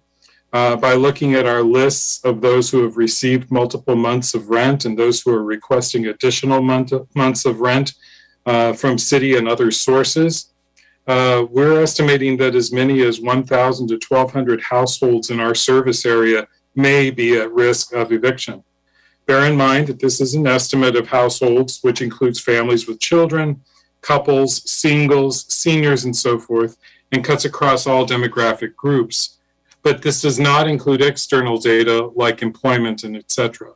Also bear in mind that I'm only presenting data and not the official policy of CSA. The CSA Board of Directors will take up this issue in the coming weeks. In the meantime, we all need to be aware of what lies ahead in the very near future. Thank you very much.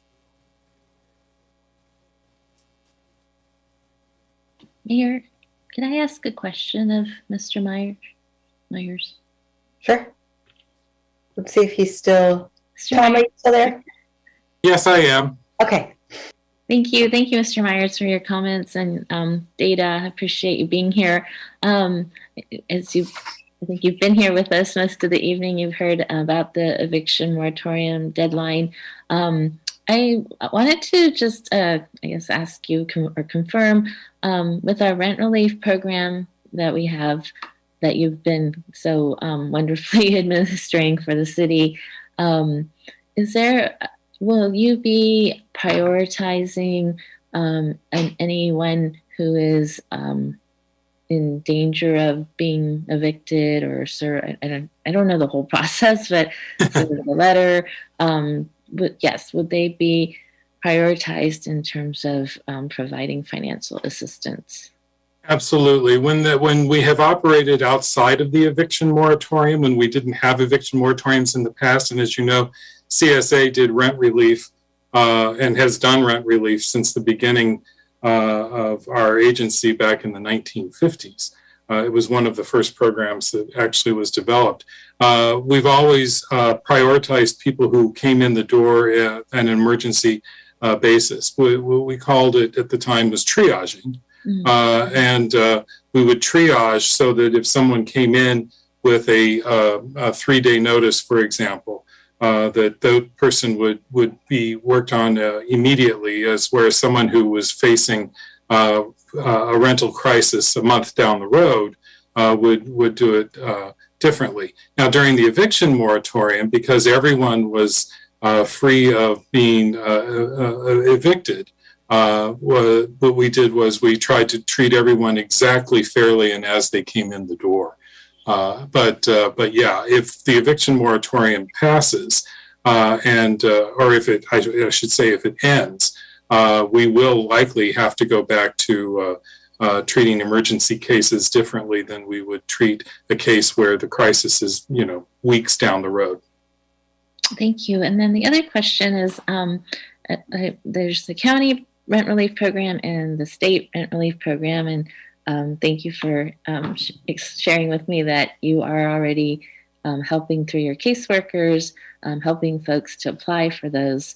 But I think I wanted to, ask you in terms of the tiers, or I think you had mentioned that once a client has exhausted our Mountain View rent relief program, then they apply for the county or state. Is that correct? Or yes. As soon as they walk in your door, and do they get assistance right away in applying for those other funds? Well, with rent relief, and that's the difference between direct financial assistance that goes directly to the client and rent relief, is that rent relief is never instantaneous. It's a very complicated process, and I think that the city staff, and it's always the funder that sets the rules on rent relief, the city staff at Mountain View should be commended for making it one of the most flexible rent relief programs I've ever seen. But to go back to what you were saying, is that we have all of the different buckets, and it's not just the state, it's not just the county. We have buckets of rent relief from United Way and from all these other sources. And so depending on how the client walks in the door and presents themselves, we can grab money from a different bucket. For instance, some people came to CSA with a crisis, a rent crisis that was not COVID related. And one of the things about the city's program was it needed to be a COVID related crisis. And so we had to go to different buckets of money for that. So does that answer your question? I guess I was asking specifically about the COVID rent relief programs at the county and the state. I think is it called Home is Key? Is that the state program? And I don't know what the county program is called, but can an individual or a family apply for our city's funds and then also apply for the county and the state funds? Yes, and what that is if the city funds are for specifically for 3 months, the destination home funds, which are the county funds that I think you're referring to, those have different sets of requirements. And then the state funds are different as well. Most of those funders don't want to duplicate funding, so no one's going to get their April rent paid twice, for example. Mm-hmm. So there is a double check that needs to happen with all of that. But there are different levels, and sometimes groups like Destination Home, for example, is really trying to make theirs flexible for a longer term, whereas the Mountain View Rent Relief funded 3 months of rent. They're trying to make theirs for a much longer term. I do want to point out, and I think this was brought up, that the state funds, you got to remember that well, if you go all the way back to when we first worked with the city and we started the city funds, CSA started cutting checks before we even had money from the city. We got that off the ground within a matter of weeks and so forth. How many months now have we been waiting for the state funds to kick in and start? And we've had 1% payout on those. I think that we should not take the speed that we were able to do with the city funds for granted when it comes to those other sources of funding. If only 1% of the state funds have paid out so far, that says to me that our biggest crisis is time. It's not necessarily money, it's time. Great, thank you so much. Absolutely, thank you. Great, thanks. So we'll go back to public comment. Alexander Brown.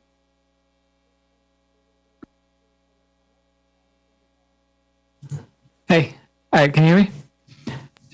Yeah, first, I'd like to implore you to listen to Tom Myers. The work done by CSA, CHAC, and all our community groups is worth way more than we spend on any of it in support. Give them the time to do the work by extending the eviction moratorium. I also think the programs like Rent Relief, the Solidarity Fund, and the Basic Income Pilot are fantastic investments that show great leadership in working to support all the people living in the city. I can make more comments about specific items, but public comment doesn't mean much at this point. I would like to point out the value of the city owning and operating properties. Not only does it provide revenue that can be used to fund other city programs, but it means that we, the people, get to decide what our priorities for land use are. And that means we can do things like the Lot 12 project to create housing that we desperately need for those who have been excluded by the commodified housing market. Also, that's a lot of money. All right, thanks. Thank you. Edie Keating.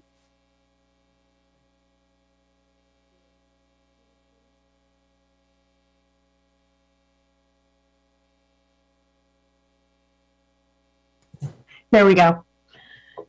I want to speak in support of the flexibility and the trust that is built into the Mountain View Solidarity Fund. I'm moved by the responsibility of renters I've heard of who borrowed to make their rent payments. But now, when they are still needing relief, they don't owe any money to their landlord. So a program that is only paying landlords doesn't help them. But a more flexible program like the Mountain View Solidarity Fund could help them. So I just feel like that program in particular shows a lot of trust in all aspects of our community and is the ultimate way to fill gaps and should be supported. Thank you. Great, thank you. So that concludes public comment. So I'll bring the item back for council deliberation and action, and note that the final consideration and approval of the recommended budget will take place at council's June 22nd meeting. So does anyone have any comments or a motion?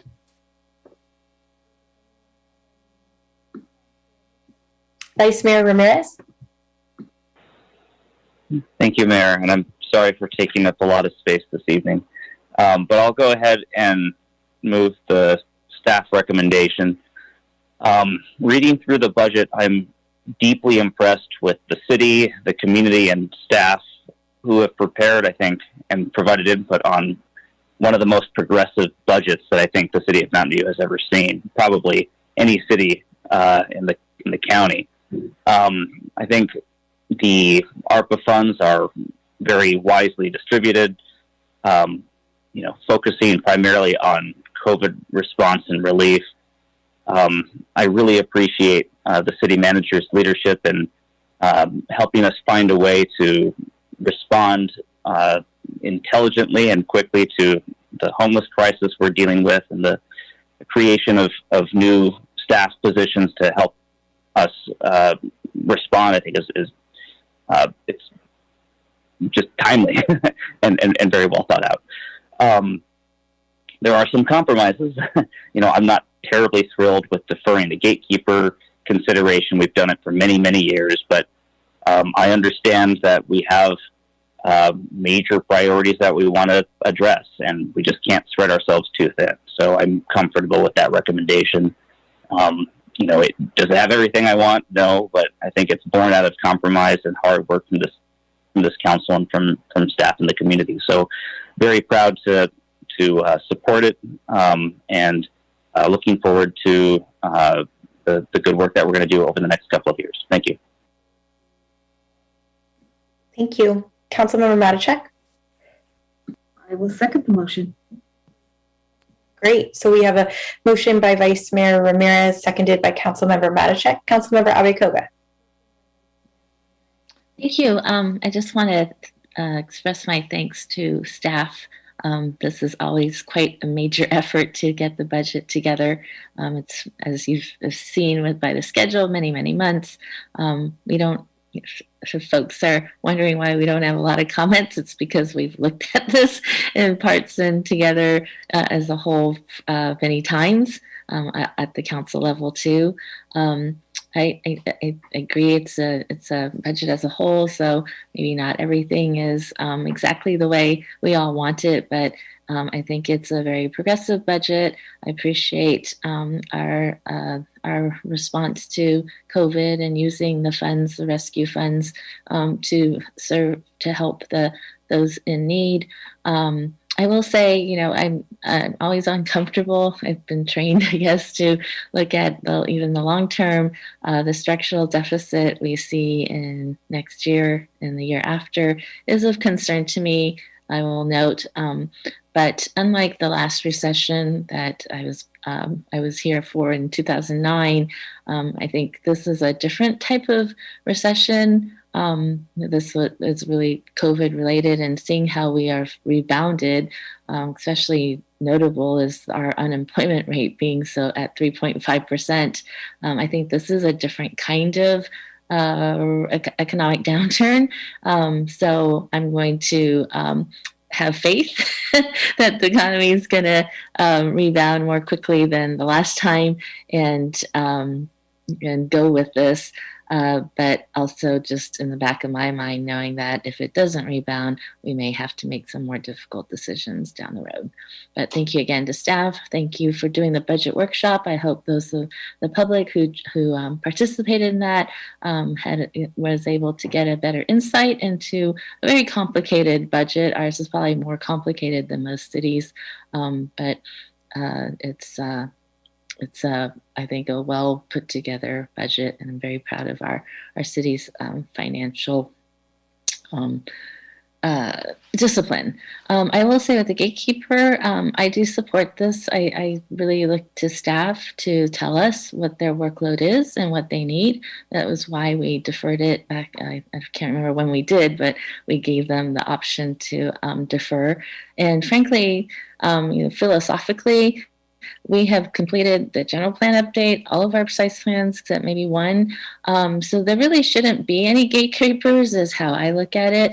We have upzoned the city, most of the city where we said we would allow redevelopment. So frankly, unless there's tiny projects here and there, we shouldn't be seeing major redevelopments in other locations that are not in a precise plan. And so I don't really see the use of the need for a gatekeeper. And that was the intent of all of this. So I will support the request to defer. Thank you. Thank you. Councilmember Showalter. Yeah, in addition to what everybody else has said, I wanted to comment on the strategic roadmap. That was a different process than we've done before to essentially do the goal setting for the council. And I'm really happy with the 6 priorities that have been settled on. And I think that the mission statement, the vision statement is, will serve us well. I did want to check in, however, with the staff to make sure that the list of projects that's listed on the 3rd page of this, it's not really shown in any priority order, is it? They're just lists that relate to the topic. Is that correct? Okay, because we had never talked about priority, and I thought if that was implied, we're not quite there yet. But anyway, no, I really commend the staff for getting this all sort of summarized and together, because we started out particularly with the descriptions for the vision and the descriptions of these categories.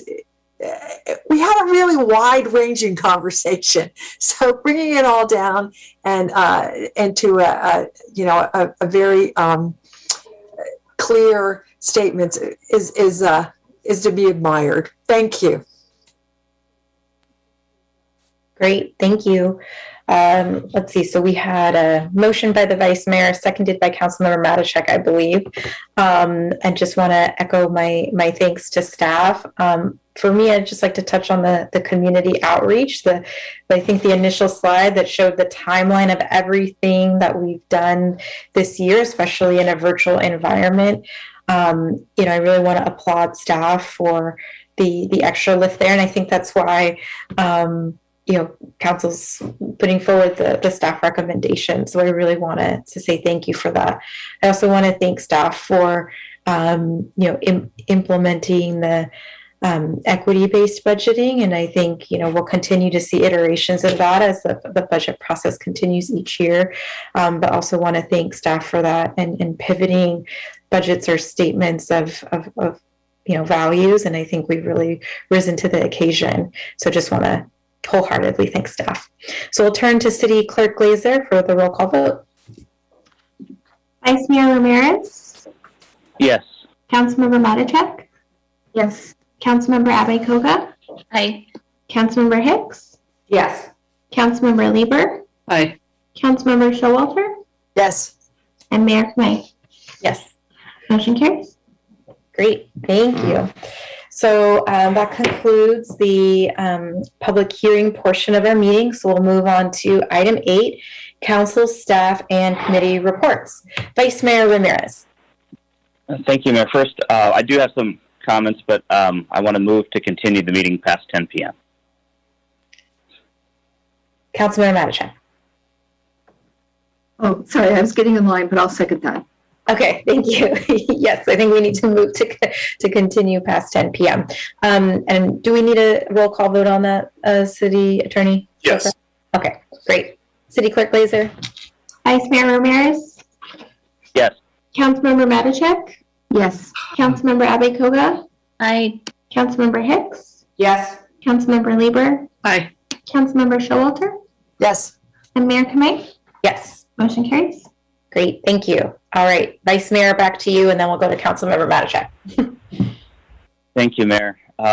We got a lot of public interest tonight in the eviction moratorium, and I think probably most compelling was the data that Tom Myers provided about the estimated number of households who would be jeopardized should the eviction moratorium not continue. So I did want to see if there was interest from the council in directing staff to bring back an urgency ordinance to extend the eviction protections for a limited period of time in a form recommended by the city attorney. And I think we all recognize that the eviction moratorium will have to expire, and probably sooner rather than later. But I agree very strongly with Mr. Myers that we have a lot of great programming, a lot of funding that's going to be deployed soon, but we need the time to transfer it to the agencies that we're partnering with, and then additional time still to make sure that those agencies are able to get the money in the hands of the households who will need it most. So I'm confident that city staff and the city attorney's office will be able to bring back some recommendations for us. But I think it's prudent that we explore this now. Hopefully the state does something. I know the county provided some preliminary direction earlier today, but I just want to make sure that we give our staff the opportunity to evaluate our options. Thank you. Great, thank you. So we have a proposal from the Vice Mayor, and I think for this, City Attorney Chopra, we just need a straw motion, so just a visual hand of if people are interested. Yes, just a show of majority support from the council. Great. So those who are interested in looking into an eviction moratorium per the city attorney's office? Okay. All right. That will. I kind of had a question about it. Oh, sure. Yes, of course. I'm sorry. I was wondering. People have physical hands and Zoom hands up. So yeah, I'd like to take the motion on the floor from the Vice Mayor first. Councilmember Matichak, go ahead. Yeah, I was just wondering, I don't mean to put the city attorney on the spot here, but if you had any comments you wanted to share on this. Sure, thank you, Councilmember Matichak. This is a complex issue, and we've been monitoring it closely. As you all know, there probably is opportunity for clarification to members of the public. The city actually doesn't have an eviction moratorium ordinance in place now. It would be adopting a new ordinance because the state preempted most cities and counties in California. So it would be the city adopting a new ordinance, and we've been following the situation with the county very closely. They met earlier today, and they directed, the Board of Supervisors directed their staff to bring back options for an extension on the June 22nd board meeting as well. And their direction was, of course, dependent on whether the state extends or not. And also there was considerable uncertainty in how a county ordinance would be structured. And the long and short of it is county staff and county council needs more time to develop their recommendation. And they're also determining whether a county ordinance would apply to just the unincorporated areas or all the cities in California. So tonight, if directed by a majority of council, our office could take a similar approach and bring back options, with the understanding that our office still needs to analyze aspects of any ordinance, such as the findings, which are the most important part of any urgency ordinance, and it's the basis upon which the regulation rests. So we would have to very carefully look at how to draft those findings in a focused way to support the ordinance. And in my preliminary review, it makes most sense to just, for example, model the ordinance after the expiring state law to provide continuity for tenants and landlords. And it could be structured to expire, for example, when the local emergency is lifted, or for a limited duration. We haven't had time to analyze that fully. And then finally, since the ordinance would be presented for council on June 22nd for consideration, which is before the state's expiration date, and we have a history of the state really waiting till the last minute sometimes, we would draft safety language in the ordinance that the city ordinance either wouldn't take effect or it would expire if the state or county adopted intervening regulations which cover the city. So we have a lot of thinking to do. I think it is possible, but again, with the caveat that the findings upon which the ordinance is based need to be carefully considered and drafted.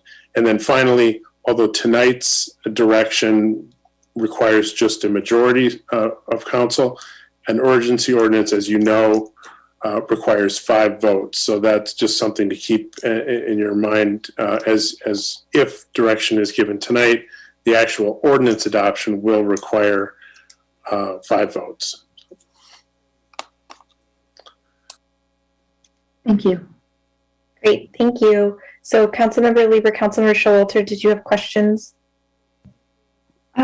My only question was relative to the city attorney's comments. So what we would be able to get back on the 22nd would be options or something that could actually be enacted?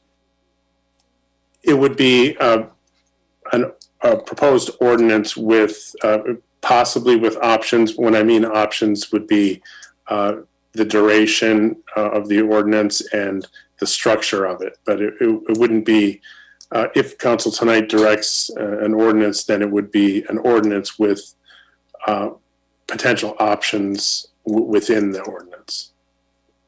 Okay, so we would have something that we could utilize on the 22nd. Yes, and I'm sorry if that was confusing. I'm still reacting to the county's meeting this morning where Supervisor Simidian made the motion to bring back options. So it would be an ordinance with potential options within the ordinance. Okay, great. And my concern is just on the issue of whether or not county action would cover only the unincorporated areas. I want to make sure that we have the full ability to protect our folks in Mountain View. Yes, and that's certainly something we would look at. I've actually was in touch with county council staff after the board meeting, and it's something we would look at. We would be very careful, as opposed to just hoping we're covered by the county. We would make sure that Mountain View residents and tenants and landlords would be covered by our ordinance. Great, thank you. Councilmember Showalter, did you also have a question on this item? No, I wanted to make a comment after the item. Okay, all right, great. So I'm gonna just lower your hand, and I just want to take a vote on the vice mayor's motion. So all those in favor of looking into the options for potential eviction moratorium? All right, that looks unanimous. Vice Mayor, did you have more that you wanted to report for item 8? Okay. No, so next, you. actually, okay, great. And next actually was Councilmember Matichak. She had her hand up prior. So I'll go back to you, Councilmember Matichak, and then Councilmember Showalter, I'll go to you. Thanks. I just had a couple things. I participated in the board meeting of the Silicon Valley Regional Interoperability Authority. It was a fairly short meeting, so nothing to report there.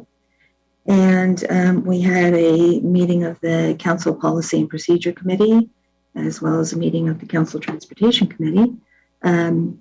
Both of them, lots of topics that will be coming to Council. Good meetings.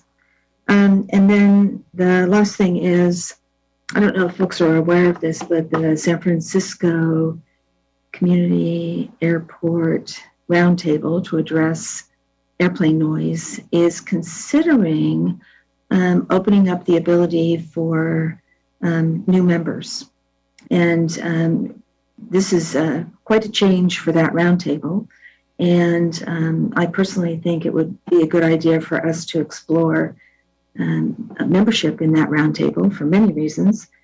They're a really good roundtable that has a lot of topics that educate you on different aspects of airplane noise, new technology that could potentially address it.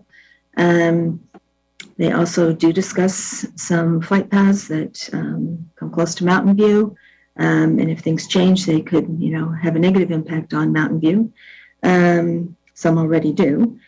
And, they're at the beginning stages of looking at this, but I think it would be good if we expressed our interest in potentially being a member of that roundtable, in addition to our membership in the Santa Clara, Santa Cruz roundtable. The good thing about their roundtable is the vast majority of the fees are paid for by the airport and the county of San Francisco. So membership is very cost effective. It's, if I read the material right, it's $1,500. So at this point, I'm just asking if there's council support to ask staff to investigate this, keep on top of it, and let us know when it opens up. And also to send a letter of interest to the roundtable saying that, we're potentially interested. It's not a commitment. It's just we're potentially interested in this, just so they know not to forget us.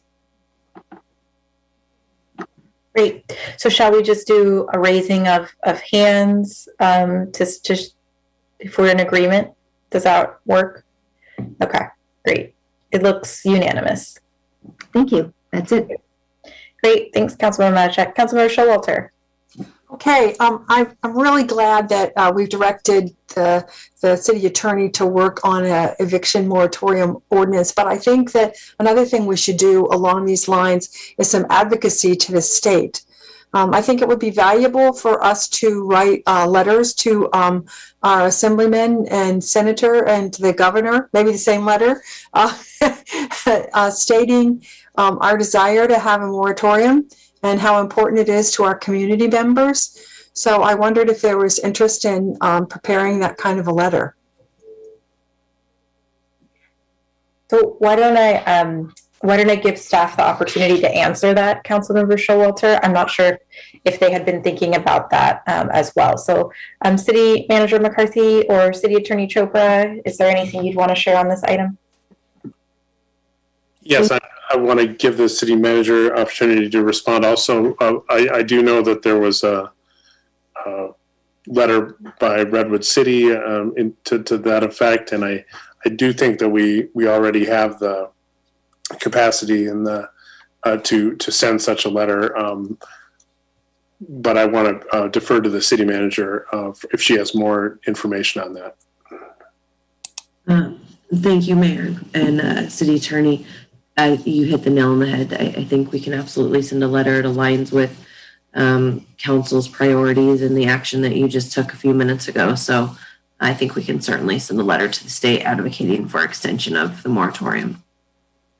Okay. Do you need anything more from council tonight? Do you need I think we've made it clear. Great. All right, Councilmember Showalter, did you have anything else? Yeah, just more mundane. I attended the Recycled Water Committee meeting that's joint with Santa Clara Valley Water District and the City of Palo Alto and East Palo Alto. And we're continuing to work on an advanced purification plant that will be built basically at the site of the Palo Alto treatment plant. And in addition to that, the Santa Clara Valley Water District is considering building another water purification plant at the old site of the Los Altos wastewater treatment plant, which is kind of at the intersection of Terminal and San Antonio Road. So anyway, I'll keep you posted about that. But the real message is that as climate change progresses, it's recognized that we need drought-proof water supplies, and so there are really we're taking good steps to improve that, and this. In particular, this advanced recycled water treatment plant will upgrade the quality of our recycled water dramatically in a couple of years. So it will be a much better quality product that will be good for, irrigating all sorts of trees, including redwoods and citrus, and for pretty much any other uses. Then I also yesterday attended the NOFA meeting, and we learned about a charity's housing project on the corner of Shoreline and Montecito, and recommended funding it. So it will come to our next meeting for approval. Thank you. Thank you. Councilmember Lieber. Thank you so much, Mayor. As council members may know, I serve on the governing board of the San Francisco Bay Restoration Authority.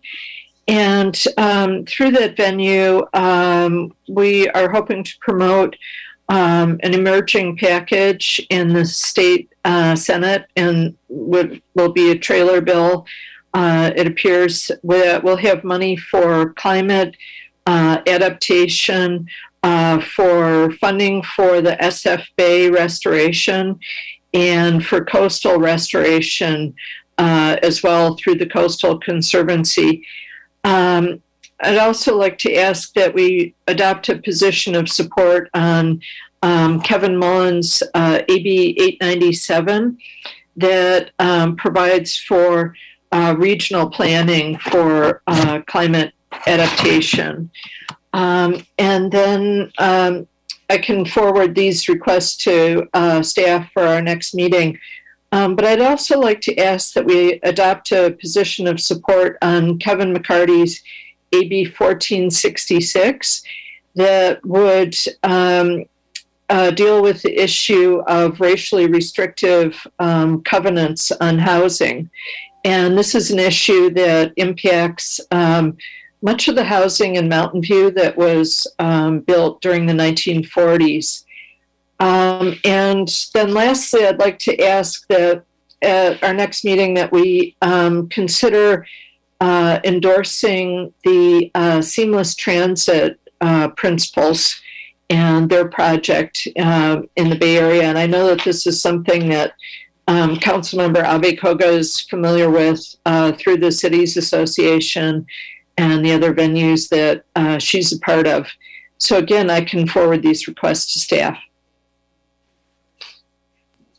Great, thank you. So let me just check in with City Manager McCarthy. Does it work for Councilmember Lieber to send you these various items and you can share with Council? Yes, Mayor, it does. Councilmember Lieber, can you repeat the name of the number of the bill you referenced? What I didn't catch all of it. AB On the budget trailer bill, there isn't a bill number yet.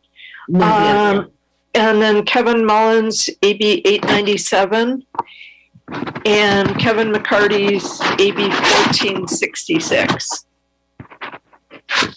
Thank you. Yes, staff can look into this. Thank you. Thank you. Great. Thank you. Thank you, Councilmember Lieber. Councilmember Abekoga. Thank you.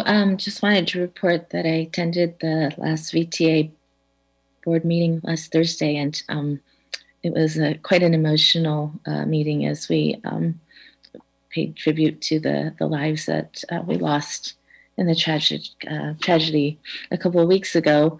And we also, in honor of them, truncated our meeting. But the one item that, well, there were two items. The board approved the contract with the new general manager, Carolyn Gounod, who will be starting July 12th, and also approved the biennial budget for 2022-23 and 23-24. Also wanted to mention this, the air district that I serve on, and I bring this up because I actually received quite a few emails on this item issue, and a lot of them came from our community.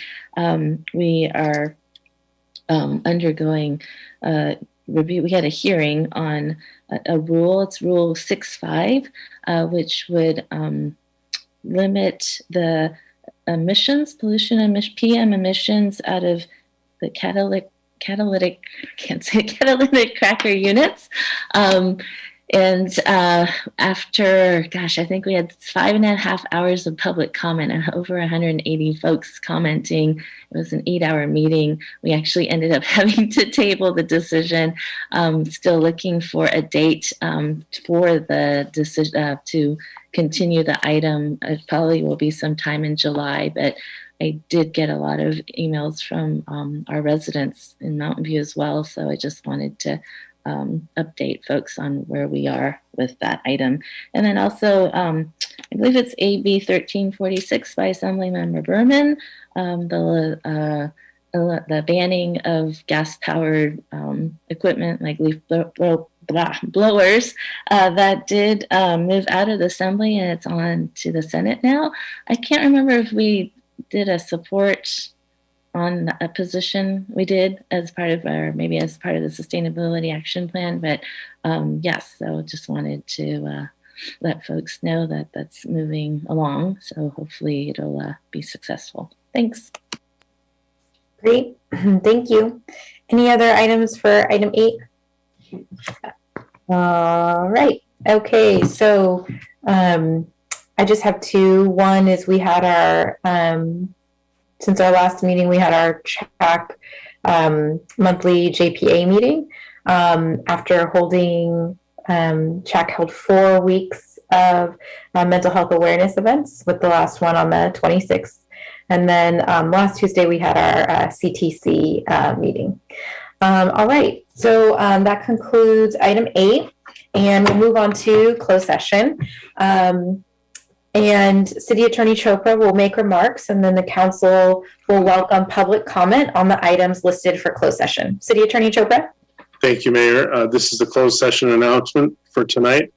The City Council will meet on 2 items in closed session. The first is item 10.1, conference with labor negotiators, Government Code Section 54957.6, agency designated representatives, City of Mountain View Assistant City Manager Audrey Seymour Ramberg, Human Resources Director Sue Rush and Charles Sakai, Sloan, Sakai, Young, and Long, LLP, employee organizations, Service Employees International Union, SEIU, Local 521, the Eagles Association, the Police Officers Association, POA, the International Association of Firefighters, IAFF, Local 1965, unrepresented fire managers, unrepresented police managers, unrepresented department heads and council appointees, unrepresented confidential employees, and unrepresented hourly employees.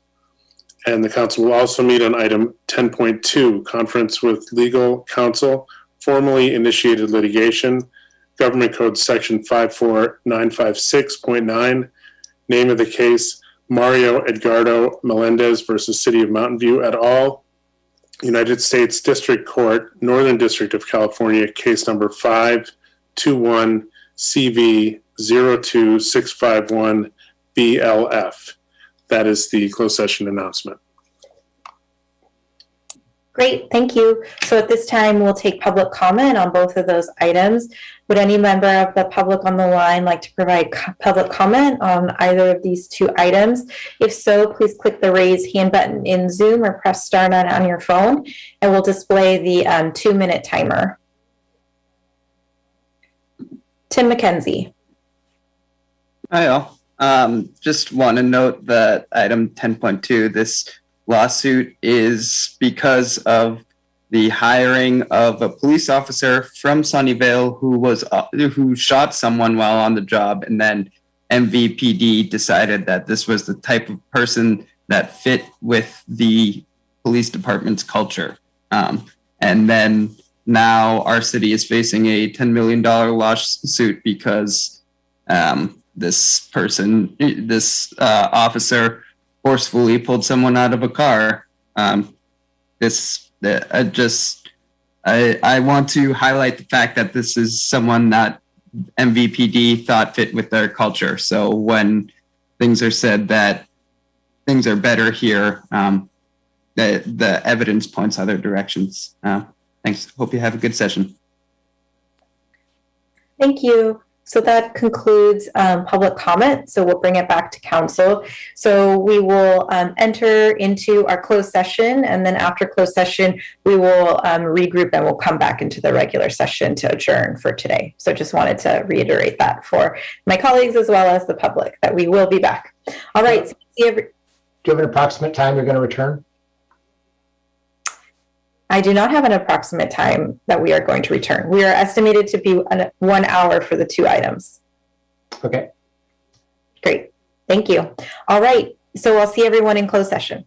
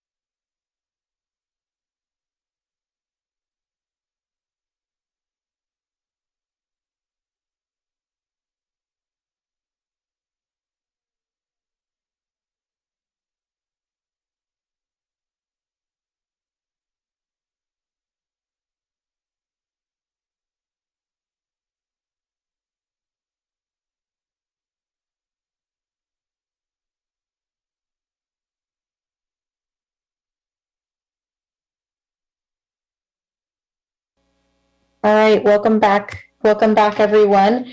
We'll move on to, from item 11, City Attorney Chopra, do we have a closed session report? There's no closed session report tonight, Mayor. Great, thank you. So this leads us to item 12, which is adjournment. Thanks so much for joining us. And our next regular city council meeting will be on June 22nd, 2021. Until then, stay healthy, and the meeting is adjourned at 11:42 p.m. Thanks, everyone. Have a good night.